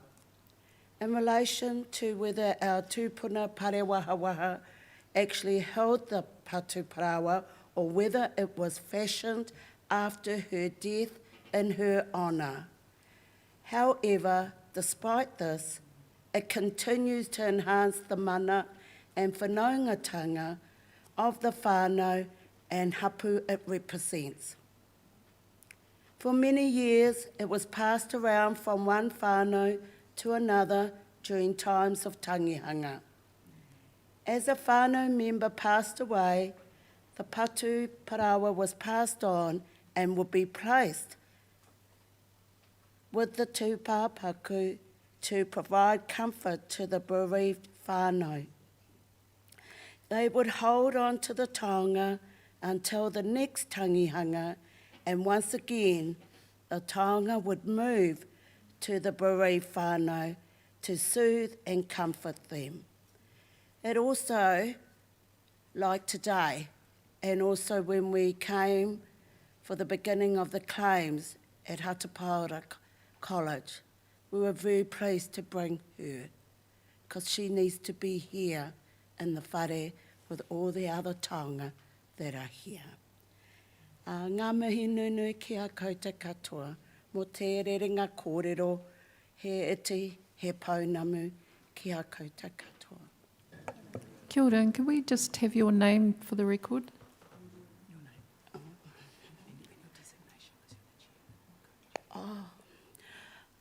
Ko Miriama Kiriama tōku ingoa,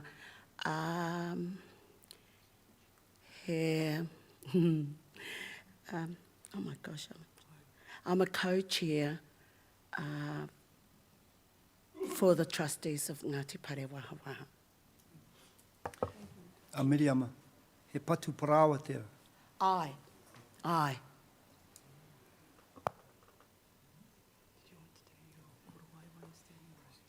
Oh my gosh. I've been asked to just speak about this kākahu I'm wearing. I hope that's okay. Is that all right? Yeah. This kākahu I'm wearing, I'm new at this. This kākahu was bought by our Auntie Reria Kiriama, who married Bill Kukutai from Tuakai. We didn't have any kākahu. And if I may say this, we were but pohara. So when we had our tūpāpaku, we would have blankets, grey blankets or crochet blankets or cashmere blankets would lay on our loved ones who had gone. Our auntie lived in Wellington, Nai, and she worked at a place where she made cutlery, and she was really good at it. She loved antiques, and she whāngaid some of our whānau. And I think it was about 1982. Yeah, in the 1980s. She was living here in Wellington, and there was a shop that was selling these kākahu. And so she went and purchased it. It was $100, and it was the start of our journey to have kākahu. It's not traditional in the sense of the traditional fibres, but in that time, this was quite something, the era. I think Whetū Tere Kātene also had lots of garments made by these people. So we're very proud, and well, not to be whakahihi, we were just proud that we were able to have something which started us to look at other kākahu. The name of this kākahu is, I hope I've got this right, Te Raukawa Wk2. So that's what it's called. Thank you for hearing me. Oh, this is going to do the carry on. Okay, you're going to carry on. Tēnā rā tātou katoa, ko āwhina tūmi tōku nei ingoa for the record. Ne? Ngāti Pare Raukawa, Ngāti Pare Wahawa, Ngāti Manomono. So these kākahu didn't have a name before 2013. We were cataloguing our taonga and we decided to give names to our kākahus so that we knew which taonga was going to go where at any one time. And at that time we designated what kaupapa they would be used for as well. So the two that we are wearing are designated for hui ora. And so they're both Te Rauaroha o Riria, and this one here is called Tūkawe Kai Ora. And some of they're all going, oh. Yes, so the brother of Riria and of my kraua and Whaia Miriama, her papa, is Tūkawe Kai. And his wife is Moitu. She was a crib of Ngāti Kauwhata. And they made this kākahu. And so because it's going to be for a kaupapa ora, we just took his name, Tūkawe Kai Ora, and gave that name to this particular kākahu here. And we have some that are designated just particularly for mate nowadays. And I'm just going to quickly do the other two that we... and one is the one that my cousin is wearing. And so that one there is called Te Mahuetanga. And that one was actually made by my kuia, mine and Gerald, on our father's side. She comes from Ngāti Hinamanu, Ngāti Paki, and we're still in our tribunal process.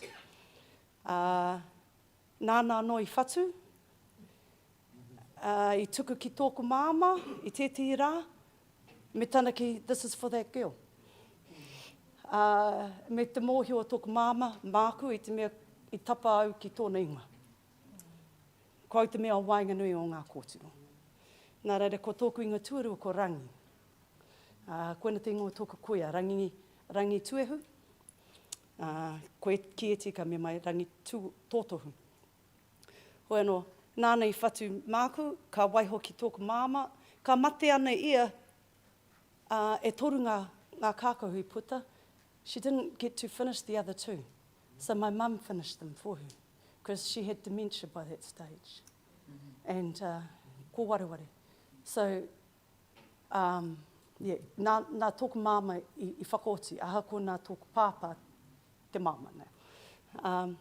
Ka tei ka takoto ngātahi ngā kākahu ki aia I tērā wā, ka mutu ana I kapohea te rātu, e rātu mea erua. And they didn't see mine. It was he mea tango noa. Engari, I te pūkei ngā mea e toru, ka mahue mai ko tāku. Nā reira, hei whakanui I tērā me taku mōhio mutu ana, nāku rawa tira. I kapohea te e rātu mea erua, kāri kiti anō. Engari, ko tēnei kāri rātau I kiti atu. Nā reira, ko te mahuetanga tēnei. She lived in Taihape, next door to Rangi, just around the corner from Rangi Amohia, who is another sister to the ones that we're talking about here, the Kiriama side, and they were very good friends. And taku kuia, hara mai ia ki te tautoko I ngā mahi I te marae, I te wai whakatū, ki te āwhina I ngā mahi kohimoni, I takoto tēnei ki runga I tōku kuia, o tira te katoa oku ma te Kiriama. And what about the so, taonga? tēnei nā, ko te ōhaki, tēnei, he mere paunamu. Kia pono nāku I hoko I te, ko tahi mano iwa rau, iwa tekau ma waru, nā runga I ngā koroa te piki kōtuku. I mema te piki kōtuku, e kore tātou katoa e whiwhi I te taonga, hei ōhaki mo ngā tamariki. Nā reira, ko tāna I taua wā he haere ki te hoko. Nā reira, I timata au ki te mahi tērā mahi, hei ōhaki mo āku. Nā reira, ko te ōhaki tērā, nā ngā kupo te piki kōtuku. Tēnā tātou. Mā te whānau paranihi me rātu, e rātu taonga.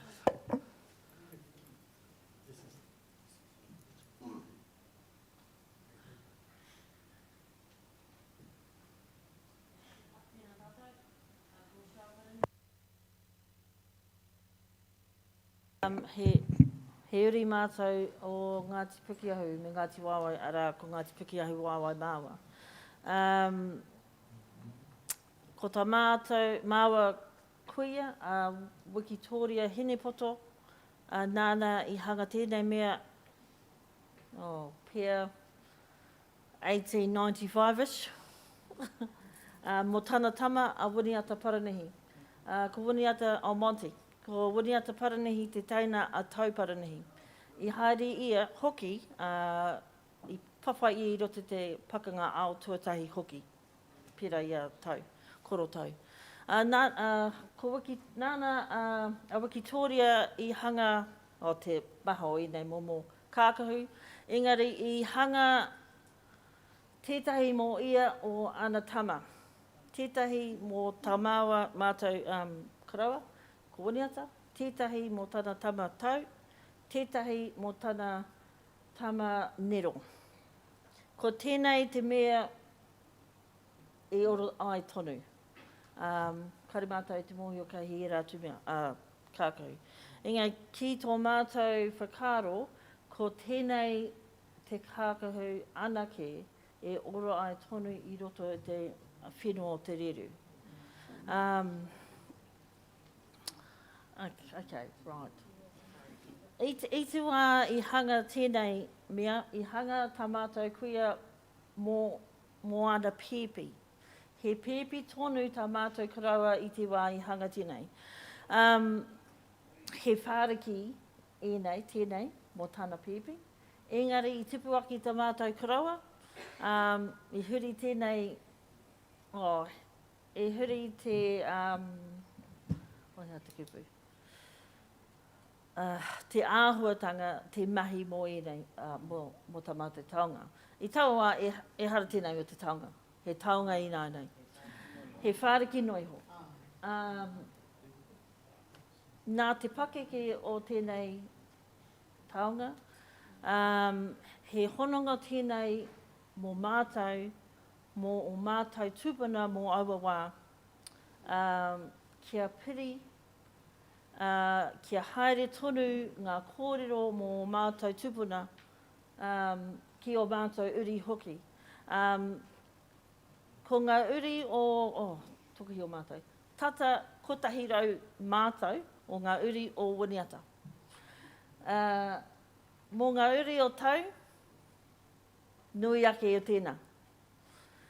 Ko ngā uri o Nero, o tatangia ki ngā uri o tau. Tai te toko maha te whānau Paranei. He uri mātou katoa o Paranei te tau, ko ia te rangatira po Ngāti Wāwai I heke mai I roto aira. He uri hoki ia o Ngāti Pukeahu, ara ko Ngāti Pukeahu Wāwai mātou. I te wā I neke mātou mai I roto aira, I reira hoki a Pukeahu, I raro I tētahi atu mana, engari kua kotahi rātou. Mai I taua ki enei rā, kua piri ki tētahi wā, ki tētahi wā, ki tētahi whānau, ki tētahi whānau, ko te ruru hoki. Ana, ko ngā hapu katoa o te ruru, aha koa tētahi hapu, tētahi hapu, tētahi hapu, ko tātou tērā. Ko tērā taonga, kia whakapiri ngā hapu katoa mō ngā hapu o te ruru. Tēnā tātou. Kotahi kei te toe.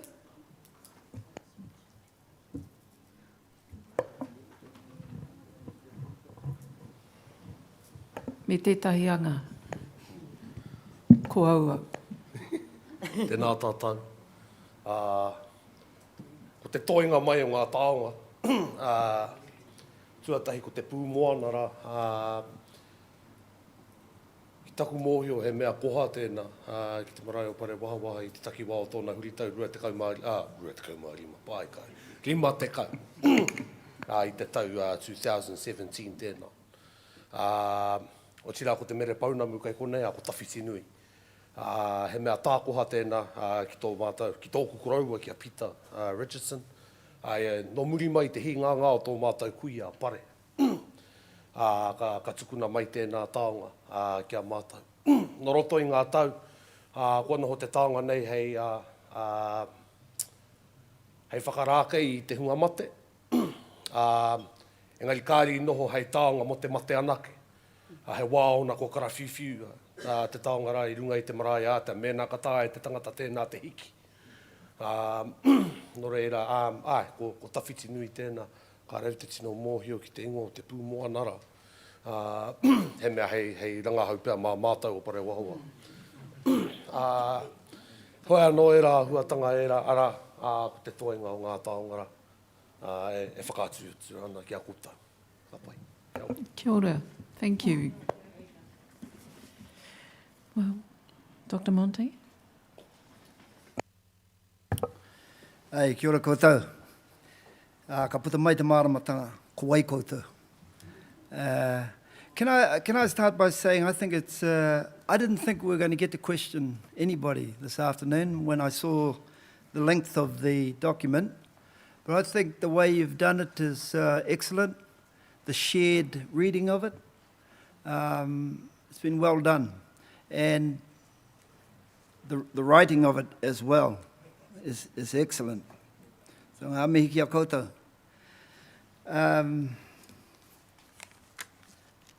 And as I say, I didn't expect to be asking questions, so I wanted to give it more thought, but I have a couple, and there might be big questions actually, but I only have a couple. And as I understood it, this was a group effort, and so while I might address my questions to Tā Te Hakure, feel free to contribute, as long as for the record we have your name.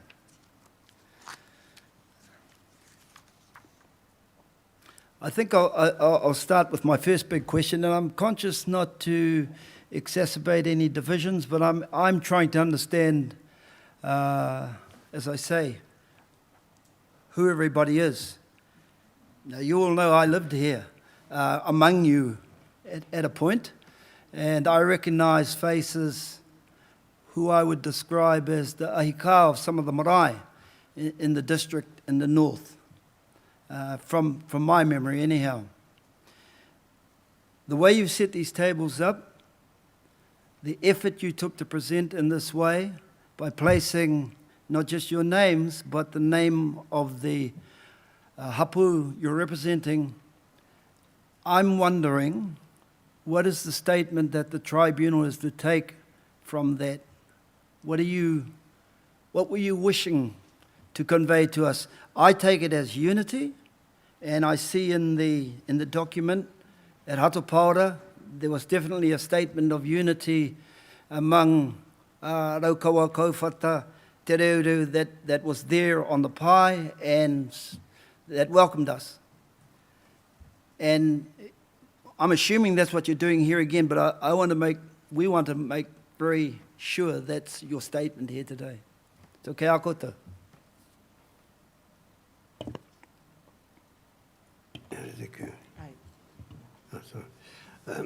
Thank you, Monty. Yes, I think it is about, a statement is about unity, and what I want to do is just explain unity as I see it from a Ngāti Raukawa point of view. When we talk of unity with Pākehā people, they usually, in the past anyhow, used to mean, oh, well, we are all the same. Unity for Raukawa means we are all different but respect difference. And that, I think, is what comes through here, is that people have strived very hard, even if they have had to grit their teeth, to respect every other person's point of view, and that's how I think we were able to get this through. Hei āpiti pēr ki tāna.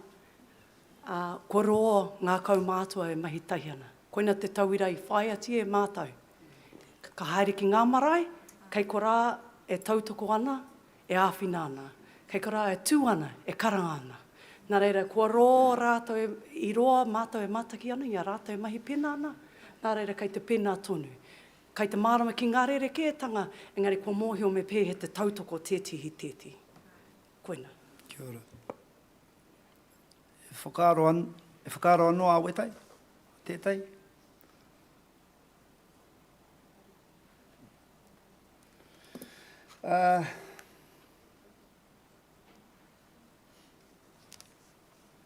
Kingitanga.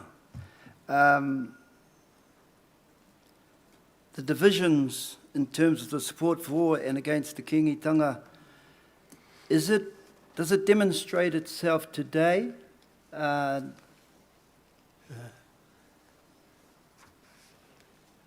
Is it demonstrated today that division? I can only speak for Aorangi Marae. We strongly support the kingitanga all the way.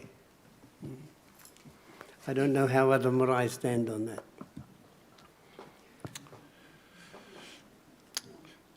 Kia ora tātou, Dennis Emery, Ngāti Kauwhata. We also strongly support kingitanga, and we also acknowledge our whānau Ngāti Whakatere, who have for the last 21 years have been the most southern point that Te Ariki Nui, when she was alive, and now her son Kingi Tuheitia, comes down, of 28 pokai each annual year. And so we, through our support of kingitanga, and through our understanding on our Ngāti Maniapoto, on our Ngāti Haua connections, and having at our marae at Kauwhata, Wirimi Tameana Tarapipi, the Kingmaker, the very first Kingmaker, and our connections. That's where we have come to with all this, and as has been said, all of our kōrero each year in the first weekend in March has been about our support of the kingitanga. Kia ora. Ka tira tēnā tātou maru takai waho karate Goddard. Nō reira ka tū te paukai ki roto o Harana, ana ko ngā marae o te reureu, ka haere ia tau, ki te tautoko ki muri ki mua, ki te pai karanga, pai kōrero, pai te miti, era mahi katoa. Ia tau kei reira katoa ngā hapu o te reureu o te nōta. Nō reira, i nei marae katoa. Me ngā ingoa, ko ngā ingoa, ko uherungia mātau ai. Ia nō, kona titi kōrero. Kia ora. Kia ora anō, tautoko te kōrero a taki whanaunga nei. Ngō ngā marae katoa o te reureu, he ingo no te kingitanga. I kōrero he whakataiki no o tāwhiao, mākua no hei hanga te rame, ko wariwari te katoa tera. Ko tera te whare o Paupatati, no tera tōna ingoa, mō te tikanga, i hari tā mātou, i te wā i whanganui a tāwhiao, i hari tā mātou tūpuna ki reira, i toro kia tāwhiao, kia haramai ki tokorangi, engari i tau wā kari mātou he whare, nā te ki a tāwhiao, ke mihia hi tikanga, hei hanga whare koropu. No te ingo tō mātou whare, te tikanga. Ko te hiri hoki, tētahi atu anō, e hi anō koe, te kōrero pi anō? E whakingoa tia tō mātou marae te wā i haere mai a Mahuta. Ki te reureu, anō ki te ingoa tō mātou whare, ko te hiri o Mahuta. Yeah.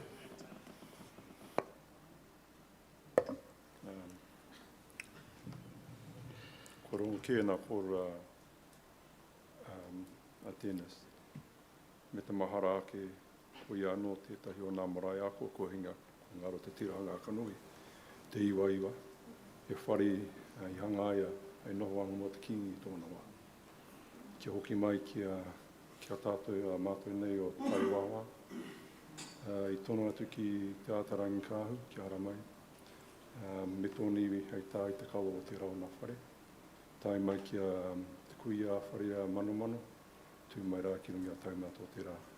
Nō reira kei te rongo kōtou.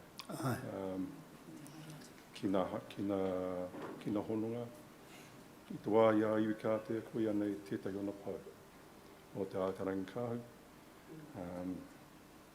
Tai atu ki nā wā i haere ai te iwi, ki nā koro nei hana. Kia ora, kua marama. He marae anō tō mātou i tōna wā ko te marae o hene. Ara, i tōna wā i noho a te puia ki reira i ai e haere ana. Nō reira ko te marae o hene anō tērā ahakoa no rongorito no roto Maniapoto. Engari he hononga hoki tōna ki te kingitanga no reira. Ko kingitanga mātou. Ko kingitanga. That would have been quicker to say that. Kia ora koutou. Just a couple of more, probably to you, Sir Tai Hakure.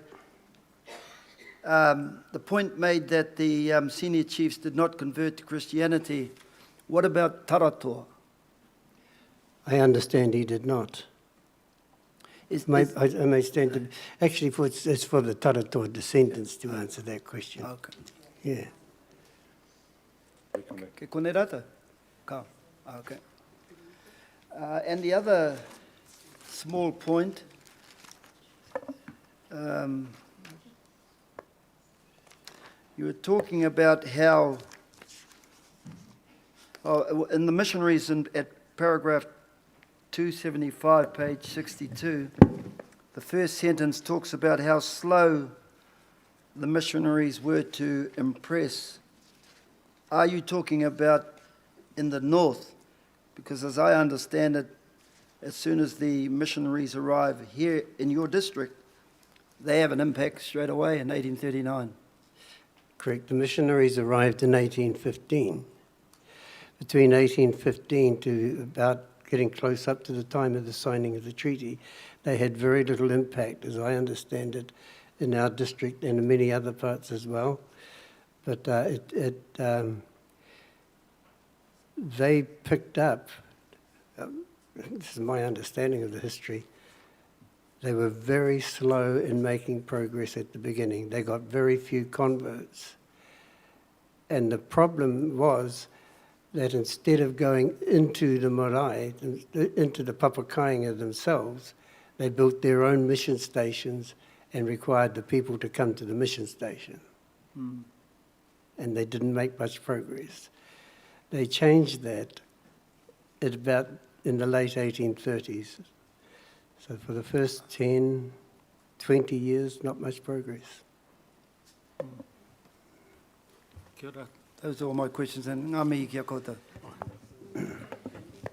I think you can take from what Dr. Suter said that he may still have questions in writing. Yep. All right. Ms. Simpson?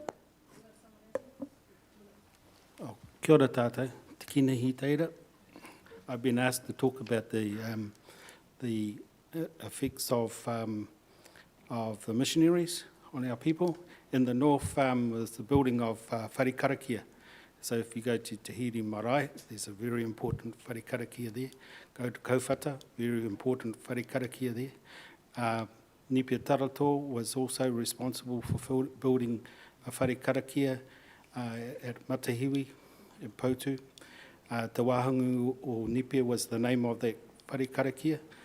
So what it represents is a lot of work with the missionaries, different times, and that carried on down into the lower part of the Manawatu as well. So all we're demonstrating is this, yes, we did have a very strong relationship with many different denominations. Kia ora.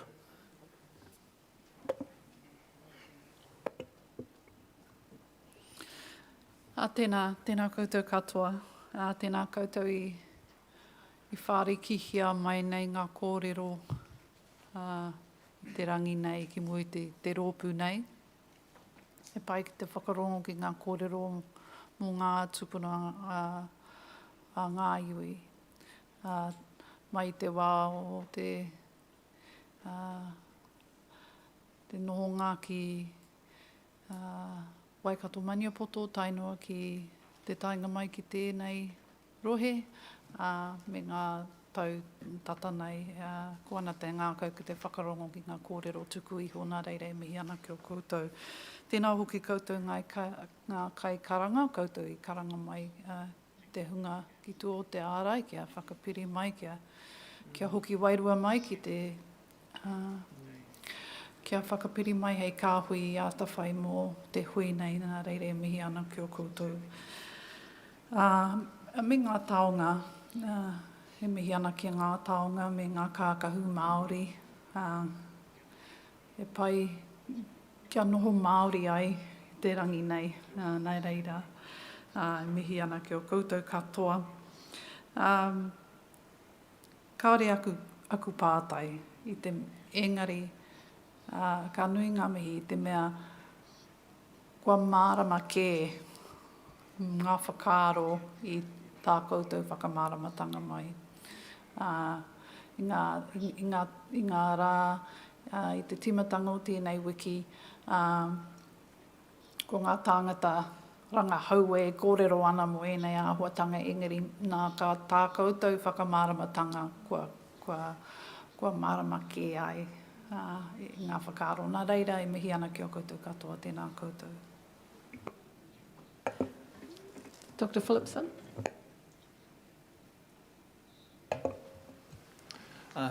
Tēnā koutou katoa. I wanted to also thank you very much for this piece of work. I have a lot of questions, but I would like some time to think about them some more and also to check some of the material that's in the references. Some things in this surprised me, some things didn't. So I will think about it and put some questions in writing. But thank you for the wonderful presentation and for helping me to see things a bit differently than I did before. So kia ora tātou. I do have questions. I'm not sure whether that indicates a lack of thought.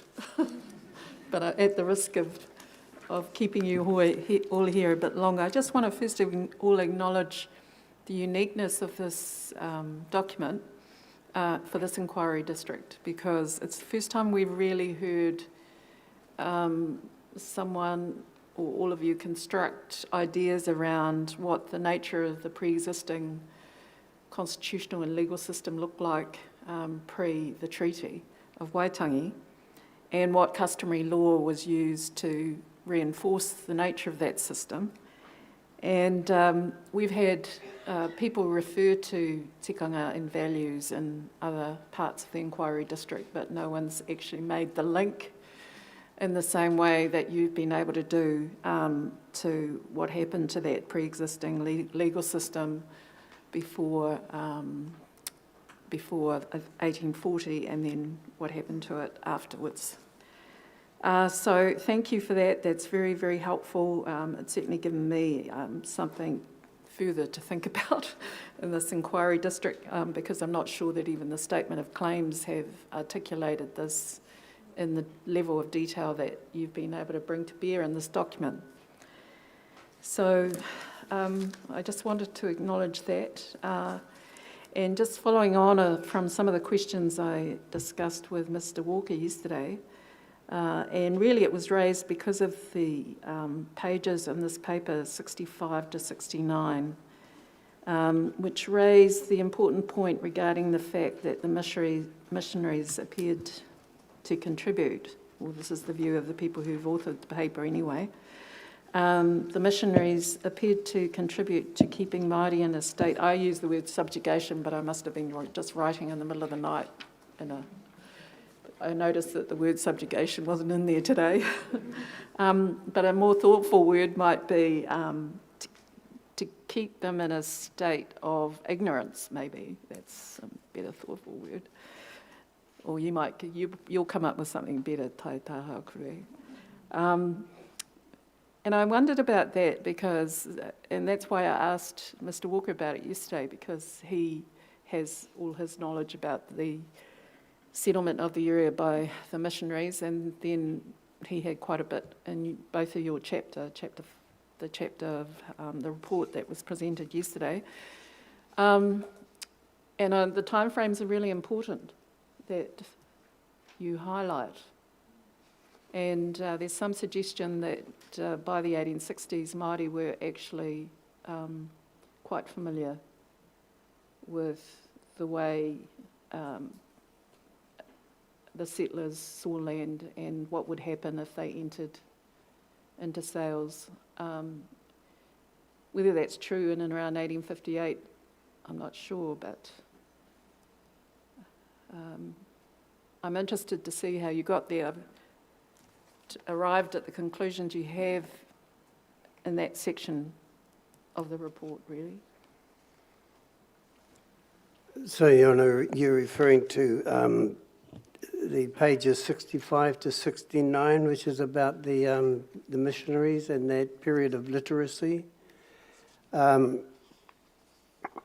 I think what the missionaries were trying to do was to keep the mind unpolluted by secular matters.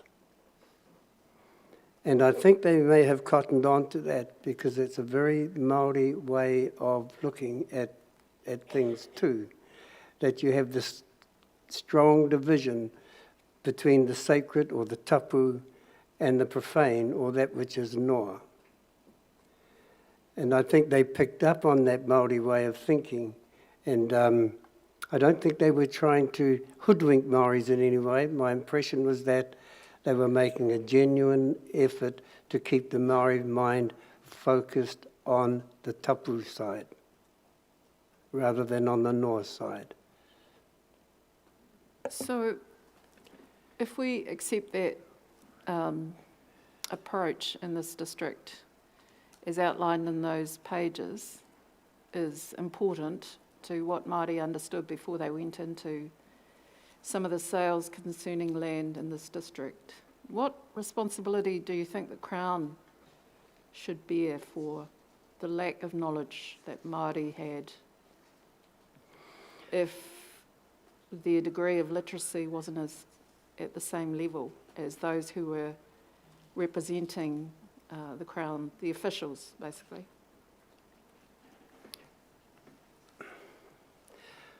I think the big problem that we had with the Crown and its purchases was that the first thing the government had to do was to determine who were the owners of the land.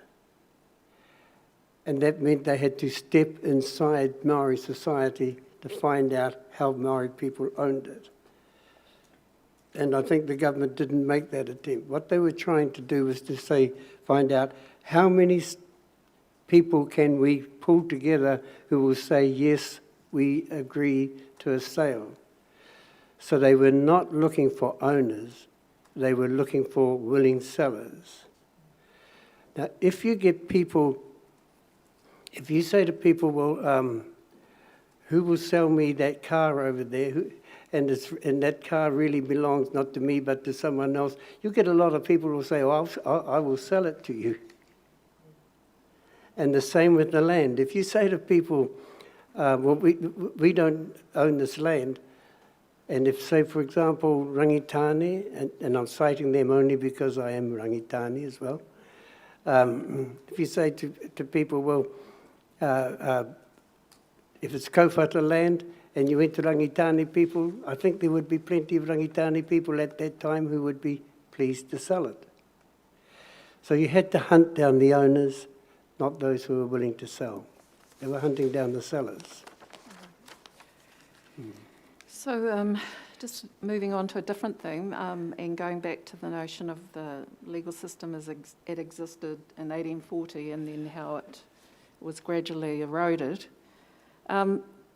How do you say the Treaty of Waitangi guaranteed the continuation and protection of that legal system in tikanga Māori, if you accepted all of it?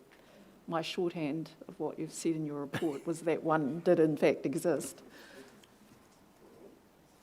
Sorry, could you just repeat that question again? So how do you consider the Treaty of Waitangi guaranteed the continuation and protection of the pre-existing legal system, the Māori constitutional and political legal system? Oh, I see, yeah. And the tikanga associated with it? Yeah. In a word, the protection that was given to rangatiratanga. With rangatiratanga comes everything that belongs to Māoridom. It's not just a political authority to lead. When you protect rangatiratanga, you protect the language, you protect the culture, you protect the traditions, what you're guaranteeing to Maori through that term rangatiratanga is that your way of life will continue. Thank you. Now to another theme. The term migrants is used, for example, at page 32, paragraph 1, 2, 3. And in that particular paragraph, you're discussing the year events of 1835. But by then, Ngāti Raukawa with Te Whatanui had been in the district a full 5 years. So I'm interested why the term migrant is used and ahi ka is used for the Where do you see that? for the kura haupo and other iwi that were here.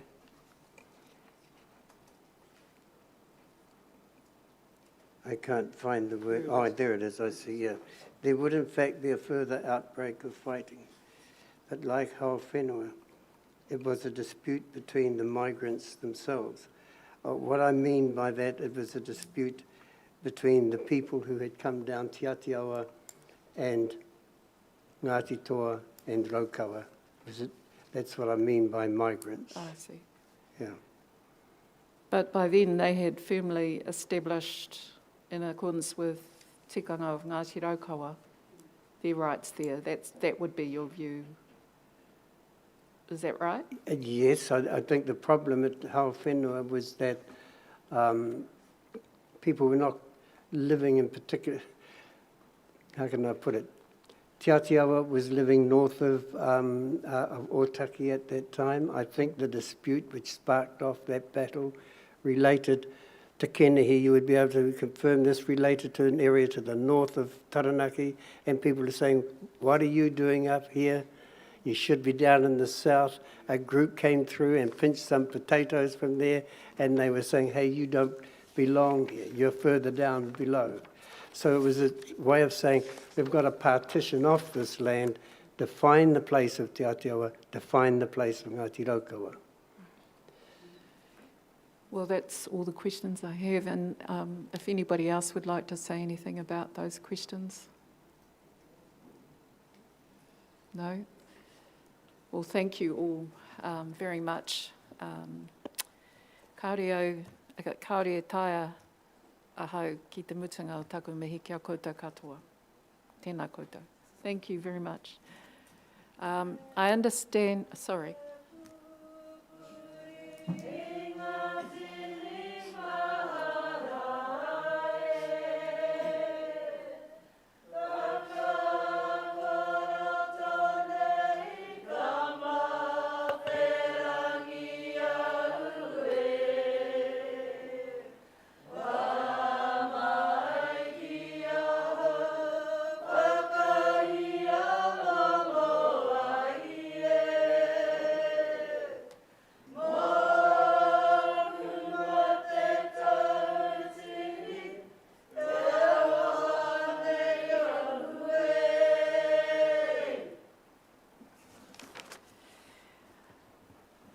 I saw Ms. Cole, you would like to say something? I was going to ask Mum what the opportunity would be, or if there was to be an opportunity for the Crown to ask any questions of this report.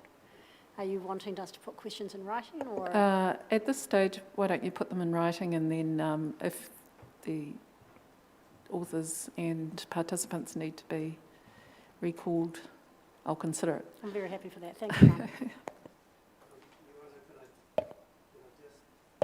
Just come in on that. If Your Honour is looking to put a timetable on it, could you bear in mind that we are preparing some material to be put in at the end of October, and to answer questions before the end of October would be very difficult for us. Yes, I will keep that in mind. That brings us to the end of your contribution. Thank you very much. But there is the one matter about the questions the panel and the Crown had about your report that you co-authored with Piripi Walker. Shall we deal with that now, Yep. or would you rather it be dealt with? No, happy to deal with that now. All right.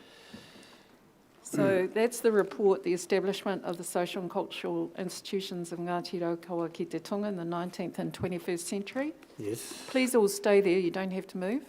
This concerns you. Piripi was here doing this by himself, so I'm sure he'd love to know that you're all here listening to these answers.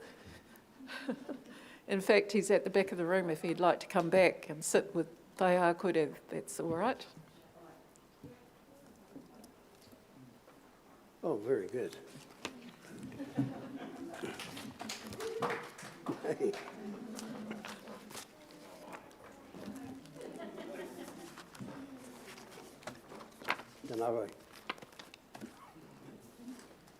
Good. So I understand Ms Cole was the only one who had questions for Tai Hākore, Tai Hākore. And I haven't actually brought the report with me today. I'm sorry. I see. I got the impression from what was said yesterday that he was going to be able to answer the questions when he presents in hearing week 7 or something, I think Ms Hall told me. So I'm sorry I didn't bring my report back with me. All right, well, maybe But you could the other option is to put them in writing. put 'cause them it in was 2 writing. questions. Yes, I no, think that's that fine. would be easier. Yep, no, good as gold. Are Thank they you. not major No, points of... no. All right, Dr Monty?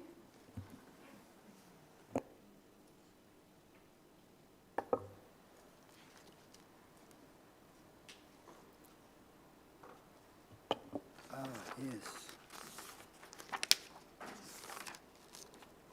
Yes, you.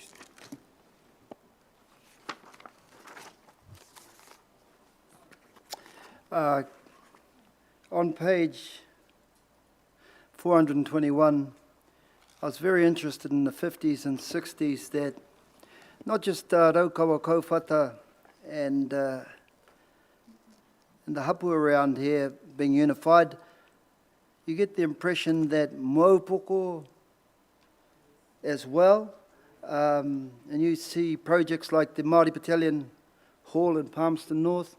You had this real unity happening in the 50s and 60s. So I'm guessing that the perceived divisions that exist now have got a lot to do with this process.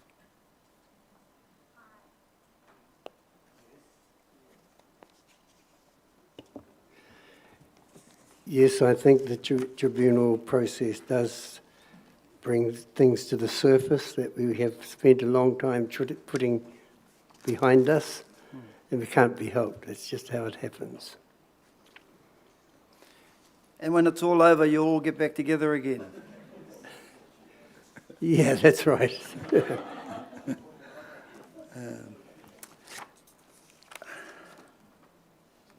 I can't quite find it, Tai Hākore, but you wrote in here, I think it was you that wrote in here about the council, the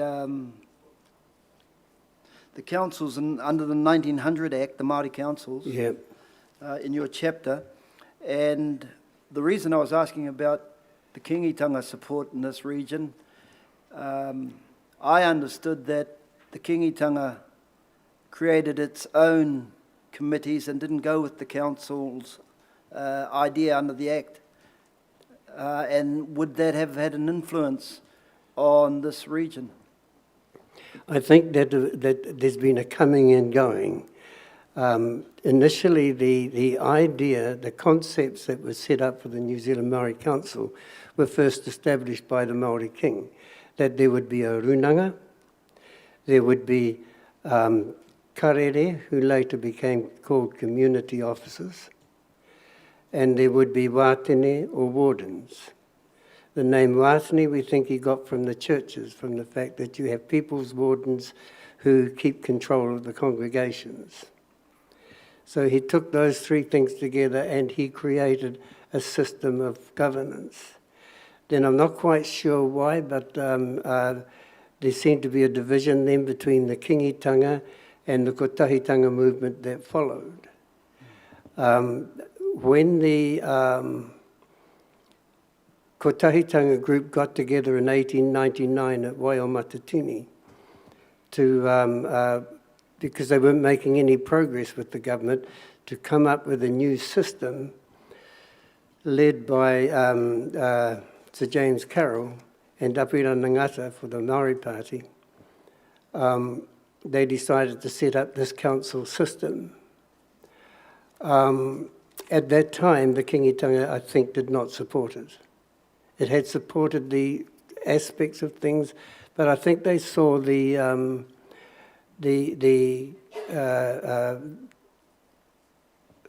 can I say it? Well, frankly, I think they saw it as a sellout on the position, the stronger position that the Kingitanga had taken. But I think and there was also a very strong East Coast to lead, and I don't think that the Kingitanga was entirely happy about that. So there was a lot of politics going on. But I think things changed later on, and the Kingitanga came in support of the council subsequently.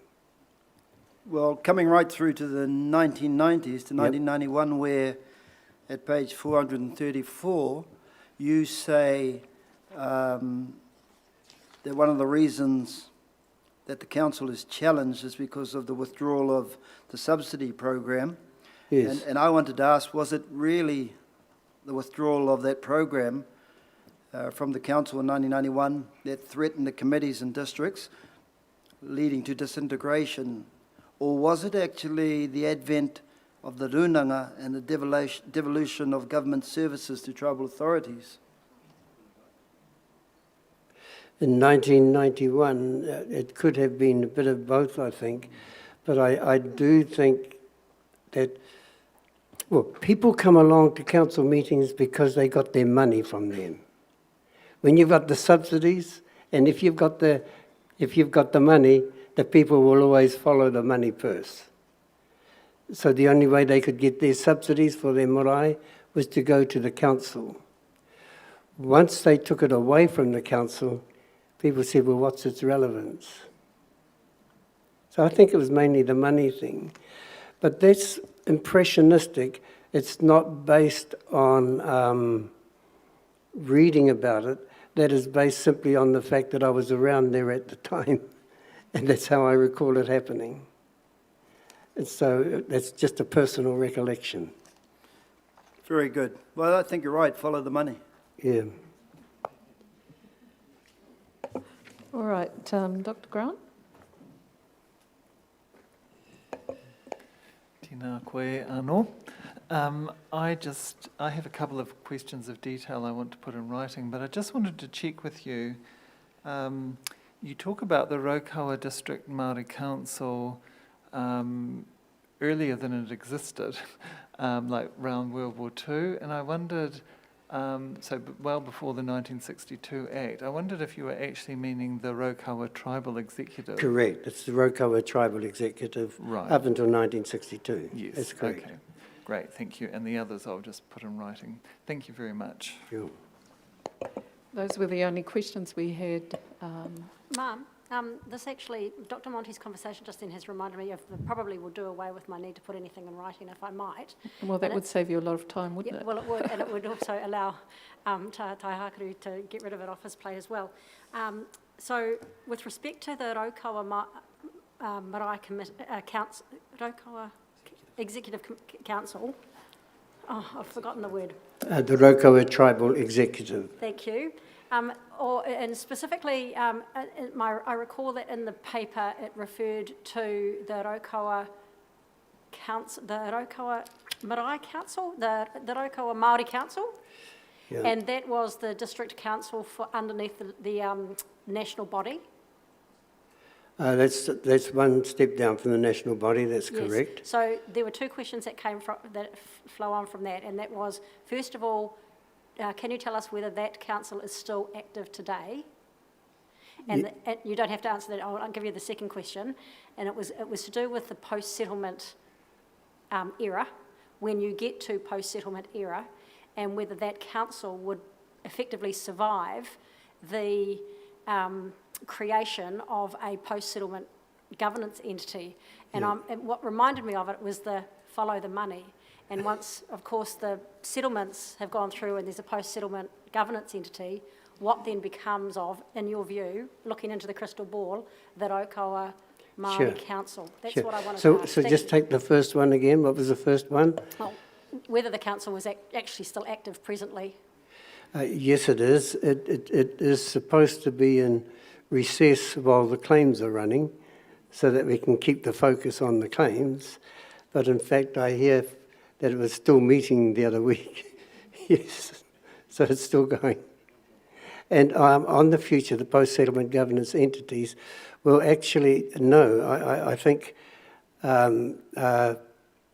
what got the council back up and running was, rightly or wrongly, a view, I think, that the post-governance settlement entities are very largely focused on managing an asset. And that means it's the people who wear white shirts and black suits and ties and carry briefcases who are managing the tribe. And the district council concept has always been that the power grows from the bottom, not from the top. In Maori society, the most basic and most important unit is the marae, the hapu, at the base. The Maori council system had always been based upon Maori committees at the baseline as being the starting point. So our election system begins with elections at the very bottom. With the development of the post-settlement governance entities, the Maori Council pulled back a great deal and you didn't hear much of them. Then there was this growing concern that the commercial interests were taking priority over issues like oranga tamariki or whatever it might be, all of those sorts of issues, the social issues. And the New Zealand Maori Council doesn't focus on the commercial side. It's about strengthening the hapu at the very base. So it's a different approach. We don't see ourselves as being in competition with iwi leaders. We see ourselves as working in a different area, and that's in the social interest area. That is very useful, thank you. Can I just expand on that and just ask you this final thing, and that would be Sure. the support of the people, the tangata whenua, for that dual approach to dealing with different issues. So the PSGE is dealing with the commercial aspects and the council's continuing on to deal with and represent the people when it comes to the social issues. So is there support for that on the ground? We have 16 districts. We had at the last election over 1,000 people who participated in the elections. And that's about the size of the constituency. It's certainly not as large as it used to be. And we are at the moment, we do still tend to have more things happening at the top than are happening at the bottom. But our budget, the grant from the Crown is only 180,000 per annum. And so we exist almost entirely on voluntary effort. Our dream, if you like, our vision, is that we would be responsible for reviving the Maori social workers, what they used to call the community officers, the karere, and we want to see for every marae our own social workers. We want to have an army of social workers that would be back in there to look after our own children. Now that's how the council is seeing itself going forward. So there's not much money there. You do not get a great deal of support. But if we can pull it off with government to get that support, not for the council, but out to the social workers at the very base, so that our people are looking after their own families, then I think we will see the council get re-strengthened. But re-strengthening council is not actually the main purpose. The main purpose is to get funding out to the marae at the base so they can use their own social workers. Thank you, sir. Thank you, ma'am. E kupu whakamutunga, ka tai ka hotu te rākau ki a koutou, e whakakapu i tō tātou hui, me te karakia ki tō tātou atua. Tika tonu te kōrua tānia, I ahu mai koutou i tēnei ata, i rongo mātou te wairua o koutou tīpuna. Pēra i a Pirepi i tai nehi nei, i tai mai e me tōna reo Māori, ngā mihi ki a koutou. E kau e nei, wēnā ki roto i tēnei whare, ahoko te āhua, mihi atu ki te papatonga rerewa, nā rātou i whakawātea mai tēnei wāhi. Hei te marama o Noema, ka hui anō tātou ki runga marae. Koira te kōrero. Engari, tēnei wiki, ko te kaupapa, i te timatanga o te wiki, ko te tai ao. I runga mātou, i ngā kōrero, me ngā pūrongo, a ngā tōhunga tai ao. Me hatu ki a rātou, me ngā roia, i whiu pātai ki a rātou.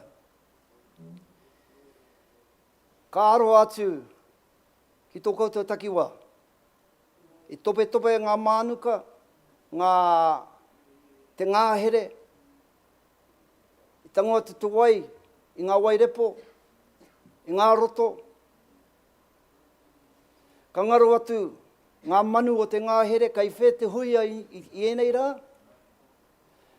E kore a tātou mokopuna e kai i te kereru, i te kāka, ka re rātou i rongo i te reo reka o te tui me te korimako.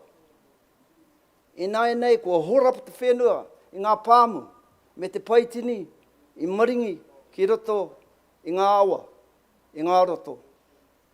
Te aro atu ki te whenua, ka rongo mātou i te tangi a te iwi mō tō koutou ukaipo a papatuanuku. Ka rea kore, ka tautoko mātou, ngā Māori i rungi te Tribunera, i tērā whakaaro. Weno, kei te mihi atu ki te krauna, i noho rātou ki konei, te āta whakarongo, a ki ngā auetanga, ki ngā mamaitanga, kai roto i te henengaro a tēnā,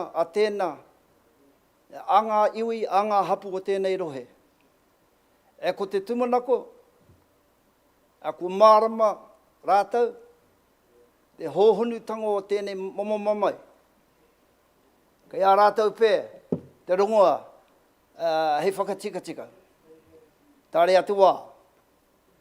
Engari, tēnei wā, mai a mātou, te rōpu whakamani te triti. Nei rā te mihi, ki a koutou, koutou anō e whakarongo mai nā i wāhi kē. Tēnā koutou, tēnā tātou katoa. I am going to do your waiata. Kua huri taku tira ki te wā kāinga, ki te papa i mahue ake aku tūpuna, kua riro atu ki te pō uri, ki te pō tango, ki a hine nui i te pō.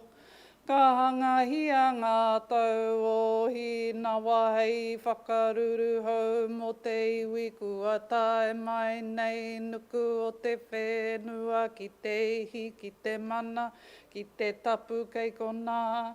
Kei miringa te kakara no tua whakarere no aku tūpuna mai.